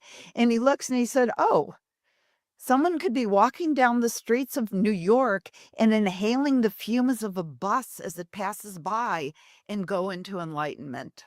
And we're like, darn. True. And we're like, but anyway, and look at Byron Katie. You know Byron Katie, who is the founder of the work. She was a rageaholic, an alcoholic, an abuseaholic. They put her in a home for crazy people. And she was so abusive that they put her in solitary confinement. And while she was raging up in her room, a cockroach walked across her foot. And she looked at it and she went into enlightenment. She saw the perfection of all that is. And she looked out her window and she saw the people visiting and the children playing. And she saw that there are no mistakes in the universe. And we must love what is, because it really and truly is all perfect. And then, of course, she started her movement called The Work. So cockroach, fumes of boss, or meditating regularly for 53 years, it's just our karma. And it's not that this is the only way, Sahaj or TM. I love ecstatic dancing. I love walking the labyrinth. I love doing my job. I love being in drumming circles. I think it all moves ahead, or moves us ahead. And by the way, I want to say something about that, because these times have not been the easiest for many people. You might have noticed that the things that used to horrify us are just becoming commonplace. We hardly even notice them. We're feeling this underlying malaise, and we talk about how horrible something happens. We talk about it for a day and then we move on to the next day. And to me, it's kind of like when I had my first apartment in Chicago, I lived by the L train. You know what the L train is? It's the train. It's like a subway, but it's above ground and it's really loud. And I lived literally, the L was outside my window. And when I moved in, I thought, okay, I can't handle this. And then as days and weeks and months went by, I didn't even notice it anymore, unless people would come over and say, how could you live with that noise? But I didn't notice it anymore because I got used to it. But we need to notice, because we need to make a conscious effort to stay centered, to be optimistic, even hopeful in the light of what's going on in the US and the world. It's hard when it hits so close. I mean, the fires, the flood, the unrelenting heat from climate change, the abuse of human rights, the divisiveness. On one hand, it feels like a runaway train, but we can't let it derail us. We're the ones that need to counterbalance the darkness with our light. That's why we're called light workers. The wonderful teacher, Patricia Cota-Robles, she said, everyone who is accepted to be here on earth at this time is here for a great purpose. Tens of thousands, hundreds of thousands were turned away. We're here not because we're better, but because the Creator, Father, Mother, God felt that we were the ones who had a better chance of staying focused on the light.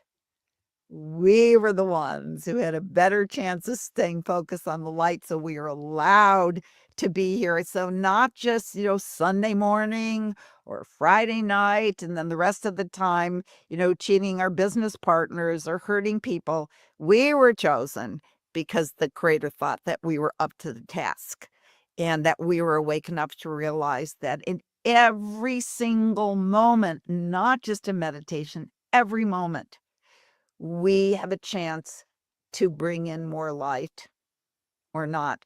And do you know who David Hawkins is? Dr. David Hawkins? Yeah. I love his work, right? He's a psychiatrist, physician, researcher, but he wrote the book Power versus Force, and he's the developer of the map of consciousness.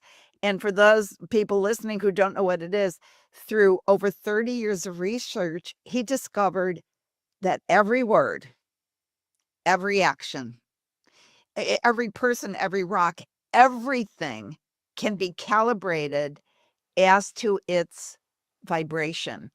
And 1,000 being the highest, like Christ, and 20 being the lowest. The lowest emotion that calibrates at 20 is actually shame. And then guilt is 30. Apathy is 40. And then I think grief. And at the top, at 1,000 is enlightenment. But just below is peace, joy, love. But here's the reason why I'm telling you this. He discovered that 87% of humanity calibrates at a state that by their actions, they go lower on the scale. 87% of humanity lives their lives doing things, saying things, thinking things, eating things that they go lower and lower and lower. But he found that high energy people, that 13%, everyone listening, you're one of that 13%. He found that high energy people, just 13%, actually counterbalance the negative effect of the other 87. And those, he says that if they didn't, the planet would have been gone a long time ago. And what's even more mind-blowing, he says it doesn't happen on a one-to-one ratio. He said the higher your individual consciousness and vibration is, the more impact you have in affecting groups of low energy people. So one person vibrating high, vibrating love, vibrating compassion, vibrating kindness. High energy people listening, to people, being empathetic, all of those things. One person counterbalances the negative effect of huge groups of people. Isn't that cool? It is very cool, and it adds to the reason we're doing a Mastering Spirituality Summit, and this time it feels so necessary. And I think for everybody, I speak on their behalf, where registering for this felt like a calling. And it sounds like the work that we're doing around Mastering Spirituality, as much as it's going to be something that can help us, find meaning and direction and peace and harmony within ourselves. But it sounds like it's even bigger than that it's actually creating a ripple that is absolutely required for our species. Yes. So we can't give up or give in or start letting our energetic vibrations succumb to hopelessness or despair, because if we do, the world as we know it could end. But summits like this, thank you, because it's such a blessing. Because remember, the Maharishi effect is people coming together in groups, and how many people are listening to this, and the ripple effect is going out to the whole world. And at the same time, we have to be aware of what's going on, but we need to focus on the good. And this brings our attention to the good, because the good also exists simultaneously. So we need to keep our vibration high. And so thank you for doing this. And there are other things that we could do to raise our vibration um, every day. I mean, I remember, I don't know if you remember this, you might have been in Valley at the time, but there was like a mass shooting in a place called Highland Park.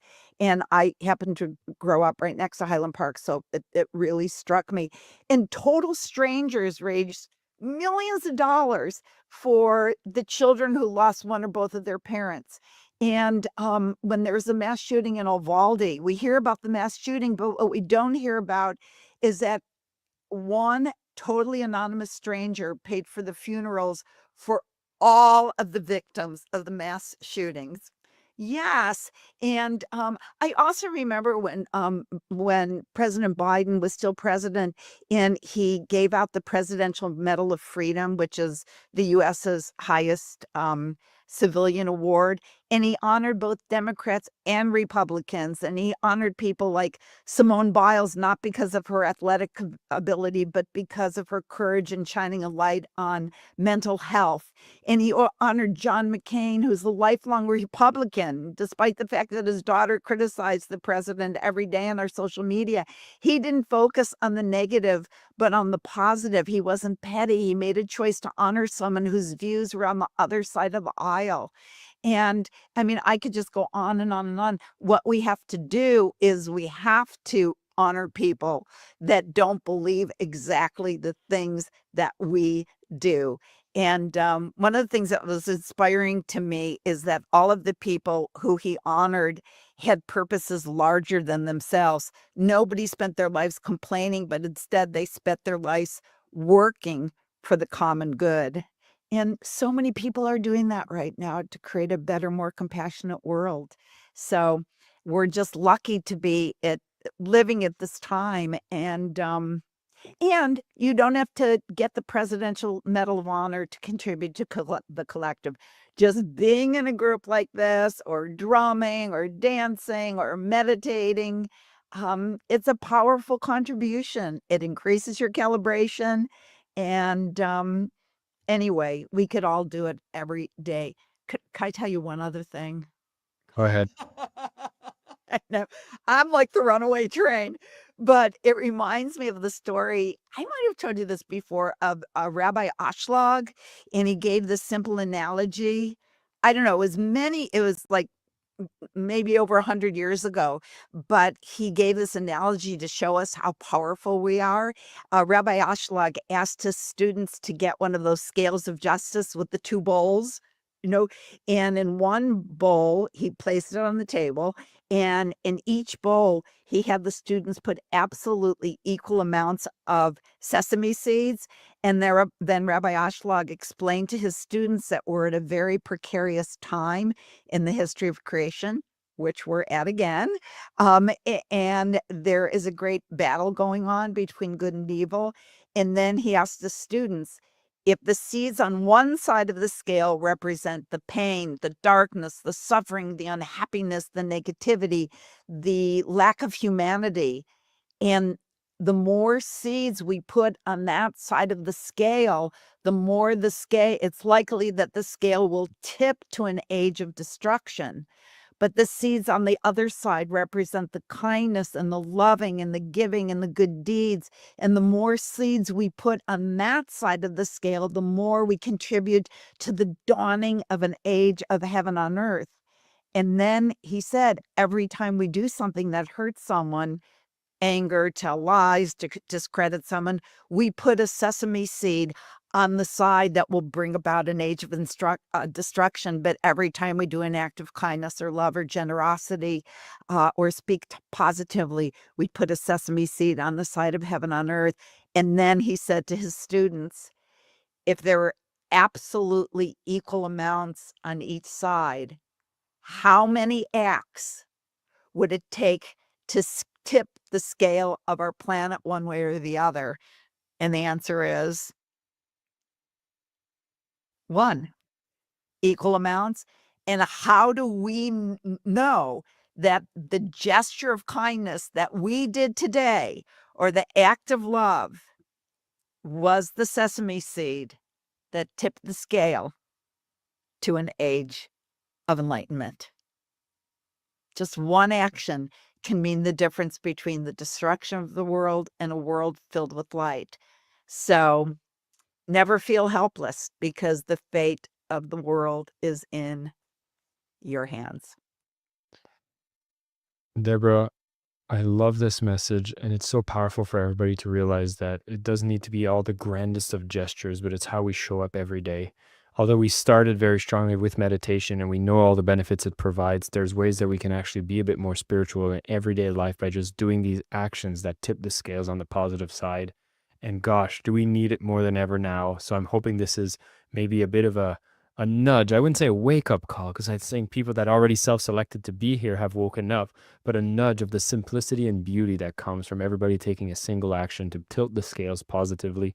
And I love the messages that you share, but I do not want to let you go without giving you a space for some closing words or a closing exercise.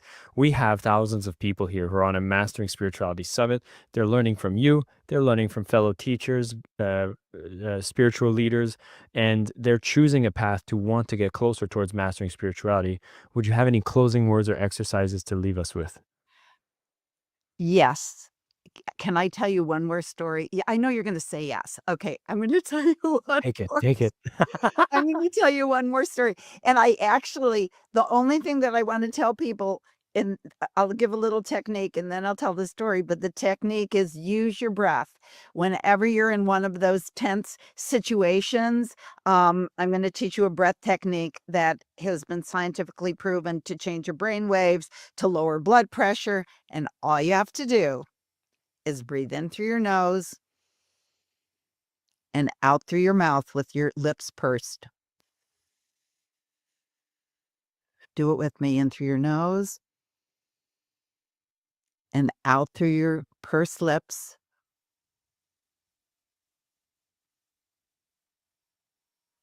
And in through your nose and out through your pursed lips.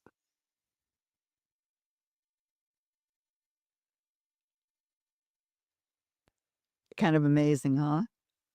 And you can do that. I do it sometimes when I tend to be kind of an impatient person. When I'm being impatient, I just do my straw breath, and there I am back in the present moment. So now I'm going to tell you a story, because this is something that we could do every day. And you don't have to sign up for a course or have a teacher or go anywhere. It's a path to God realization for everyone, and a way so that every moment of every day you can see the good. So this is a story that took place centuries ago in Russia, in a monastery in the woods. And the head monk of this monastery was a very pious man who was sad because there is so much disharmony in the monastery between the monks, and it caused him heartache. So he went to seek the counsel of his dear friend, a saintly rabbi whose temple was on the outskirts of the woods. Although one was Catholic and one was Jewish, they felt like kindred brothers in their life of study and devotion to God. So the monk goes and sits with his rabbi friend and tells him his trouble. He says the monks are always fighting and arguing and at each other with constant complaints and criticism, and the poor father just didn't know what to do. And the rabbi sat for a moment in silence, and then he looked at his friend and he said, "I have a secret to tell you. One of your monks is actually a saint, maybe even the coming Messiah." And the priest is so startled, and he gets up and he goes back to the monastery and he calls all the monks together and tells them what the rabbi said. And they all sit in silence, ruminating over this revelation. And over the next few days, none of them says very much, because they're busy thinking and looking at each other and trying to figure out who is the Messiah. And Brother Peter thinks to himself, well, I know it can't be Brother Joseph, because all he does is glower and snap at everybody. He never says a nice word. That's not saintly behavior. But maybe it's that foot of his. He's always had a limp. I wonder if he's in pain. I'm going to ask him if he wants me to bring him his meals so he doesn't have to walk all the way to the kitchen. And then Brother John is thinking, well, Brother Elias can't be the Messiah. He sings so loudly during hymns that he drowns out everybody. Can't he see that everybody's glowering at him to tone it down? He's so insensitive. But what if he's so filled with the love of God that he's shouting out in joy? Maybe I'll join in singing with more joy and enthusiasm myself and protect him from the daggers that people are sending his way. And then Brother Paul thinks, well, Brother Anthony can't be the Messiah. He's always telling me so rudely to be more quiet in my room and that my emotions disturb him, which makes me want to just be louder. But maybe he is the Messiah and he's in prayer directly with God and I'm bringing him out of his deep meditations. I'm going to be more considerate when I'm in my room. I guess I really am kind of loud and I don't want to disturb his communions with God. So each monk, thinking the other maybe the saint or even the Messiah, started acting more saintly themselves. And if we could live our lives suspecting that every person we meet might be the Messiah, how different would the world be? If we could live our lives that way, that is how we could master true spirituality. And the truth is, everyone is a Messiah. There's not only one. Messiah is the God essence in every single person, and it's not in one, it's in everyone. It's the pure love at the core of every human being. So that's what I have to say. Deborah, that is one amazing framing to help us navigate these current times in such a powerful way. Thank you so much for your time, for your wisdom. That last story really hits. I think it's going to be something we can all end this conversation with in contemplation of how are we showing up every day for everyone that we see around us. And I know by just having this realization, it's going to do some micro changes in my own behavior that I know will tip the scales in a more positive way. And given that we're all here together as a group, I know that makes a massive difference on the world scale. And so thank you so much for joining us on the summit. This was a fantastic conversation. Not our first time having a conversation, and it's always a joy to have such conversations with you. Thank you for your work and the impact you've made and all of the that you've shared on this summit with us. Thank you so much. And for everybody tuning in, you've been given an exercise and you've been given a way of looking at the world that I think will get us much closer towards our journey towards mastering spirituality. And thank you. So much love to you always.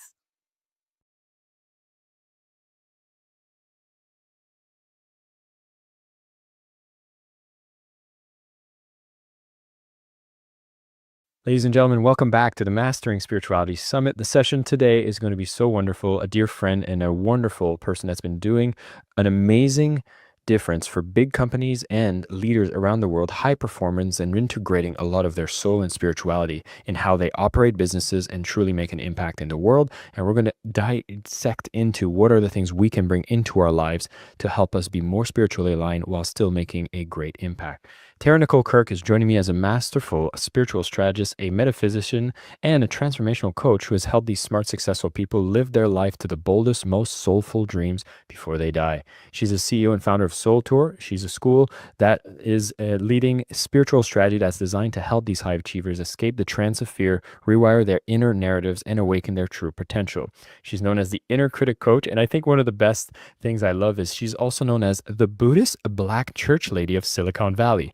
We'll unpack that. She's written several books, worked with companies like 10% Happier, HGTV, ING Direct, Trulia, Eventbrite, and Capital One, former CMO of MyFitnessPal, and she's here to share with us on the summit. Tara Nicole, welcome. Hi, thank you so much for having me. I will never live that description down. Oh, well, there's a story I want to unpack, and like for everybody that's been on the platform, everyone has a very interesting story, and to end up with that title, and I got to read that out because that was the best title. The Buddhist Black Church Lady of Silicon Valley is quite a nice tagline.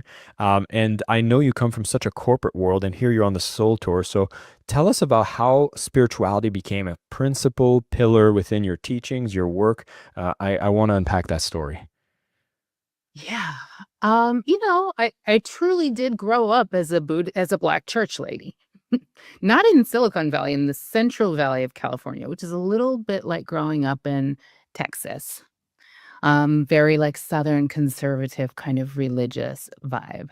And I give thanks that from a really early age, I was able to like eat the meat and leave the bones of that experience. So I took away this really deep and personal relationship with source and spirit and a really deep and personal understanding and idea of what God was. I never really thought God was like an old white guy on a cloud like sending judgment down to people or like making us jump through hurdles or pass tests or whatever, right? I kind of always had this real knowing that source or all that is was this kind of brew of forces bigger than us, a brew of like infinite intelligence and limitless love and truly the creative power that formed all worlds. And I kind of always knew that all of us were like a little droplet of that. And so, I had this relatively corporate career. I had a master's degree in psychology. I got a law degree. I worked as a real estate lawyer and a real estate broker, kind of left the profession side of that to start doing marketing and content work for Trulia.com, which was a big like real estate search engine in its time, since been acquired. And in 2008, just to date myself, back in 2008, I had one of those really pivotal moments that all of the mystics have. I had one of those dark nights of the soul when, actually the whole world was in the Great Recession. I don't know why they call it the Great Recession. I think they should call it the not so great recession because it was not so great. I lost my house. I got divorced. It was just this like whole mess of situation. I was in real estate and the market was crashing. I basically lost everything in that year. And I had this real like dark night of the soul, this like fall to your knees moment where I thought, I've been working so hard to spin the plates of the universe and make everything happen the way I think it's supposed to happen. I truly exemplified what I now call like Black lady superpowers, just doing too much, right? Over just perfectionism and, always like the A+ student and trying to get an A+ at everything and not really knowing how to get help. So doing everything myself, the hardest, I call it my addiction to doing things the hardest possible way. And despite doing all of that, all of the unwanted things I had thought that I was avoiding by doing all of that still happened. Right? So I had this moment of clarity and of sort of shifting out of all of that doing and all of that like thinking mind perfectionism and make it happen, and kind of got to a deeper level of myself. Started putting practices in place. Started sitting every morning just like in stillness, in silence. I didn't have, it was before all the meditation. It was before apps, period. Not meditation apps, it was before apps, period. Right? So it was like a time of really sitting still and tuning in, getting to a deeper level of mind, of soul, of my own genius. And I started kind of teaching myself, reading everything. You should see my shelf right now. It's like the sacred texts of every tradition. Started reading all of the things, started this practice where I would sit, then I would write, kind of morning pages style, but before we knew that that's what that was called. And then I would either like read something or pray or just do daily declarations or affirmations. And then I would like always end with some kind of a physical movement, something. Sometimes I'd take a walk. Sometimes I'd do the 5 Tibetans. Sometimes I'd do a little yoga, whatever. And that ritual over time, and I've now been doing it since 2008. So it's 2025 now. We've been doing this every day for 17 years. It's core to what I teach in all of my programs. It's core to what I teach too. It's core to how I got my job at MyFitnessPal, right? I was working as a marketing consultant with the CEO, and he was like, whatever it is that you're doing to be able to show up in Silicon Valley with all of this stuff, just like so clear, so psychologically safe, so able to say no when other people say yes, so courageous, and so strategic. I want that. We need that in our boardroom. We want that for our team. That's what we want. And so that ritual really began my sort of personal integration of spirit and strategy. Because over time, if you sit in that level of stillness and you windshield wipe your insides of your chest clean every day like that, and you write and you capture, you teach yourself some things about yourself. You create enough space to hear inspiration, to breathe spirit in. That's what inspiration means. In a way that it expands your nervous system capacity to hold whatever it is that you got to do that day, that week, that month, that year, that quarter, that whole business. And so, yeah, so that was the beginning, was this really like dark time that gifted me the gift of an inner infrastructure and landscape and process and practice that I've now taught to something like 50,000 people. And, right now in our business, we're focused more on business than on spirit. Like, we're not really doing mini life, just general. I've had programs around life, self, and money mastery over the years, around manifestation over the years. Right now, I'm really focused on helping other people build the empires of their souls. And all of that work, as strategic and specific as it is, I'm bringing everything I know from having, built MyFitnessPal from 45 million to 120 million customers, and everything I know about translating your genius into these like really specific offer sequences, and a micromedia empire at the beginning, and a signature system, all that stuff. It still all begins with your nervous system, with your genius, with your ability to access your own genius and flow it to whatever you want. And kind of once you do that, you really become like unstoppable in every area, in your physical body, in your family, in your relationships, in your creative pursuits. I don't do small. We're not here to play small. And I don't think we're here to live life where we're so super powered and overpowered in one area and the rest is neglected. So we bring that same inner skill set and practices to every single thing we do. I love that. Yeah, it's great. I wanted to follow up with probably addressing what I would assume high achievers' first resistance and objection would come from integrating spirit, integrating, balance in life, is that, even yourself, you were so focused on the career side, you put all your energy into that. The culture seemed to reinforce that you got to work harder than everybody else if you want to earn something. And the thought of thinking, wait, I'm going to carve the precious hours of my day out to actually do things that aren't what you would translate as directly contributing to output, feels like a sacrifice that requires such a leap of faith and trust that it's actually worth it. And so I'd be curious to know, when you have that kind of resistance that comes up for most people who might think, oh, the spiritual stuff, I don't have time for that. I got so much. How do you melt that away into somebody to realize that maybe this is the next way that you can reach the next step on the ladder here? Because you obviously springboard from that moment. To a life, my life right now, I was a teenage mom 30 years ago in Bakersfield, California. And now I live on the Silver Coast of Portugal. Like I have written my own life story.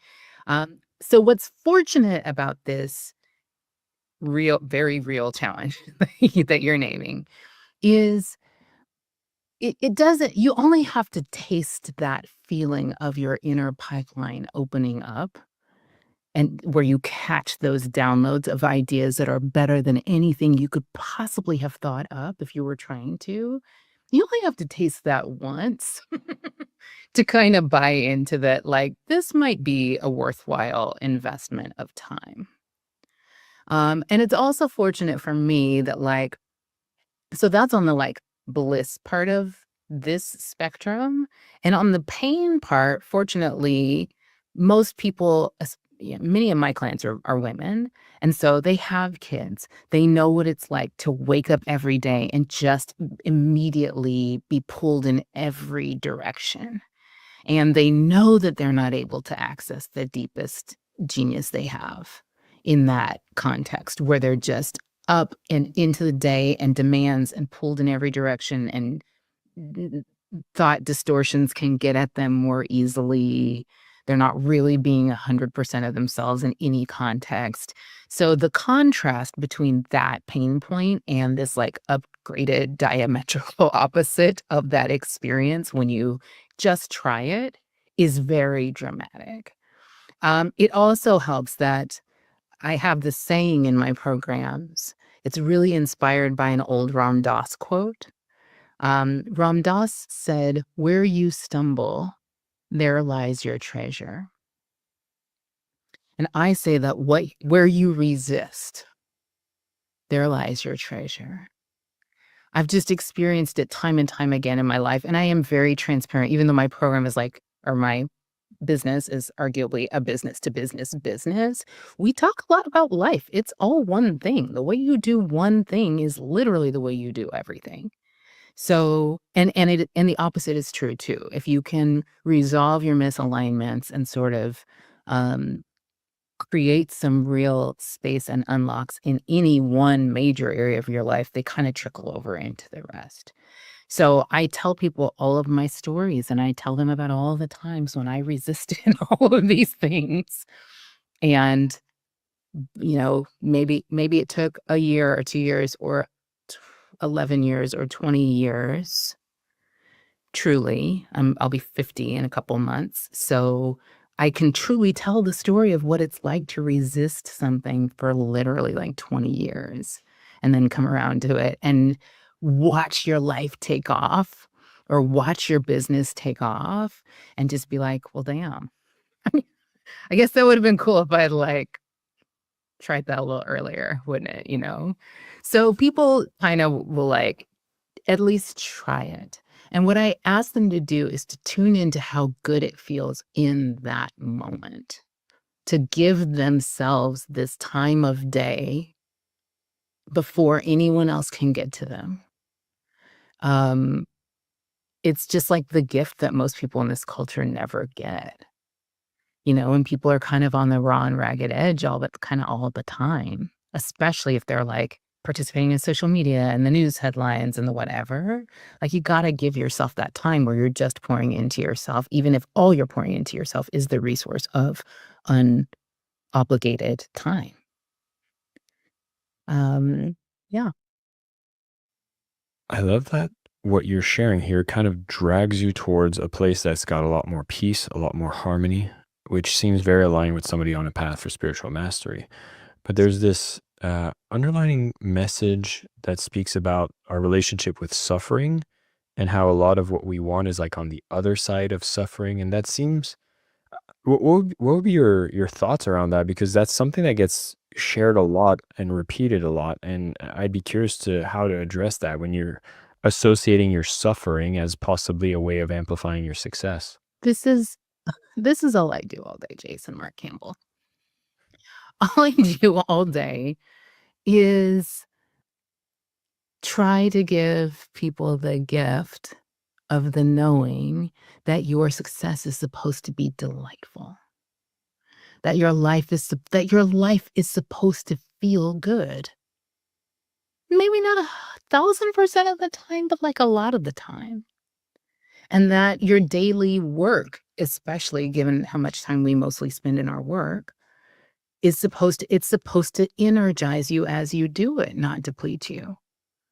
One of the first steps of, like, working my empire's business model is I call it finding the center of your genius gong. You know, like because most people I know and most people when they come into our programs, they've had a career, they've had a business for a little while. Things are like, they're really smart. I call them under-monetized geniuses.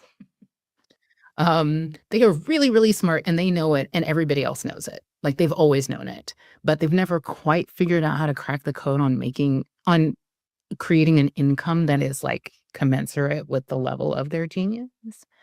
And what I find is that often they're kind of their business, their offers, even their careers, if they had a career before that, is like somewhere in the outer realms of their genius gong.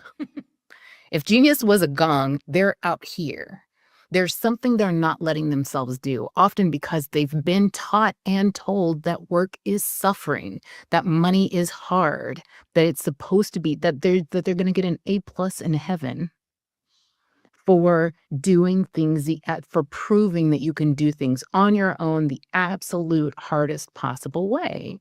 And so they spend a lot of years trying to figure things out on their own, like where there are proven models. There are ways to do business that we know work. Like buyer psychology is a thing. There are known levers that you can tap on in a buyer's mind through content to like relatively rapidly help them feel comfortable forging a new kind of investing in working with you.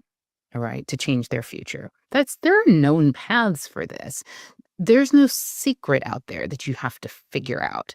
But that's kind of how our culture works, is that suffering is virtue.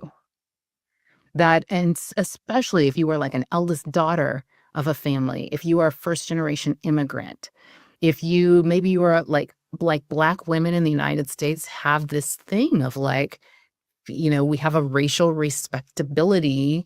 Many of us were raised with a racial respectability sort of burden of feeling like you have to prove that you can work harder, twice as hard or whatever to get, the same thing as other people. Whatever those stories and narratives are, they run really, really, really deep. So deep that sometimes I have people come into our world, do what I ask them to do. I reach into their chest, grab their genius out. We pour it into the proven forms of this offer sequence and model.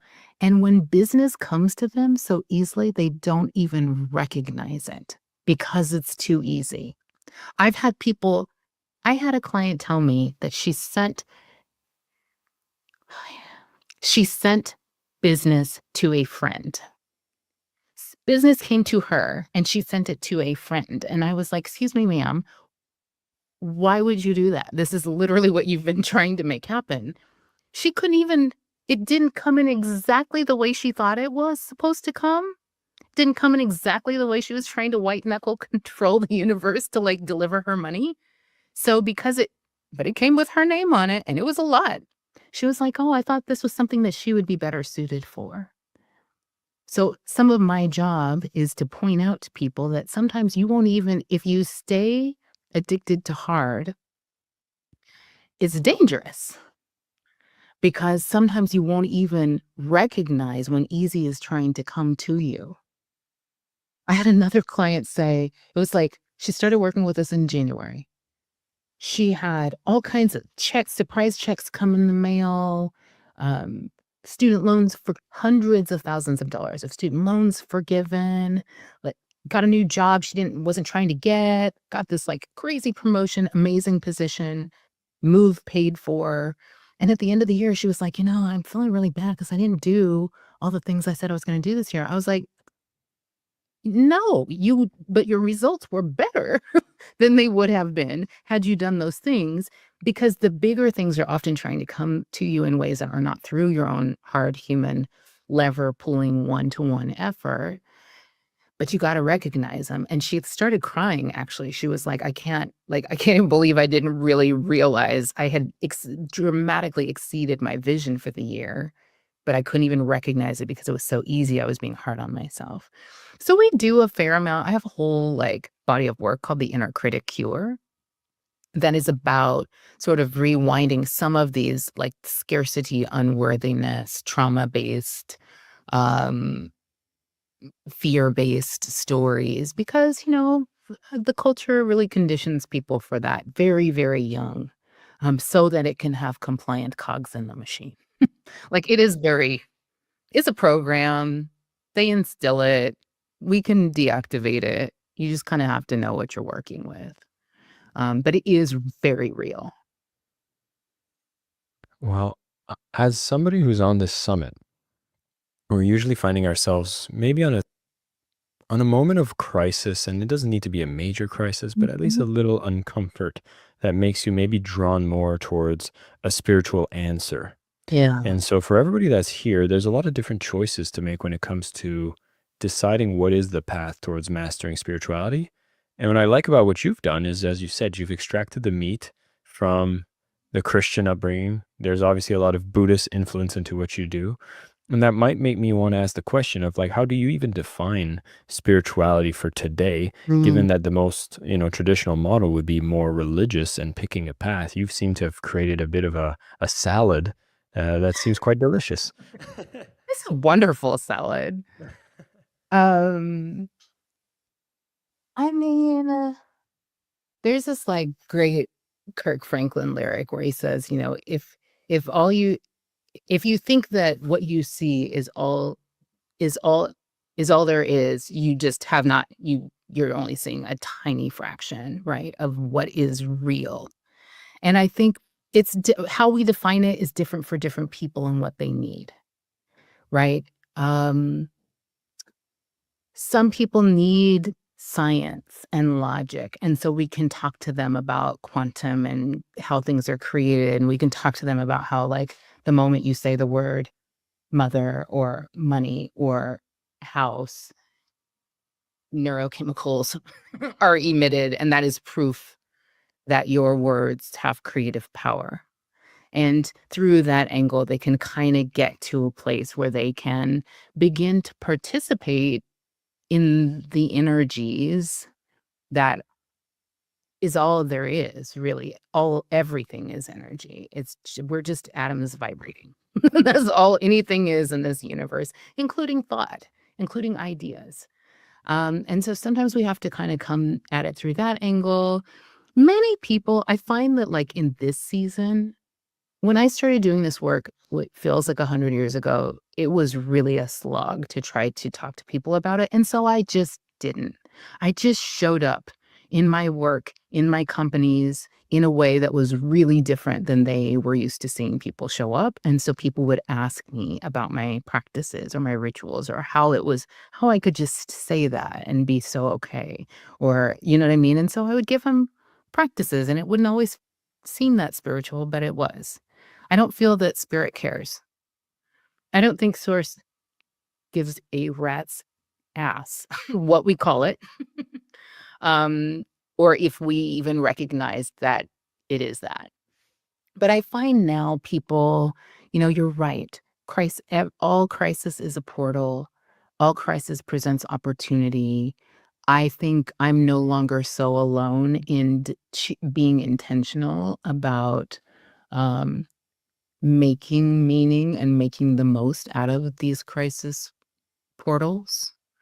I even did some research a couple years ago during the pandemic where it was like a great number. It was like 72% of people who we surveyed said there were things about the pandemic that they were taking the opportunity to make long desired changes in their life, and they hoped that it never went back to normal. Not that the pandemic was great or happened for a reason for someone's individual life, right? Just that it does all of that disruption to the story you've been living, offers you an opportunity. So spirit to me is just what's bigger than our physical bodies and what's bigger than our thinking minds, which is like most everything. It's almost everything. Our thinking minds and physical bodies are just this little tiny bit, tiny speck of wonder, of miracles, like a tiny stack of miracles. I love what you're sharing because, as you said, there's so many people right now that are much more receptive to these ideas of integrating these parts of our lives the results that it brings. We're seeing a lot more case studies, you being one of them, a lot of successful people speaking about the practices that they bring in to have that balance, and it seems to not hinder their success, instead enhance it. So I think that's a very encouraging part of the current journey we're in, or season that we're in. Mhm. And I'd be curious for those who are looking to have that sample, are looking to have that taste of what changes they could make that would bring a lot more joy, bring a lot more purpose, bring a lot more meaning and impact. Do you have an exercise that you recommend usually when somebody's maybe just starting on their journey, embracing some spirituality and wanting to still have, the impact, the success, and the career? Are But there an activity that you often recommend for somebody to do that doesn't take too much time but can give them that yeah, sample? yeah. Um, I mean, I have one that's really fast. It's kind of intense though, so buckle up. Uh, so I call this exercise from fear to love. And it's rooted in the resistance paradox that I just mentioned to you, right? Where you resist, there lies your treasure. So what I have my clients do is just write out like 5 times. You're going to write the sentence, I'm afraid to X. I'm afraid to, and just fill in the blank 5 times. And then I want you to rewrite those 5 sentences. But instead of I'm afraid to, you're going to start the sentence with I would love to. And you're going to keep the end the same. All of the things you initially wrote, I'm afraid to do, you're going to flip them to I would love to and fill them in, whatever they are, even if you think they're crazy. And then, if you have or want a journaling practice, you can actually like freestyle just right on what comes up for you as you reread those sentences. Is it at all possible that these things are true? And what this exercise does is kind of like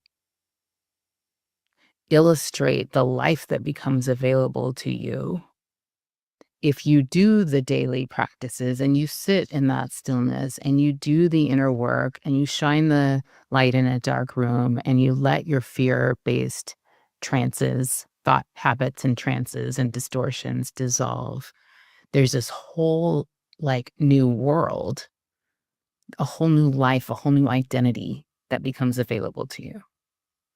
And it's like one of the fastest ways you can do that. And it's shocking sometimes, you know? I was going to ask you if you've noticed one of the most common fears for people who might be at a point that they're here on a summit for mastering spirituality.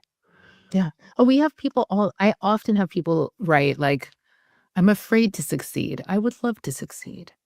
I'm afraid to fail.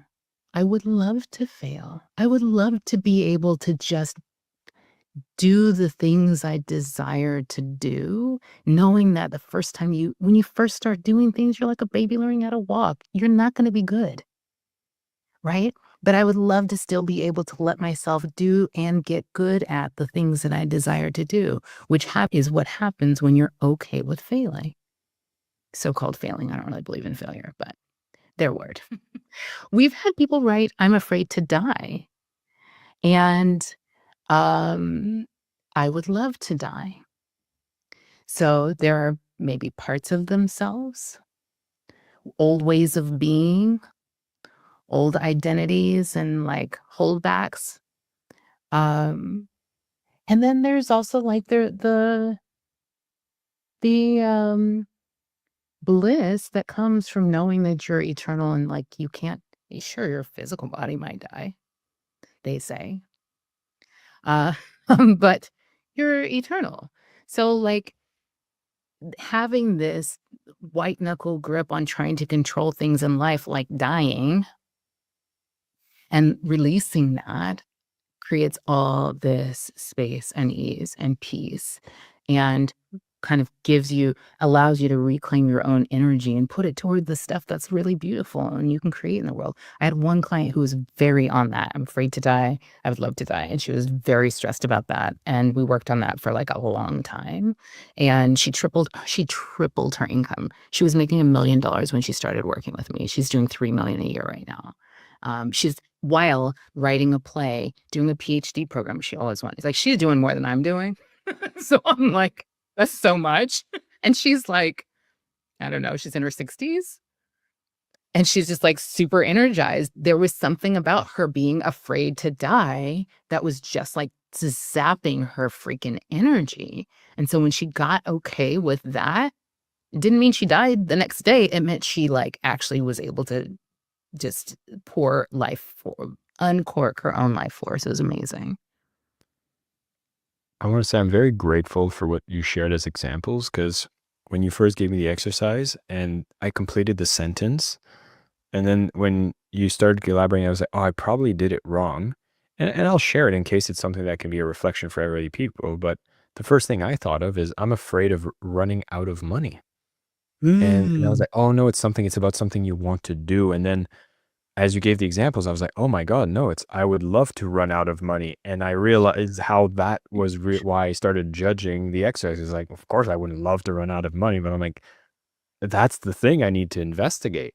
Actually, because so this particular thing though, I actually just came off of a call talking. I try to tell my clients I'm not really coaching anymore. What we do now is like just grab your hand and build your offers with you, build your business with you. And that necessarily involves some coaching, turns out. Obviously. So I have this client that's kind of got a similar thing. She keeps talking about her desire for financial freedom. And that's really her nice spiritual way of saying, I'm afraid of running out of money. And so I was talking to her about like, the metaphysics of money are in and out, are constant universal flow. Like this universe creates in the flavor of reckless, extravagant abundance. And you kind of have to be in that to receive at the level that you're really destined to receive at, to receive income at the level and create income. In and out, in and out. It's not like hoard and hold your breath. And so what I kind of got to with her was her desire for financial freedom is really her saying, I just wish somebody could send me a big enough one-time lump sum of money that I didn't have to do all the shit that I hate to do in my work or in my business anymore.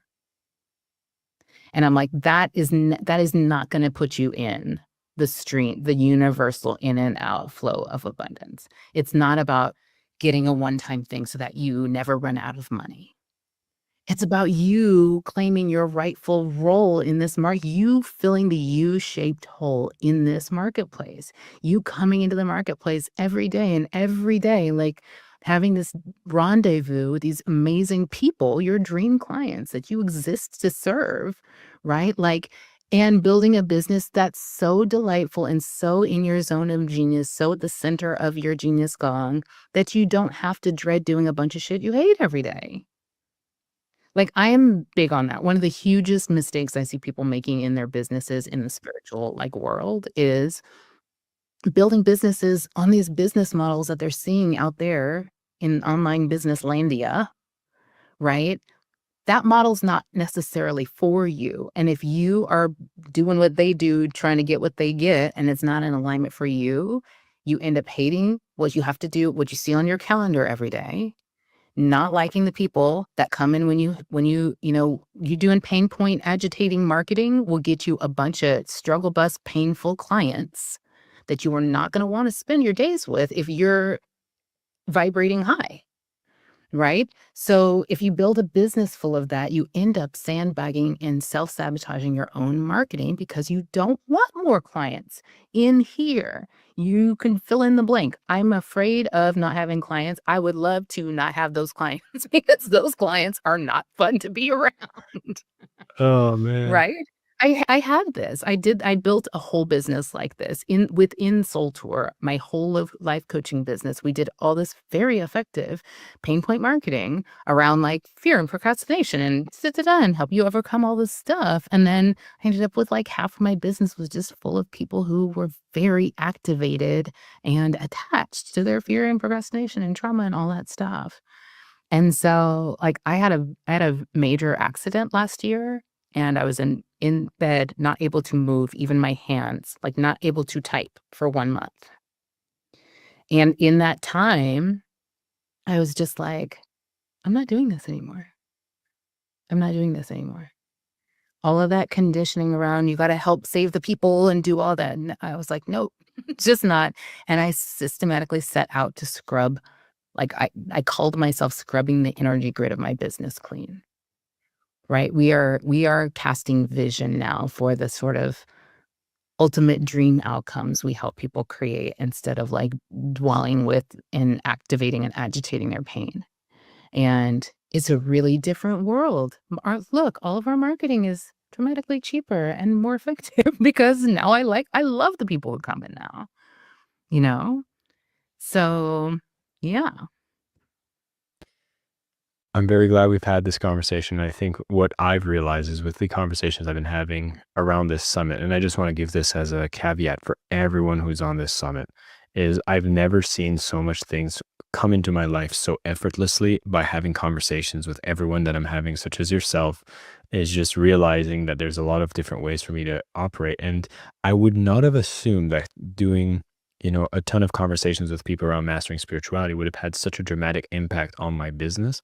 And so I want to give that as a bonus thing to look out for anybody who's on this summit, that you might find yourself having a new re-energized sense of purpose within your own business and attracting the types of things you didn't even realize were so effortless to come towards you and are really fun to work with. And so what you're sharing and the proof that you're reinforcing here, I'm just like, oh, that's the seeds that's been coming in. And I feel like giving it more attention will definitely be something that I would encourage everyone to do if they're having a similar experience over this summit. Tara Nicole, I'm so grateful for the work that you do and the shining example that you provide for people who are on this summit, who are entrepreneurial, who want to make a big impact and want to have that balance and alignment spiritually. I think the work that you're doing around Soulful and really activating these high performers is going to create the biggest ripples we need in the world today. And what I'd love to do is create an opportunity for you to share some closing words for people who are here listening to you, listening to other experts in the field of spirituality, who are going out and they're having a taste of this better way of functioning as they're going to be continuing on their journey and learning more from yourself and others. Is this my parting words of wisdom? Indeed it is. You've already done the hard part. That's my parting word of wisdom, is that you've already done the hard part. The next season gets to be easy. The ease of the next season is limited only by how easy you're willing to let it be. So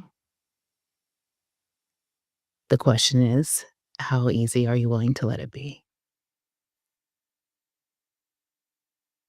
I love that.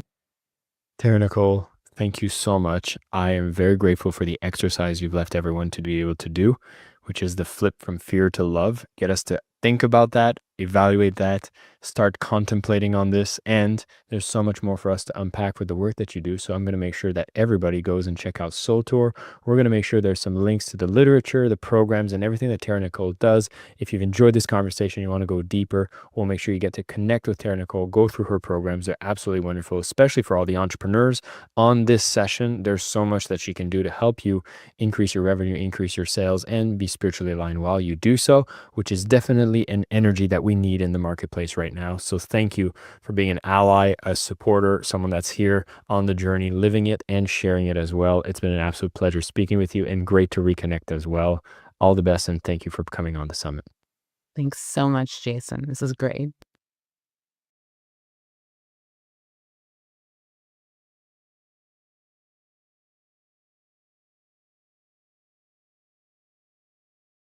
Ladies and gentlemen, welcome back to this incredible session on our Mastering Spirituality Summit.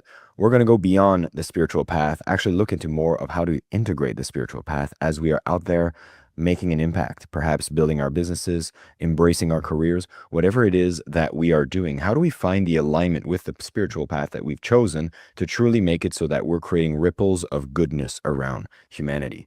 Mark Porteous is joining me. He's a best-selling author, soul connector, a joint venture specialist, and a leadership mentor who has been creating so many collaborations between speakers, authors, coaches, healers seeking to grow their thriving businesses. He runs a massive, massive group called the Soul Affiliate Alliance, which have been allowing a lot of these people that are soul aligned to connect and to do business together to truly move humanity forward. One of his books, Soulful Leadership, is a spiritual path to health, wealth, and love. And the man has truly been on a mission to empower people to see that when you are on a spiritual path, you can make more impact in a way that is divine, that is beautiful, that empowers not only yourself, but everyone that you touch on your path of creating this business. We're going to dissect a bit more about how we can do that for ourselves. Mark, welcome to the platform. It's a pleasure to have you. It is great to be here. Thank you for that beautiful intro. And what an honor to be part of this incredible event that you're putting together. Oh, man, thank you. I was going to say you're someone that's truly embodying what we're trying to inspire people to do. Because if you're going out there and you're mastering spirituality and you're on that journey, a lot of times there's a bit of a, oh, if I go spiritual, do I compromise business? But in your case, you've fully integrated the spiritual. And I'd love to know, was there like a turning point in your story where you've merged the two? Was it always connected? We'd love to get that background.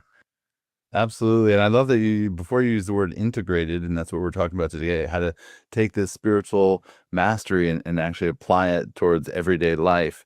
And then just now use the word embodiment. And so many people that are on the spiritual path are looking to ascend.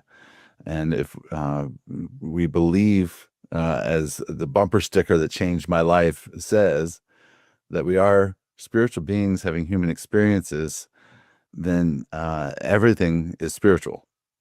And so, just starting from that place, integrating it and saying, okay, I'm not trying to ascend out of it. I want to be in the body. We need to have our bodies to have this human experience. And so, it was when I was 21 that I first read that bumper sticker. I was working for Greenpeace International, going door to door, getting people to take action and do different things. But it wasn't until, so when I was in that bookstore, I actually, one of my first mentors suggested reading a book, and I wasn't there to buy a book. My friend was in there teaching me or just showing me around, and she actually let me borrow the book and said, if you don't like it, just bring it back. And that was kind of what got me addicted to metaphysics. I'd been studying religion and spirituality. In fact, when I was 6, when I was 4, my father became a minister. He'd moved from New York to California to seminary school, and then after seminary school moved back to New York to build a church in Copiague, New York. After 2 years, he divorced my mom and was kicked out of the church. And that's kind of what began my spiritual quest. Literally at 6 years old, at 11 years old, I started having visions of my children living in heaven on earth. And at first I believed that those were all like suppressed memories or trainings from being such an integral part of the church. And I just buried them for a very long time. But being at this metaphysical bookstore helped me to understand a lot of the things that I was studying in different religions and Christianity and how the different pieces fit together. And so I went home and I told my dad that I wanted to write a book. And I was so excited because he had written 3 books. And so I was excited to tell him that I was going to follow in his footsteps. But his advice to me was, don't expect to make any money writing a book.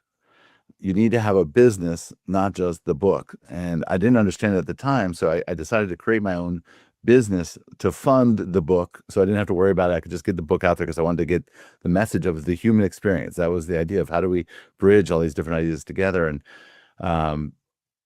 I spent years building this other business. In fact, a friend of mine was following the Grateful Dead around for years and was living on the beach doing hair wraps, tying string to girls' hairs and putting beads at the bottom in the 90s. And I saw him doing this. He ended up, a friend of his, or somebody was waiting in line to get a hair wrap. And he said, hey, my daughter's been waiting for 35 minutes. And he said, I know, I'm going as fast as I can. And he goes, I see that. You should do this at Disney. So he started doing it at Disney, and within 2 years had made his first $1 million selling hair wraps. And I said, if he can do it, I can do it. So I started selling souvenirs here in Orlando, then in Ohio and in California. I ended up having 100 employees around the country. And all of that was to fund my passion and my purpose rather than just going out and figuring out how to sell the book and create a business. So after 5 years of doing that, I realized I wasn't any closer to writing the book. I ended up selling the business, went into sales, figuring, okay, within 2 years, I'll have my book written and then I can figure out what my life purpose is. Well, 10 years later, I was still in that sales job and my wife was pregnant with twins. And I realized that the 10 years had gone very, very fast because I'd gotten comfortable making really good money, having insurance, having all the things that I needed. And that I hadn't made any of the spiritual growth or any of the progress with my book and my purpose. And that I was about to have twins. And if I didn't do something differently, then I would teach my children the deferred lifestyle of putting off our purpose and passion for comfort and security, which is all an illusion anyway. So by the time they were a year old, I had my book written. My wife helped me to self-publish it through CreateSpace, which was Amazon at the time. And then it was her that said, well, now what? You've been waiting 18 years to write this book. You finally have it. And she was the one who suggested life coaching. And I didn't know anybody who was a life coach. I didn't know anybody who had a life coach. And the only time I'd seen it was on TV, and I figured it was just for like wealthy housewives. It was like the new therapy, for healthy housewives. And so I looked online and I found out that the average life coach was making less than $20,000 a year 13 years ago. Now it's up to maybe 25,000, but still not very high. And I said, well, that's not going to work. I've got twins. I'm used to making, a comfortable six figures. And she said, well, that's the average life coach. Why do you think you're going to be an average life coach? You've never been an average salesperson. So that was like my first motivational mentor was my own wife. And we looked at the top people, Tony Robbins and so many other people that we all know that were making 7 and 8 figures. So I first went into getting the coaching certification to see if I really wanted to do that before I left my corporate job. And this is where the answer to the question come in was my first coach said, well, what is your niche going to be? And I told him I wanted to be a spiritual coach. And he laughed at me and he said, you're not going to make any money as a spiritual coach. He goes, you can pick any niche you want, but it has to be one of these 3. You can pick health, wealth, or love, and then you can sneak in spirituality like medicine and the dog food. And so for years, that's what I was doing. I was trying to work with holistic practitioners, energy workers, spiritual coaches, and helping them the thing that they weren't very good at, which was sales and marketing. And so I was trying to help them to find an aligned way to get their services out there so they can make a bigger impact and make more money. But it wasn't until I realized that it is the spirituality that was attracting people. And so I didn't have to try to be a business person, a mentor, a business mentor. It was really about being a spiritual mentor and realizing that our business is a path for our own spiritual growth. My friend, I love that you shared this journey because I think that's an all too common story of putting aside the thing you really want to do and then waking up and realizing that we're not integrated, we're not embodying what we want. And I think that's maybe one of the main reasons people were attracted to come into a summit like this is that they've probably find themselves at that crossroad where they need to make that decision. So one of the questions I'd love to ask is the moment you did go and write the book, like, was there a lot of challenges that came, nervousness? I'd want to focus on that area because I think a lot of people are at that crossroads of saying like, do I choose this and what will it disrupt? I love that. What will it disrupt? So the first thing that happened when I finally got my book in my hands, that there's a feeling they get that like, oh, something has changed. And I wanted to go back to the Spiral Circle bookstore where my mentor was 62 when I met her. She had been selling Edgar Casey stuff since the 70s and it, evolved into the store. And now she was 80 years old. And I was so excited to tell her that I was going to quit my corporate sales job and I was going to go out and save the world and make a bigger impact. And she looked me in the eyes and said, oh, honey, you're not ready for that yet. You still need that job. Your family needs that job. And that job needs you. And when she first said that, I thought she was coming from a place of scarcity. I thought she was like, why would you possibly give up this job where you're making great money, you have good insurance, all of those other things. I wouldn't have had my children with IVF without that job, all of this stuff. And I realized one of the biggest lessons I learned from her was that the fastest way for me to get where I wanted to be was to understand why I was exactly where I needed to be. And there were a lot of things that I needed from my own spiritual growth before I made that leap. So I actually spent a whole year planning the leap. I didn't just quit my job.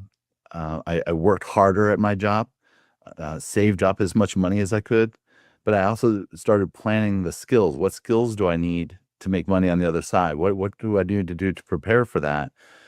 And most people want to actually start making some money before they give up the other money, the other income. After a whole year of getting licensed and all the other things, I still didn't even have a first client. I had enough money that could last me so that I could go for a year without having revenue, but didn't really want to. I wanted to be able to make the revenue as fast as I could. And I'd seen all of these other people that promised if I did exactly what they did, I too would make six figures in my first year. And that was a second lesson I learned, was that that's the worst advice to get, because no two people are going to get the same results from the same efforts. We're all different, unique people, and we all need our own unique path to get there. That's good that you're giving this sobering realization, because I think particularly for a lot of people who are on this call who want to go down this path of integrating what they do on the spiritual side or the personal growth side with a certain business, there's plenty of companies that are making these promises today more than ever. And so you've just given one piece of advice that I might want to highlight, which is if someone's saying, I want to embrace that, there needs to be some planning, there needs to be some resources and expectations as to when does the fruits of your labor come through. Although no two people are the same, there must be some general guidelines you could share for someone who would want to make that plan so that they don't find themselves, jumping out of the ship without having a parachute. Absolutely. One of the very first things I did, one of our lead magnets, was a free training manual that was what I called your purpose sweet spot. And it was really just understanding what you love, what you know, what you're passionate about, and what people will pay you for. And so that's a big part of it, is that we get these clues throughout life. We want to be driven by our passion, but how do you monetize your passion? That's sometimes tricky. You can say, oh, I love basketball, but I'm 5'6". I don't know that I'll be able to compete as a professional basketball player, but you can find other ways to incorporate your passion and monetize that. And there's not only coaching, there's being able to in fact, a client of ours does that. He's a scout, and he's now one of the highest paid scouts. He can get into all of the parties, and he could be a professional player, but he's getting paid to what he's passionate about. And so that's the idea, is to really understand, I believe, first of all, that we're all born with a purpose, and it's in our soul. And the way that we find that is by keep pursuing our passion, what feels good and what rewards us, and avoiding all of the things that are bringing us down. And a lot of times being in a work environment can bring out all of the soul-sucking corporate type energy that people have. And I was ready to go years before I got my book done, and I thought, okay, now it's done, I can leave tomorrow. And I wasn't. There was some again, preparation. Part of that is understanding who you want to serve, what is the problem that you want to solve. And again, it goes back to your own experience. If you were an addict and you got off of drugs, you can help somebody else with that. If you were a single mom running a business and you can help other single moms, whatever it is, understanding who you're here to serve, the problem that you solve, then you can figure out how to monetize it. So maybe I'd like to ask for something that would be very prescriptive for people who are on this call. Like, what would be the key questions that we could do to start assessing if we're close to that, purpose sweet spot? What can we do to find out if we're close to knowing what it is? Yeah. Yeah. So again, one, you want to figure out what the things that you're passionate about. And then you can find out like what you've been through. My wife was very excited about travel, and for a long time we're doing travel stuff, but then she got diagnosed with cancer in 2016. And on the other side of it, she realized that a big part of that was because she was putting everybody else first. And so she wanted to start celebrating her first, and started a whole blog about that, and then realized I don't want to spend the rest of my life in this story. It's a part of my life, but not the rest of my life. So what do I want to spend my life talking about? And her favorite things were travel, adventure, and family. And so she changed her blog to the Florida Fun Family. and building that and building up into momentum and everything else. So we started getting invited to Super Bowl parties. We got like all different kinds of treats that she would get, and she could actually grow that and monetize it. Instead, she actually helped other people figuring out how to do the same thing with their own. But it was that passion, following of what she really wanted to be doing, that got her on the path to make the right synchronicities and meet up with the right people and all the other things. It was following the passion. And that's the main thing, is like, how excited are you about your life, and what would you be really, really excited about doing? What would really light you up? Because that's the main thing, is most of the things that we're doing to bring joy into our lives. We're getting our cars, our houses, our boats, our relationships are usually to bring some type of joy and satisfaction. And if you can just figure out that and go for the joy and satisfaction instead of trying to find the things to fill and create that joy and satisfaction, it will make not only your life more enjoyable, but you will create more abundance, more opportunities that come in. And so there's really, that's the factor, is the warmer or colder, the more things that are bringing you joy, that you're aligned with. To me, that's the breadcrumbs. So, Mark, I'd be curious to know, although everybody is different, I'm sure there's a hierarchy of what are the things that bring joy, that have the highest satisfaction. And I can think of the fact that we're in a culture of, instant gratification is often what we're seeking. But there are different types of activities that can be done that bring more of a soul stirring type of joy. And I'd be curious to understand from your perspective, what are some of the things you've seen have brought the most amount of joy, and maybe some of the ways that it could be a false prophet type of joy that we might want to be wary of. What keeps coming up to mind as you're sharing just now was the map of consciousness. Dr. Hawking's map of consciousness. And so depending on where you are on that map, different things are going to bring you joy. And if you're lower on the map, you're going to think that you're getting joy from the material things and the power and power over people and all of that stuff. The goal is to get to really courage. The level of courage is 200, and things shift when you can get to the level of courage, where you start to create curiosity, and that's where shifts happen. That's where the changes happen. So if you can do things that help to raise your consciousness, the things that bring you joy will change. And so if you can focus on, is this, and again, different people are in different places in their lives. I think anybody that's here listening to this, any of this event, is somebody that is looking for more spiritual, more meaning in their lives. And I think, again, if you are living in alignment with your soul, it's a moment to moment thing, and it's a really easy to know, because you're, again, following the joy, the signs, our body, our emotions. It's not to avoid negative emotions. It's just being aware of them and doing more of what brings us joy, and less of what weighs us down and creates the fear and the anxiety. So when you say, what is the first step, or depending on where people are, I think it's always, what can I do to be more aware, to be more present? I think that's really the goal, is to be as present as possible, so that when we're making choices, we're making a choice that is in our highest good. Yeah, I love that scale, and I think it's really great that there's kind of a set point to go from courage and beyond. Seems to be now your radar seems to be actually pointing in some more fruitful directions for joy.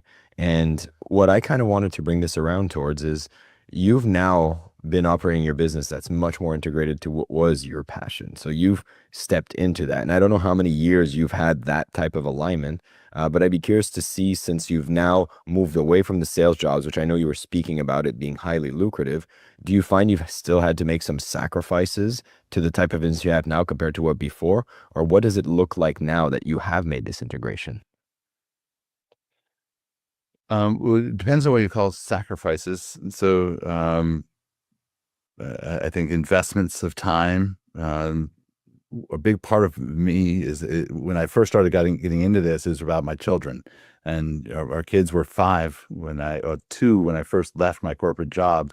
And until they were 5, it was this feeling like I couldn't be a good dad and I couldn't be good at business. Like I was just this tear between them. But then as I was getting more aligned, it was able to not have to give up as much, because it felt like it's not about balance. Like there's not a certain amount of time that I'm with my kids and a certain amount of time of work, but it's integrated.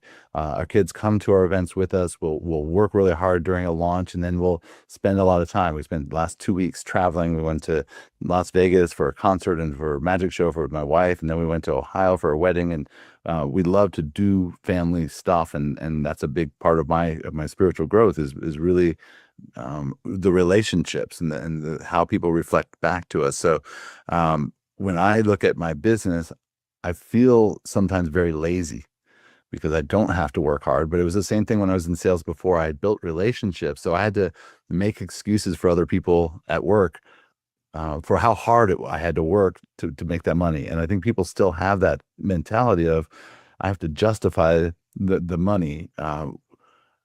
So I feel like I make more money than I've ever made, but I'm making a much bigger impact. I want to really make sure that our clients are living in alignment and are making a bigger impact. And so we're really committed to getting them the results to make those bigger ripples of impact. So I don't feel like I'm sacrificing, and I have more freedom. I don't have the health insurance. I had the best health insurance that I think any corporation could have. I didn't have 5 weeks of paid vacation. But again, we plan things differently when you're an entrepreneur than when you're getting all these corporate benefits. Lovely. You've mentioned something that I might want to pull on for anybody who is going down this entrepreneurial path.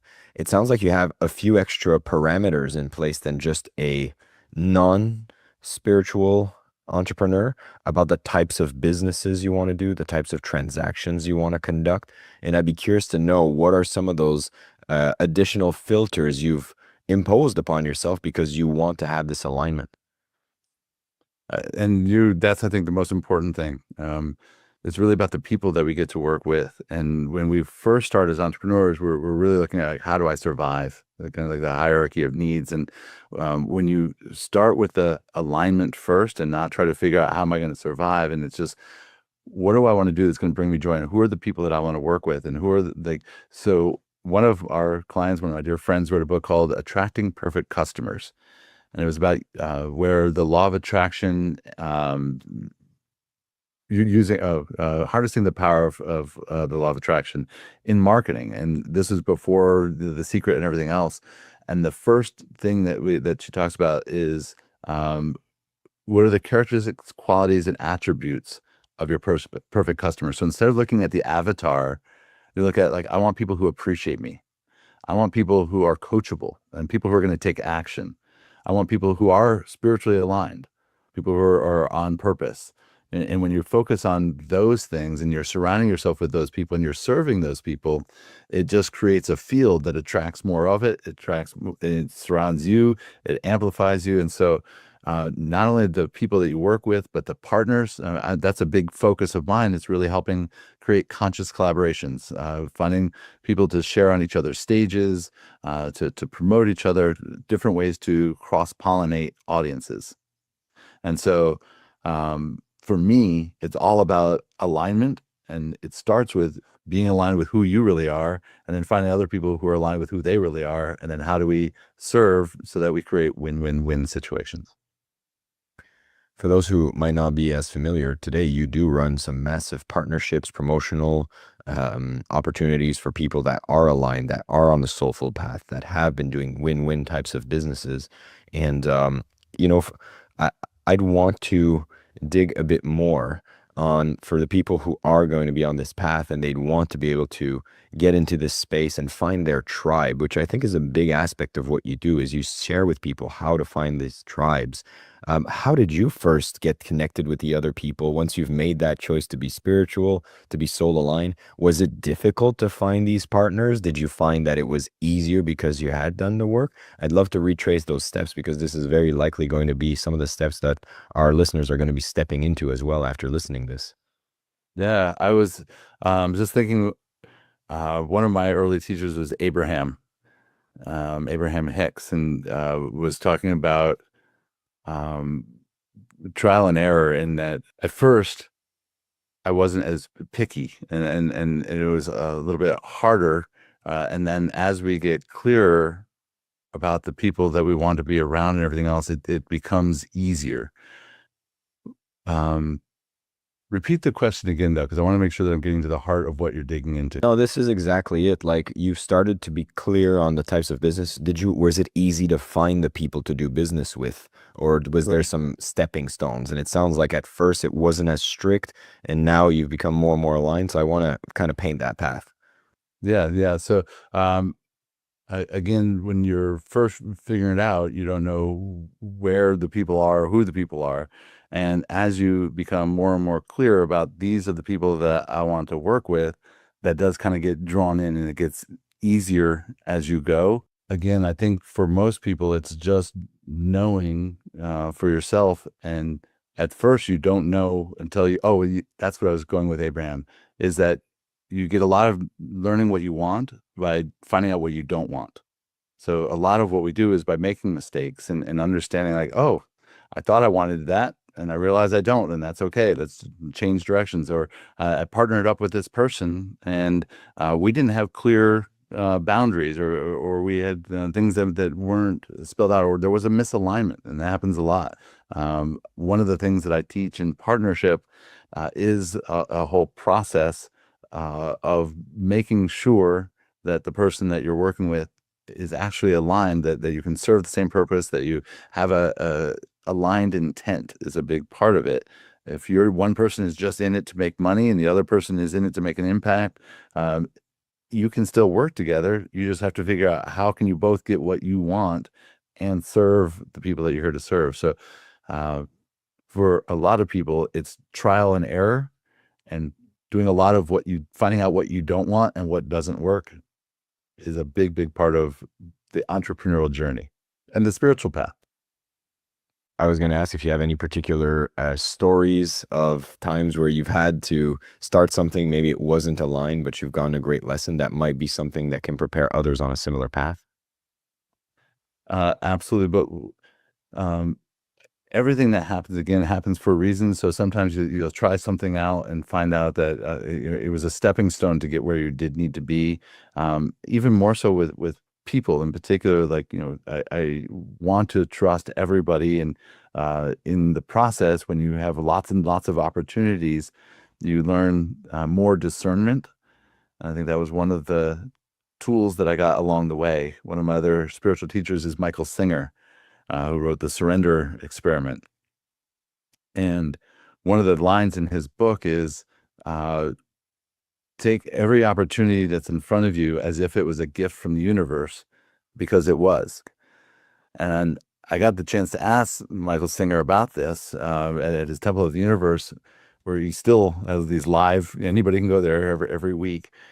And I said, with all the opportunities I have, there's no way I could take them all. And it is about this discernment. It's like, well, no, you have to check in. Is this serving my higher purpose? And that's really the highest thing, the most important thing any of us can do, is really working on our intuition and following that inner guidance. And so when we ask ourselves or make the statement, it serves my highest purpose. And if we get that yes, then do it. And if we get the no, then don't do it. And sometimes it doesn't make sense to our minds. But if we follow that, I think that's the most important thing on the spiritual path, is to be able to be really good at listening to your inner guidance and then following it. And the more action you take on that inner guidance, the more clear the messages will become. And you'll also see, oh, this led to that, and the connections, and it just amplifies, and you get more and more of that. Well, you'll be happy to hear that we have some speakers that are going to be on this summit talking about intuition. So we are going to be discovering various aspects to be more in tuned with that inner alignment.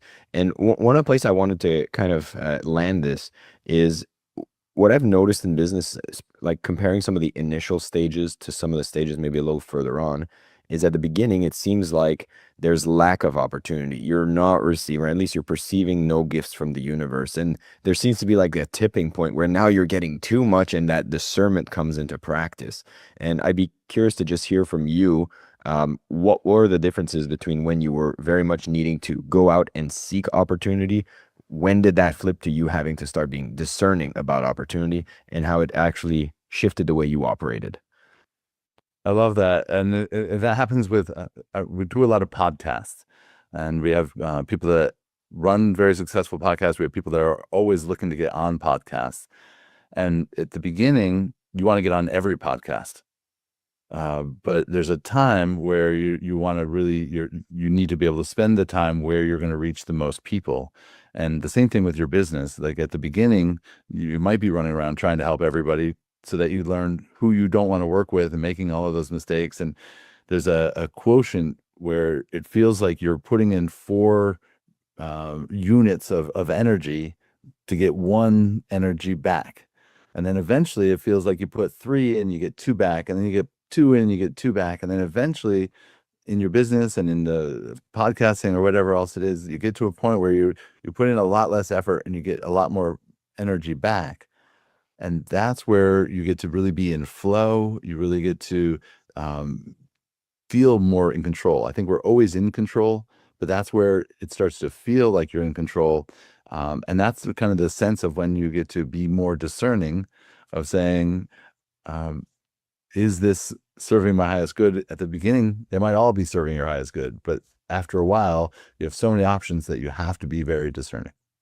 Mark, I'm so grateful you've come in here giving us kind of the journey that happens when you are an entrepreneur on a soulful path, about how spiritual alignment allows you to operate the business slightly differently. And I know now you run conferences, you support people that are on this path. And I'd love to know what would be the best resources you would suggest for people who are on this session, who are aligning with this message and they want to have more of this. The business side is something they truly want to embrace, align, and potentially collaborate with you. What would be the directions you'd like to point them to?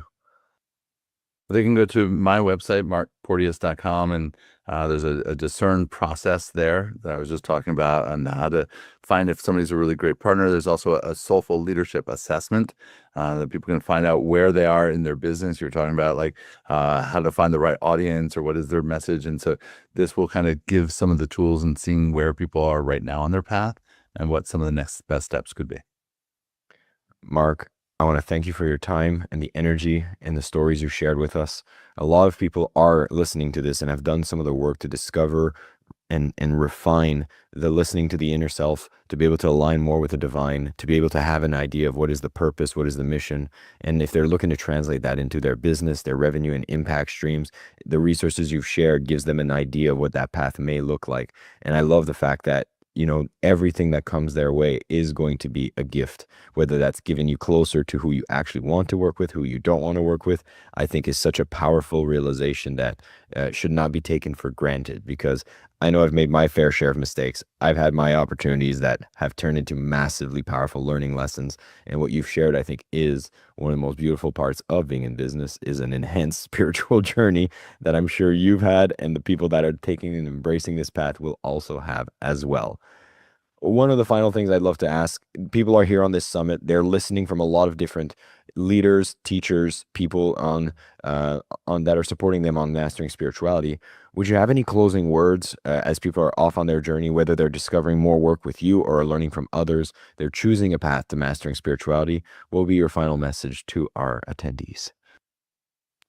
Well, one, to understand that they are divine beings and that you don't need outside validation to be internally sourced. Trust yourself and trust that you will be attracted to the right teachers and mentors. And again, check in with yourself all along the path. Sometimes you're with the right person and doing the right thing, and things change and shift, especially now with everything that's happening in the world today. Be ready to shift and change, but know that you are always the one that's in control. These are choices that you make every day, make the difference in your life. Mark, thank you once again for your time, your wisdom, and all the work that you do in bringing the soul connectors together, making an impact, creating ripples, and sharing on this summit as well. I'm very grateful on behalf of everybody attending. Thank you. And for everybody attending, now you have a very powerful toolkit, and we're going to make sure you go and get your Soulful Leadership Assessment. We'll have some links towards that so you can discover more of Mark's work, and you can go deeper into the process to make sure that if you decide to be on the entrepreneurial path, that you're well aligned in the process. Thank you so much. Thank you.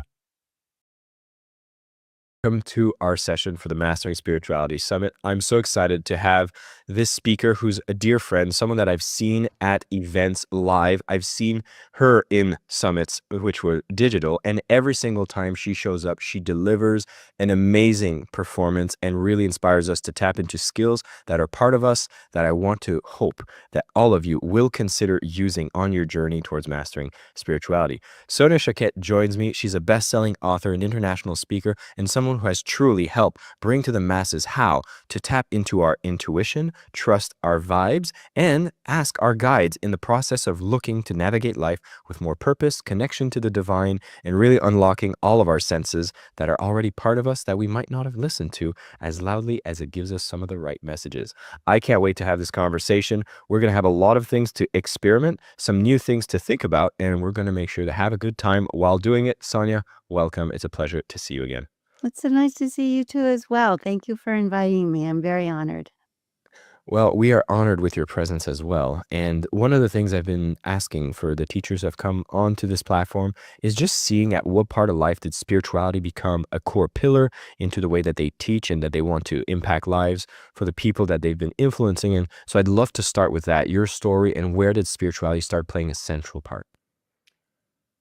This is an interesting question because I think spirituality is experienced most directly through vibration, through the energy of your heart and the spirit in you, which is what spirituality is. If it's, we can be mental about it, but I like to be spirited about it. Is I would say my first language. I grew up in a family where listening to that inner frequency was our primary um, goal. It was what I was taught to do. It was what I was taught to trust. I was raised in a family that my mother's life was saved by trusting her vibes, but she called it listening to my spirit. And that it's the language of spirit was vibration. So we're trusting the vibration that your spirit is communicating. And for me, it was a bit of a reverse experience when I started school. I was quite shocked, frankly, that other children and teachers were not trusting their vibes. That just seemed incomprehensible to me.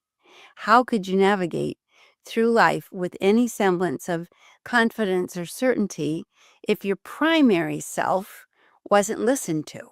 Because I feel that your spirit, which is the root of spirituality, is your primary, it's who you are. It's your divine nature communicating. And if you disconnect from that, you can really get lost. Hence the purpose of my life. At a very young age, I don't want to see that happen. So that's how I began this path. It was really an alarming response to seeing people.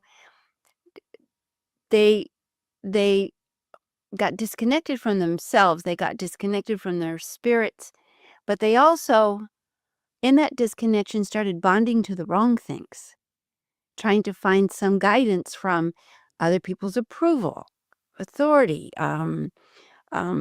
even as if they got further adrift through addictions. And so the consequences of this disconnect were, in my estimation, ultimately could be quite catastrophic.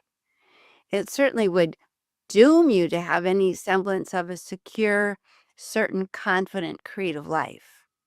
So I believe we all come in fully connected to our spirit, communicating energetically with us, and a universe that's communicating lovingly with us.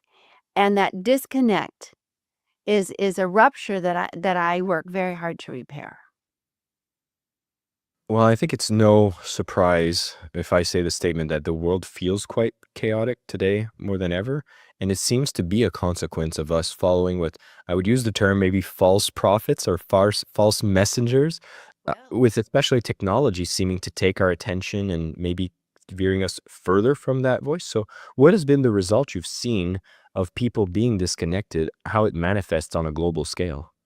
Well, it's interesting that you say that because the first commandment is not to have false gods. And I believe that the false gods that we have are the first false god we begin to worship at is the false god of other people's approval. And we earn that at the cost of abandoning our authentic self. So, and then the other false gods, I think there's a new one now I've watched, which is manifestation. And I will point out that I speak at many, many conferences around manifestation. But what I've noticed, and I've pointed it out, even in the conference I was just here in California addressing, the audience are really in the more recent conferences were very accomplished people. They had materialized a tremendous amount of material success. And so why were they there at a manifestation conference? And I asked him, clearly something's missing. Clearly there's a void that your massive material success is not speaking to, is not relieving. So I think that the orientation of looking outward for fulfillment and reassurance and guidance and belonging is misguided, and it isn't working. It isn't working. That's why I have these very successful people wanting to manifest, and I say, well, two things are going wrong here. The first is you're missing the point of who your manifester is. It's not your ego. It's not even your subconscious mind. Your manifester is your spirit. So that is the thing you want to manifest, is a reconnection with your spirit. And I saw this interesting video. It was like a shorter on YouTube. I don't remember. It was quick, but they had this rat, and it was on addiction. And this rat was deprived of everything in the cage, but it had a little tube where there was alcohol, and so the rat just kept going back and going back and going back, and it was like, we get hooked on something, you self-destruct. But this one researcher decided that instead of just having that be the only option, they created in the cage mirrors and playful things and ways for the rat to entertain itself in a much more organic, natural way. And within 2 weeks, the rat completely lost interest in the addictive behavior, completely, because it was not needing to bond with the wrong thing. It had come back to self. And when it got back to an environment that cultivated the self, it healed. So I believe what I'm sharing is that when you reconnect, intuition is not something you have. It's the core language of who you are as a spiritual being, and it speaks vibration. And when you reconnect to that, all those other addictions and anxieties and pathologies begin to subside and relax. And that, to me, is the healing that we need now. We've exhausted all the outside promises. I'd be curious for you to paint a picture for someone who does reconnect with their spirit. Mm-hmm. How does life unfold once you've decided to be guided by that spirit of yours, in contrast to some of the struggles and suffering that seems to happen when we're going towards the wrong direction? Well, that's a good question. And because there are some very significant indications and markers that you're connected to your spirit. And the first is you don't think, you don't overthink anymore. You're able to just be present and you feel energetically if something feels aligned, if it resonates in your body as you're moving through life, whether it's the people you're with or the work you're doing, or whether you're traveling through time and space, you can feel energetically if this is aligning with me and congruent with who I am and feels uplifting and supportive. My mind relaxes and I am more present. I am here. I'm not in a defended state. I'm in an available state. So next thing that happens is you make yourself available instead of talking, which is strategies for protecting yourself because you feel threatened. You get quiet in the mind and you become available to what I call energetic downloads, creative inspirations, great ideas. You end up feeling this subtle nudge to move here, go there, making wonderful external connections with people. You start experiencing synchronicities, right place, right time, wonderful, what people would call sort of marvelous, magical experiences, serendipitous experiences are your new normal. And your body's relaxed, so your health improves because you're not in fight or flight and adrenaline flooded. Your heart opens up, so your stress and your tension goes. You begin to create a mind heart coherence. They start to work together, and when that happens, you're 5,000 more percent perceptive and creative. When the heart and the mind are not in coherence, you're not creative. You can't even hear. You can't even really take in the world around you. So it's really a profound physical, energetic, emotional shift. And when you're not listening and not connected to your true self, and you're listening to your head, what I say is your head is really the combination of everybody else's opinions all shoved in there, and you're trying to make sense of the noise. You're not present. Your strategies for life are that if I might get it wrong, I might not show up in a way that will get me approval or acceptance or bonding or love or affection or physical or material support. So you're really in survival. And in survival, then you further abandon yourself. You show up very guarded and fake. You can tell you're withholding your insides and you're presenting these artificial responses to the world. You're drained, you're tense, you're afraid. It's all very low grade. We've gotten so used to it. You're bored. That's another big one. You are numb. You're unmotivated. You're anxious, very anxious. Anxiety, I think, is one of the top signatures of being really listening to I call it the noise, whether it's your own noise or the world's noise. And you're lonely. You're lonely. You feel very alone without support. And I think that is probably the most epidemic condition right now. No kidding.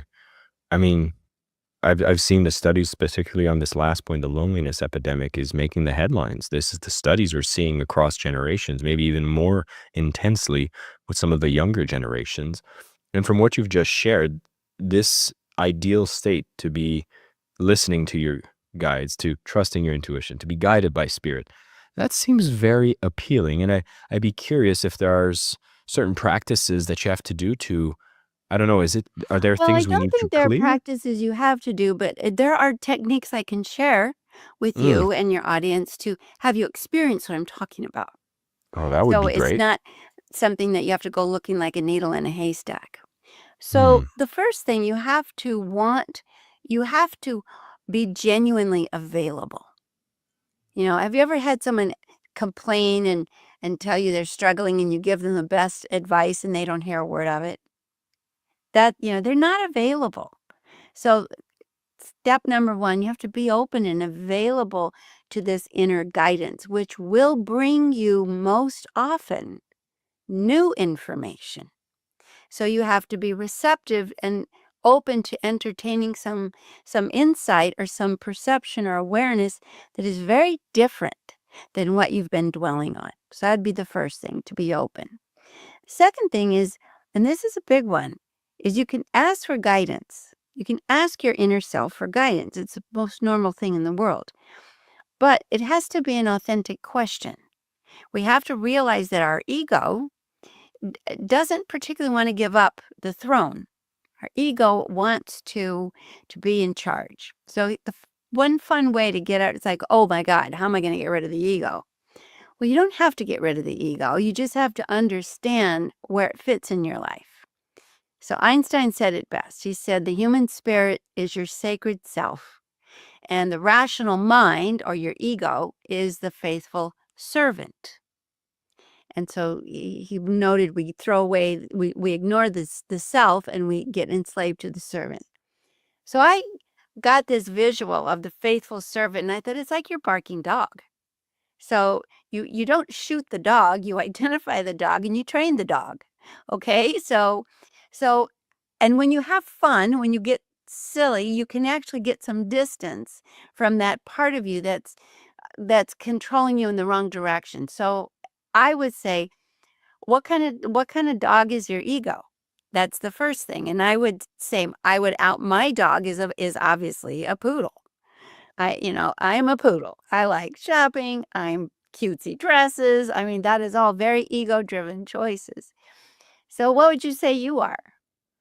Well, it's so funny that before you said poodle, I was thinking poodle. So yes, I See? could see that. It's so Uh, obvious. Yeah. And then for me, I mean, it's interesting because I have my little dog, and I do think he's kind of like that little spirit animal of mine. So he's just a cute little street dog that I adopted and taking care of him. So he's playful, he likes to run around, but at the same time, he's chilling in the day, he's relaxing, restoring, and so So that yeah. would be your ego. So this is Mm. your ego. What kind of dog is he? Just a little mutt? Yeah, he's a little Bali dog, so So he's a Bali mutt who likes to be liked. yes. Okay, so he likes to be liked. And He's he gonna likes people a lot, and he's he's just jumping extroverted, everywhere, go going for to it. all the But people. so you're looking at not your pet that you own, but your ego that you Yeah. are. Okay, so give your ego a name. My poodle is named Fifi, of course. So Mm. if you were going to name your little likable mutt ego, what would you name your likable mutt ego? Jacob. Okay, perfect. Now, that's not your spirit. The spirit is the divine and powerful guiding light of who you are. My spirit is bright light.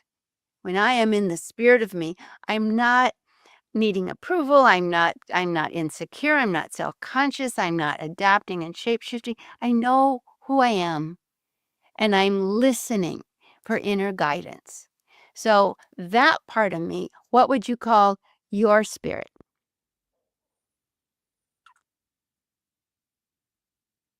In your heart, the bright light connected to that light that gives you life force and directs you. I'm gonna say I'm thinking Galactica. I was thinking Galaxy, Perfect. so I just went Galactica. And take what you get. Okay. But can you see how it kind of changes the channel and differentiates these two frequencies? Mm. They're two very different frequencies. Okay. So now we're going to have a conversation.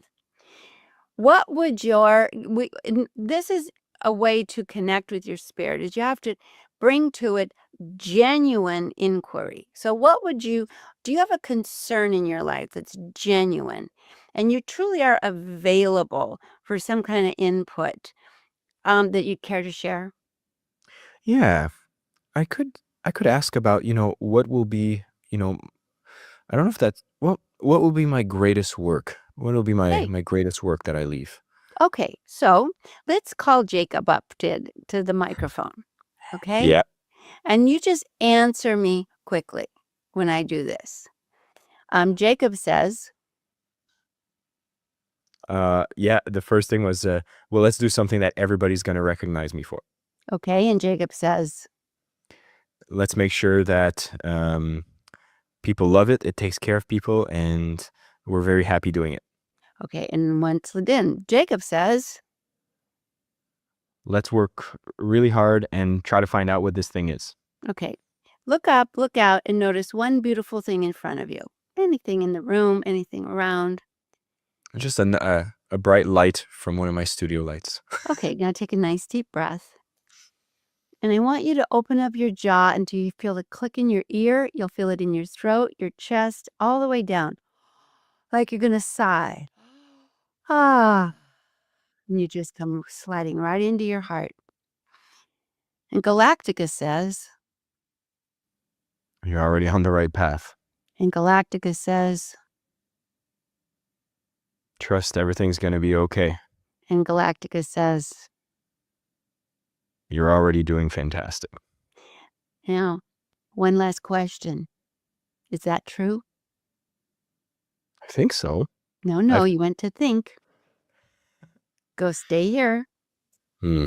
I didn't say it. Is that right? Does that feel true? Yes. Yeah, see, very certain. And they're very different conversations. One is very busy, outward oriented, pleasing work, do very much. And one is, you know what, you've got this. Mm. And how do they feel different? If the Galactica feels like a manifestation of what would be my higher self, and Yeah, Jacob feels like a needy boy. right. And they're very different. Now, Yeah. here's something people need to know. You can choose. You can choose to, you can follow the faithful, the barking dog, or you can follow your spirit. But how does your body feel with each of these separate? Well, anxiety was the first thing I associate with Jacob. Yeah, It's just like there's nothing I do that's enough. It's more, and I'll be exactly. drained. Yeah. Yeah. And it really And can be exhausting.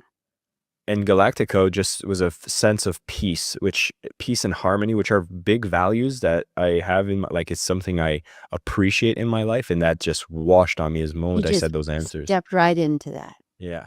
So it's that easy. It's not about what you do and meditate and check out. It's about changing the channel. Okay, I have an ego that's going to be busy, busy, busy, and a good natured ego. It's not a toxic ego, but it's still an insecure one. It's Mm-hmm. just not. It's just going to be working so hard, and it's a bit tiring, and I never really get a sense that it's enough. But when you go to Galactica, what you're really doing is you're reconnecting to you. The spirit that gives you life, the spirit that is creative, the spirit that connects and affects and lands and really contributes to the goodness of life. And it's a feeling. It's not a thinking. It's a feeling. For the people who are tuning in here, like, I feel like I might have a certain archetype within how my Jacob and Galactica is. Is there like a certain type of primary archetypes that exist in these relations? That's another way we can organize it. Hmm. So for example, my archetype of Fifi is I am the loving mother who will never stop giving, never stop doing. And I pride myself on how I'm the ever ready battery of holding the universe. But that's not my spirit. My spirit is the Empress. My spirit is the teacher and the Empress that radiates and transmits and connects without doing. So the archetype is another fabulous way for you to organize and connect to either one. So tell us about your archetypes. Hmm. The ones that I'm aware of? Your two, Jacob and Galactica. Well, Jacob seems like that needy, wounded, seeking approval. I think of things from my past where, like, for example, I feel like it was manifested from one of the core memories I have, which is very silly, from just being in small school where someone said, it doesn't matter what you do. Your parents, are well off, so what you do doesn't matter. And so my overcompensation, it's almost like the creation of that archetype came from me saying, hey, I need to do so much more so that I matter. Right. And that Right? doesn't leave that isn't the truth of your spirit. That is an anxiety reaction to not being approved of. Mm-hmm. But let's go to the archetype of and who is your Galactica? It's like king vibes. Yes, it is, isn't it? Yeah. Yeah. Royalty, Yeah. confidence, clear, Mhm. not needy, Mhm. present. And really, you know who you are. And so when I teach people, I say, you don't have to believe me. Try some of these exercises and just have some experiences and trust your own experience. If you are feeling generally anxious and you're feeling ungrounded and like I can't I'm trying to figure it out, or I have to be sure, these are some of the common phrases, or how do I know? You're looking and looking for yourself in your head, and it's in your body, it's in your belly, it's in your cells, that who you are is present, and it's not a thinking experience. That's your dog. It's a being experience. It's an energetic transmission. And you can tell immediately when you're reconnected to this inner self that guides you, rather than, because I don't want people to think it's guidance out here that I have to follow. It's inner guidance that moves you forward from your center, that communicates and transmits through your senses, that something is either congruent and aligned with who you are, or it isn't. And and the more you tune into that, the sharper it gets. You start to see things very, very clearly because, for one, you're present. You're able to notice. You're not trying to hide and defend, so you're available. So here's another tool if you want to go through another tool. Well, one thing I wanted to ask before going to another Sure. tool is I felt like we did this exercise and it seemed to have come to me relatively clearly. And I'd want to maybe open a caveat if I'm listening to this and I'm starting to do this exercise as well, and it's not coming to me as clearly. Are there some advices or pointers to suggest? Yeah, it's the next tool, the next one. So I'm anticipating that resistance. So here we go. And you just have to fill in the blank quickly, quickly, quickly. Take a breath and exhale. And with it, have in mind the idea for everybody: empty. I need to empty. Just exhale like you're blowing out candles.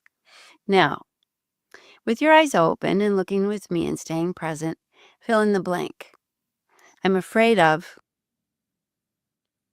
Dying alone, I'm afraid of. not having enough, I'm afraid of.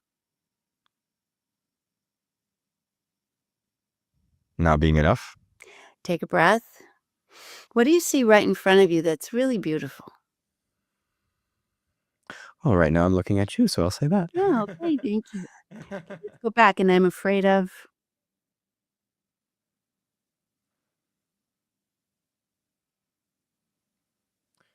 Being fake, And I'm afraid of. looking silly, And I'm afraid of. being annoying. Take a breath. Ah. Come back, eyes open. What do you see around you that's beautiful right now, right in front of you? Image of a cute robot. Okay, just check that out. Just feel it. It's right there. I'm just smiling at you. Let's just try it one more time. I'm afraid of.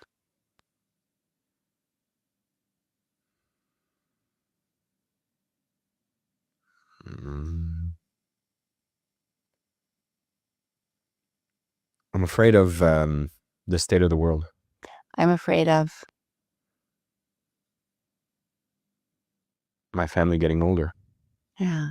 And I'm afraid of. Disappointing my partner. Ah. Give me a sigh. And a big one. Ah. And my spirit says. Everything's fine. And my spirit says. You got this. Yeah. And my spirit says. You are silly, and that's okay. Ah, see? And how happy you smile. Feel Yeah. the energy rushing through you. Mm.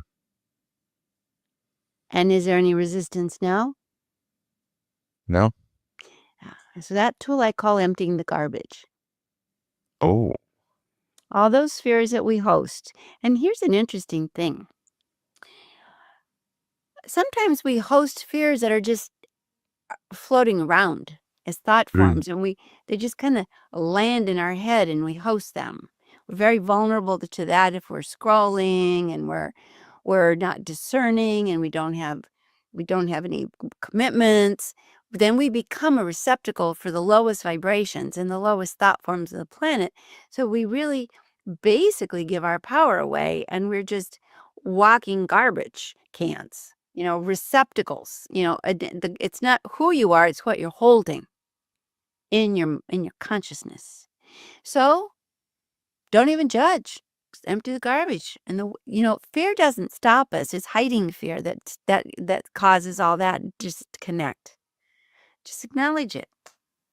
We all can be very vulnerable. I was walking yesterday through San Francisco, and I'm in a part of town because I have to go to a government building and get my passport that's just riddled with unbelievable drug addicts. I've never seen anything like it in my life. But interestingly, I wasn't appalled or grossed out. I was fascinated. And I was watching and studying. This is where you end up when you drift so far from self that you just are just so vulnerable to being bonded with things that will really destroy you. It was a very poignant experience because I've been living in Europe almost 15 years. You don't see this. I don't see this there. So I thought I needed to see this. I needed to see the visual of where we drift from the true self that we are. And my biggest message to people is, as you've just experienced, when you quiet the noise and you take a breath and you get back and you get a little humor and a little distance from all the intensity the ego can conjure, you've got this. I'm naturally okay. And not only that, I'm pretty good. And not only that, I actually am making the choices that are aligned with what I came here to do. And it's landing and it's going to keep growing. And so did you notice how all of a sudden you could just stop thinking? You could just be here and enjoy your robot. Yeah, the moment we went to the spirit side, it's just easier. When I was trying to do the fear side, like I had to search, I had to take time, and then I almost had to create Dig fears. it out. Yeah. And And is that's a there good testimonial that you're not really hosting a lot of it. Oh, that's good. Yeah, Well, that would bring me to the question, how many times should we be doing this I exercise? think that every time you feel like you're stuck in your head, you don't know what to do, you're trying to figure it out, you feel numb, isolated, disconnected, anxious, threatened. And mostly it's going to be a threat like I can't pay my bills, or I won't be loved, or I'm not going to be okay, or the world is going to blow up, or whatever. Then you do this and you run the I'm afraid three rounds, but you look up, you keep your eyes open, and you notice something beautiful, which is be in the moment, be present, be here and now. Then go to the heart. My spirit says, my spirit is communicating directly with me this message. And you feel it. And it feels aligned. It feels true. I like to say it lands. Oh my gosh. All right, we are taking a moment here since we had a real little spirit there that was Now barking see in the that background. spirit is So this is completely little aligned. Pogo. This is little Pogo. This is who I was thinking about for Jacob, and he was making his own little noise in the background as we were going through the messages here, but he's being He pretty wanted to calm right now. participate. He wanted to have a little appearance here. So, Sonia, I'm like, these tools are very easy to access, and I think that's what I like the most about the work that you do, is that it's not some ritual of going into the forest for 10 days to try to discover yourself. It's tools that are very accessible for us to remember how to listen to that intuition, and that starts giving us the guidance that we need to reconnect with our divine path, isn't it? It is. And I really believe that it is absolutely unnecessary to make this difficult, because all you're really doing when you're listening to your inner guidance is being yourself. You're getting permission to trust that the real spirit self that you are is capable of guiding you. Your innate, it's not even language. It's vibration, it's energy that you can feel and validate. This feels right or doesn't. Believe it. This energy is either a connect or it's not. Don't fight it. And so I'm very practical, because I think that it's an illusion that we have to struggle. And it's not, nobody's going to go to the forest. In my workshops, I don't even let people take notes, because you're not going to read them. You aren't. I just want you to have the experience and have it be simple enough that you'll try it again and again until pretty soon just where you're reconnected, and then you don't need any tools. It's just you'll be back in a flow of who you are. Mhm. I love that our conversations on mastering spirituality brings us back to ourselves. And one of the things I thought was very powerful, I just navigated towards your website, and there's so many tools and exercises that are just available for free for people to go and find themselves, be pulled into what their soul calls them. So I'd love for you to share a bit more of what can people do if they want to connect more with you and discover more of your work. Well, I do invite you to come. There's two things I invite you to do that will be very meaningful. The first is just come and play. Come and the world is the energetic world is very organized to keep helping you, and the spirit guides or your divine support system is here to help you keep coming back to self. So you can pull a card from one of my decks and get a message from spirit, and that's right there. It's just very accessible, and you'll get an affirmation. People have shared with me it just means something, and then those cards do, because they're telephones. And then the second thing that I think is more meaningful or more substantial in terms of, especially if you have resistance, is to join my community, my Vibe Tribe, because that community, I come on every single day and I give a message every single day. I give a weekly message every single week. I am reinvigorating my tribe right now, where there's going to be a monthly podcast of Q&A. I'm going to have a section with, one of my daughters will talk about parenting with her 2 kids. I have another who's just a born joy guide who will help with spontaneity. And just, we want to belong.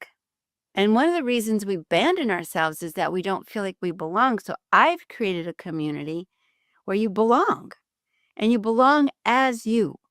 And the best part of you is trusting your vibes and listening to your guide. So you can check it out you can check it out and you can try it out. It's very, very quick to join, and it's very modest commitment, and you could try it out. Well, Sonia, I'm so grateful for the wisdom you shared and the exercises you've shared as well. This has been such a powerful session and a fun session, and I'm very lucky that I got a chance to have my own conversation with you, and I'm hoping for everybody who tuned in that you get to listen to these parts and fill in your own blanks and do these exercises, because it's extremely powerful, and the tangibility of what we shared in the session today is so great, and I'm very, very grateful. But I don't want to let you go before giving you a platform to share some closing words with everyone here. They've been on a journey for mastering spirituality. They've been listening to you, other teachers and speakers when it comes to the finding a path, mastering spirituality. Would you have any closing words for anybody who's on this journey right now? I do. I feel that the most important thing is to focus on the word trust, because when I say trust your vibes, I'm saying trust the spirit in you. And when you trust the spirit in you, then you can start looking for and connecting with the spirit in others. And you can connect with the spirit of the earth, and you can connect with the divine spirit that guides you and reconnect. And it's not a matter of information or effort. It's a matter of being quiet and of just going inward and paying it to get back to your body. Don't be homeless. Move in and connect, and know that you are a divine being and you feel it. So you don't have to believe me. Just slow down, take some breaths, acknowledge I'm fearful, but that isn't who I am either. that loud sigh just drops you right into home base. You sigh and smile, and then you're connected. And then don't fight it. Trust those vibes. That's my message. Sonia, thank you so much. One thing I will share is that I've had the opportunity to have conversations with you and everyone else throughout this summit, and what you speak about, being in alignment with myself, seeing the synchronicities, the opportunities, the peace and the harmony that I've been feeling, and the kind of opportunities from a business standpoint that seem to come effortless, has Mhm. been a result of me being a part of this summit, interviewing all these incredible people, yourself included. And so I know the good vibes will continue. And for everybody else that's tuning in, I think they're going to be having a supercharged week ahead, months ahead, as they get to listen to this material, put it into practice, and the tools you've shared were incredible. So thank you so much for the work you do, the impact you made on the planet, and we're glad that we've been able to get a few more people to discover your work and continue down that path. Thank you once again. Thank you. All my love. Ladies and gentlemen, Sonia Choquette and all of our incredible speakers for the afternoon session. Welcome back, everyone. God, that is the end of our third day, the final day of our summit. And for all of you who are watching live, I'd love for you to take a moment in the comments. Let me know, how do you feel? Throughout the process of me getting a chance to interview each and every one of these speakers, there's been such a wonderful shift happening in my life, positive shifts, things that have been moving me towards my purpose. And even with Sonia, which actually was one of the more recent conversations, I was surprised that she put me on the hot seat. And I hope for all of you, it was a great way to have a vehicle to help you reflect on where does your ego mind and where does your spirit mind come in, and guide you in different ways, the fears that exist. And so this exercise, particularly the one we just did with Sonia, this is something I encourage for all of you to listen to again, do for yourself. For those of you who have the all access VIP membership, this is going to be an exercise that you'll continue to pursue and complete as you continue on the journey. I want to take a moment to just acknowledge some of the people that are here live. So please take a moment to leave a comment. I want to see a few of you. I have here George here coming with their spirit animal, not a dog, but a cat. And so beautiful and joyful way to wrap up the summit. A lot to bring home and to allow to remaster our innate spirituality. Well, that is exactly why we've put this together. So we're very, very excited that you guys got the breakthroughs you were looking for. Alan, Sonia is always fun, full of life, her love, smile, wisdom. Thank you for bringing her on. Yes, Sonia always brings in a lightness and a joy, and it's an absolute pleasure that we got a chance to bring her. This was incredible. We have Kirsten said, past 3 days have been inspirational, reflective, informative. Thank you for all this, Kirsten.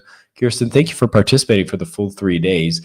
You will be noticing a shift because you've participated for these 3 days. It's like an Energizer battery recharge here going on.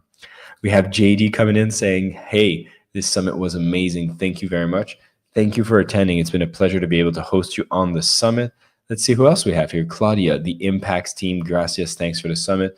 That is something I'll also take a moment to appreciate. Although I am the face that gets a chance to interview with the speakers and liaison with you live, there's an entire team behind the scenes that have been watching your comments, keeping your questions asked, giving you support when you're asking for questions, putting this whole experience together. So I want to give a big shout out to the Summits team. We have Anna, Hannah, Priyanka, who have been tuning in the background, making sure to send some love, keep you guys well guided, and giving you access to the resources that you asked for.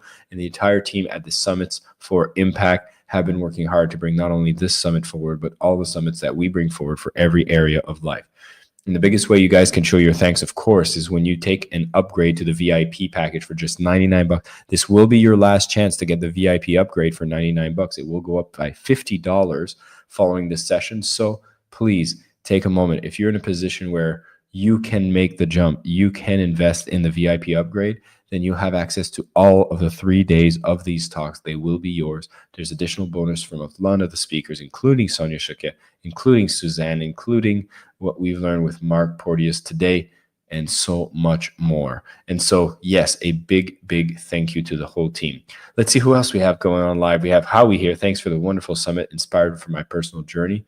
We're glad that you're going and choosing that path. We have Patricia here, hoping to see a replay of some of this as I missed it. Well, you have 24 hours, so you can go back and listen to it now, but that'll be the 24-hour access. But if you want to have a copy of the Soma breath experience, being able to replay anything on any time on your time. Well, that's why we created the VIP upgrade for all of you. Cat Blessings, I remember you from day one. Thank you for the wonderful 3 days full of great information, tips, techniques, and wisdom. I want to repeat a few of these comments in a moment, but first, I'm going to take a second here to just remind everyone, if you've been enjoying this, I have mentioned the VIP upgrade. I'm going to mention it again because it is such a powerful way for you to continue on the learning journey. This is our big offer that we make for people who are tuning in live for $99. You get to have over 25 of our speakers' talks available to you, not only in a video format, but you also get on-the-go format, so you can listen to it as an audio format. We give you the full transcripts of the summit session, so you can highlight the most important part. You can keep the material on hand, and all the nuggets of wisdom that you want to capture, you can have them highlighted and ready for you. We're actually putting together a 30-day spirit journal. So if you want to have a guided 30 days where you're implementing the knowledge that we've learned on this summit and you want to have it in your back pocket, a journal's been put together so you can be guided along that journey. And I've mentioned the exclusive speaker bonus. I've listed them before, but there's even more bonuses that are part of the VIP upgrade. But giving you a little highlight of what's there: a Connect with Spirit program, mini workshop. We have the 90 days free access to a joint venture directory. Sonia Choquette's 21-day The Answer is Simple series, putting into practice how to find that joy and trust your vibes. We have the 30-minute meditation with Martin Aylward, Deborah Poneman's Seeds for Your Soul, Ken Honda's guided audios to upgrade in abundance, wealth, and success. This alone will be something that'll be worth over the VIP upgrade, because you'll be making some radical shifts in how you attract finances and abundance into your life.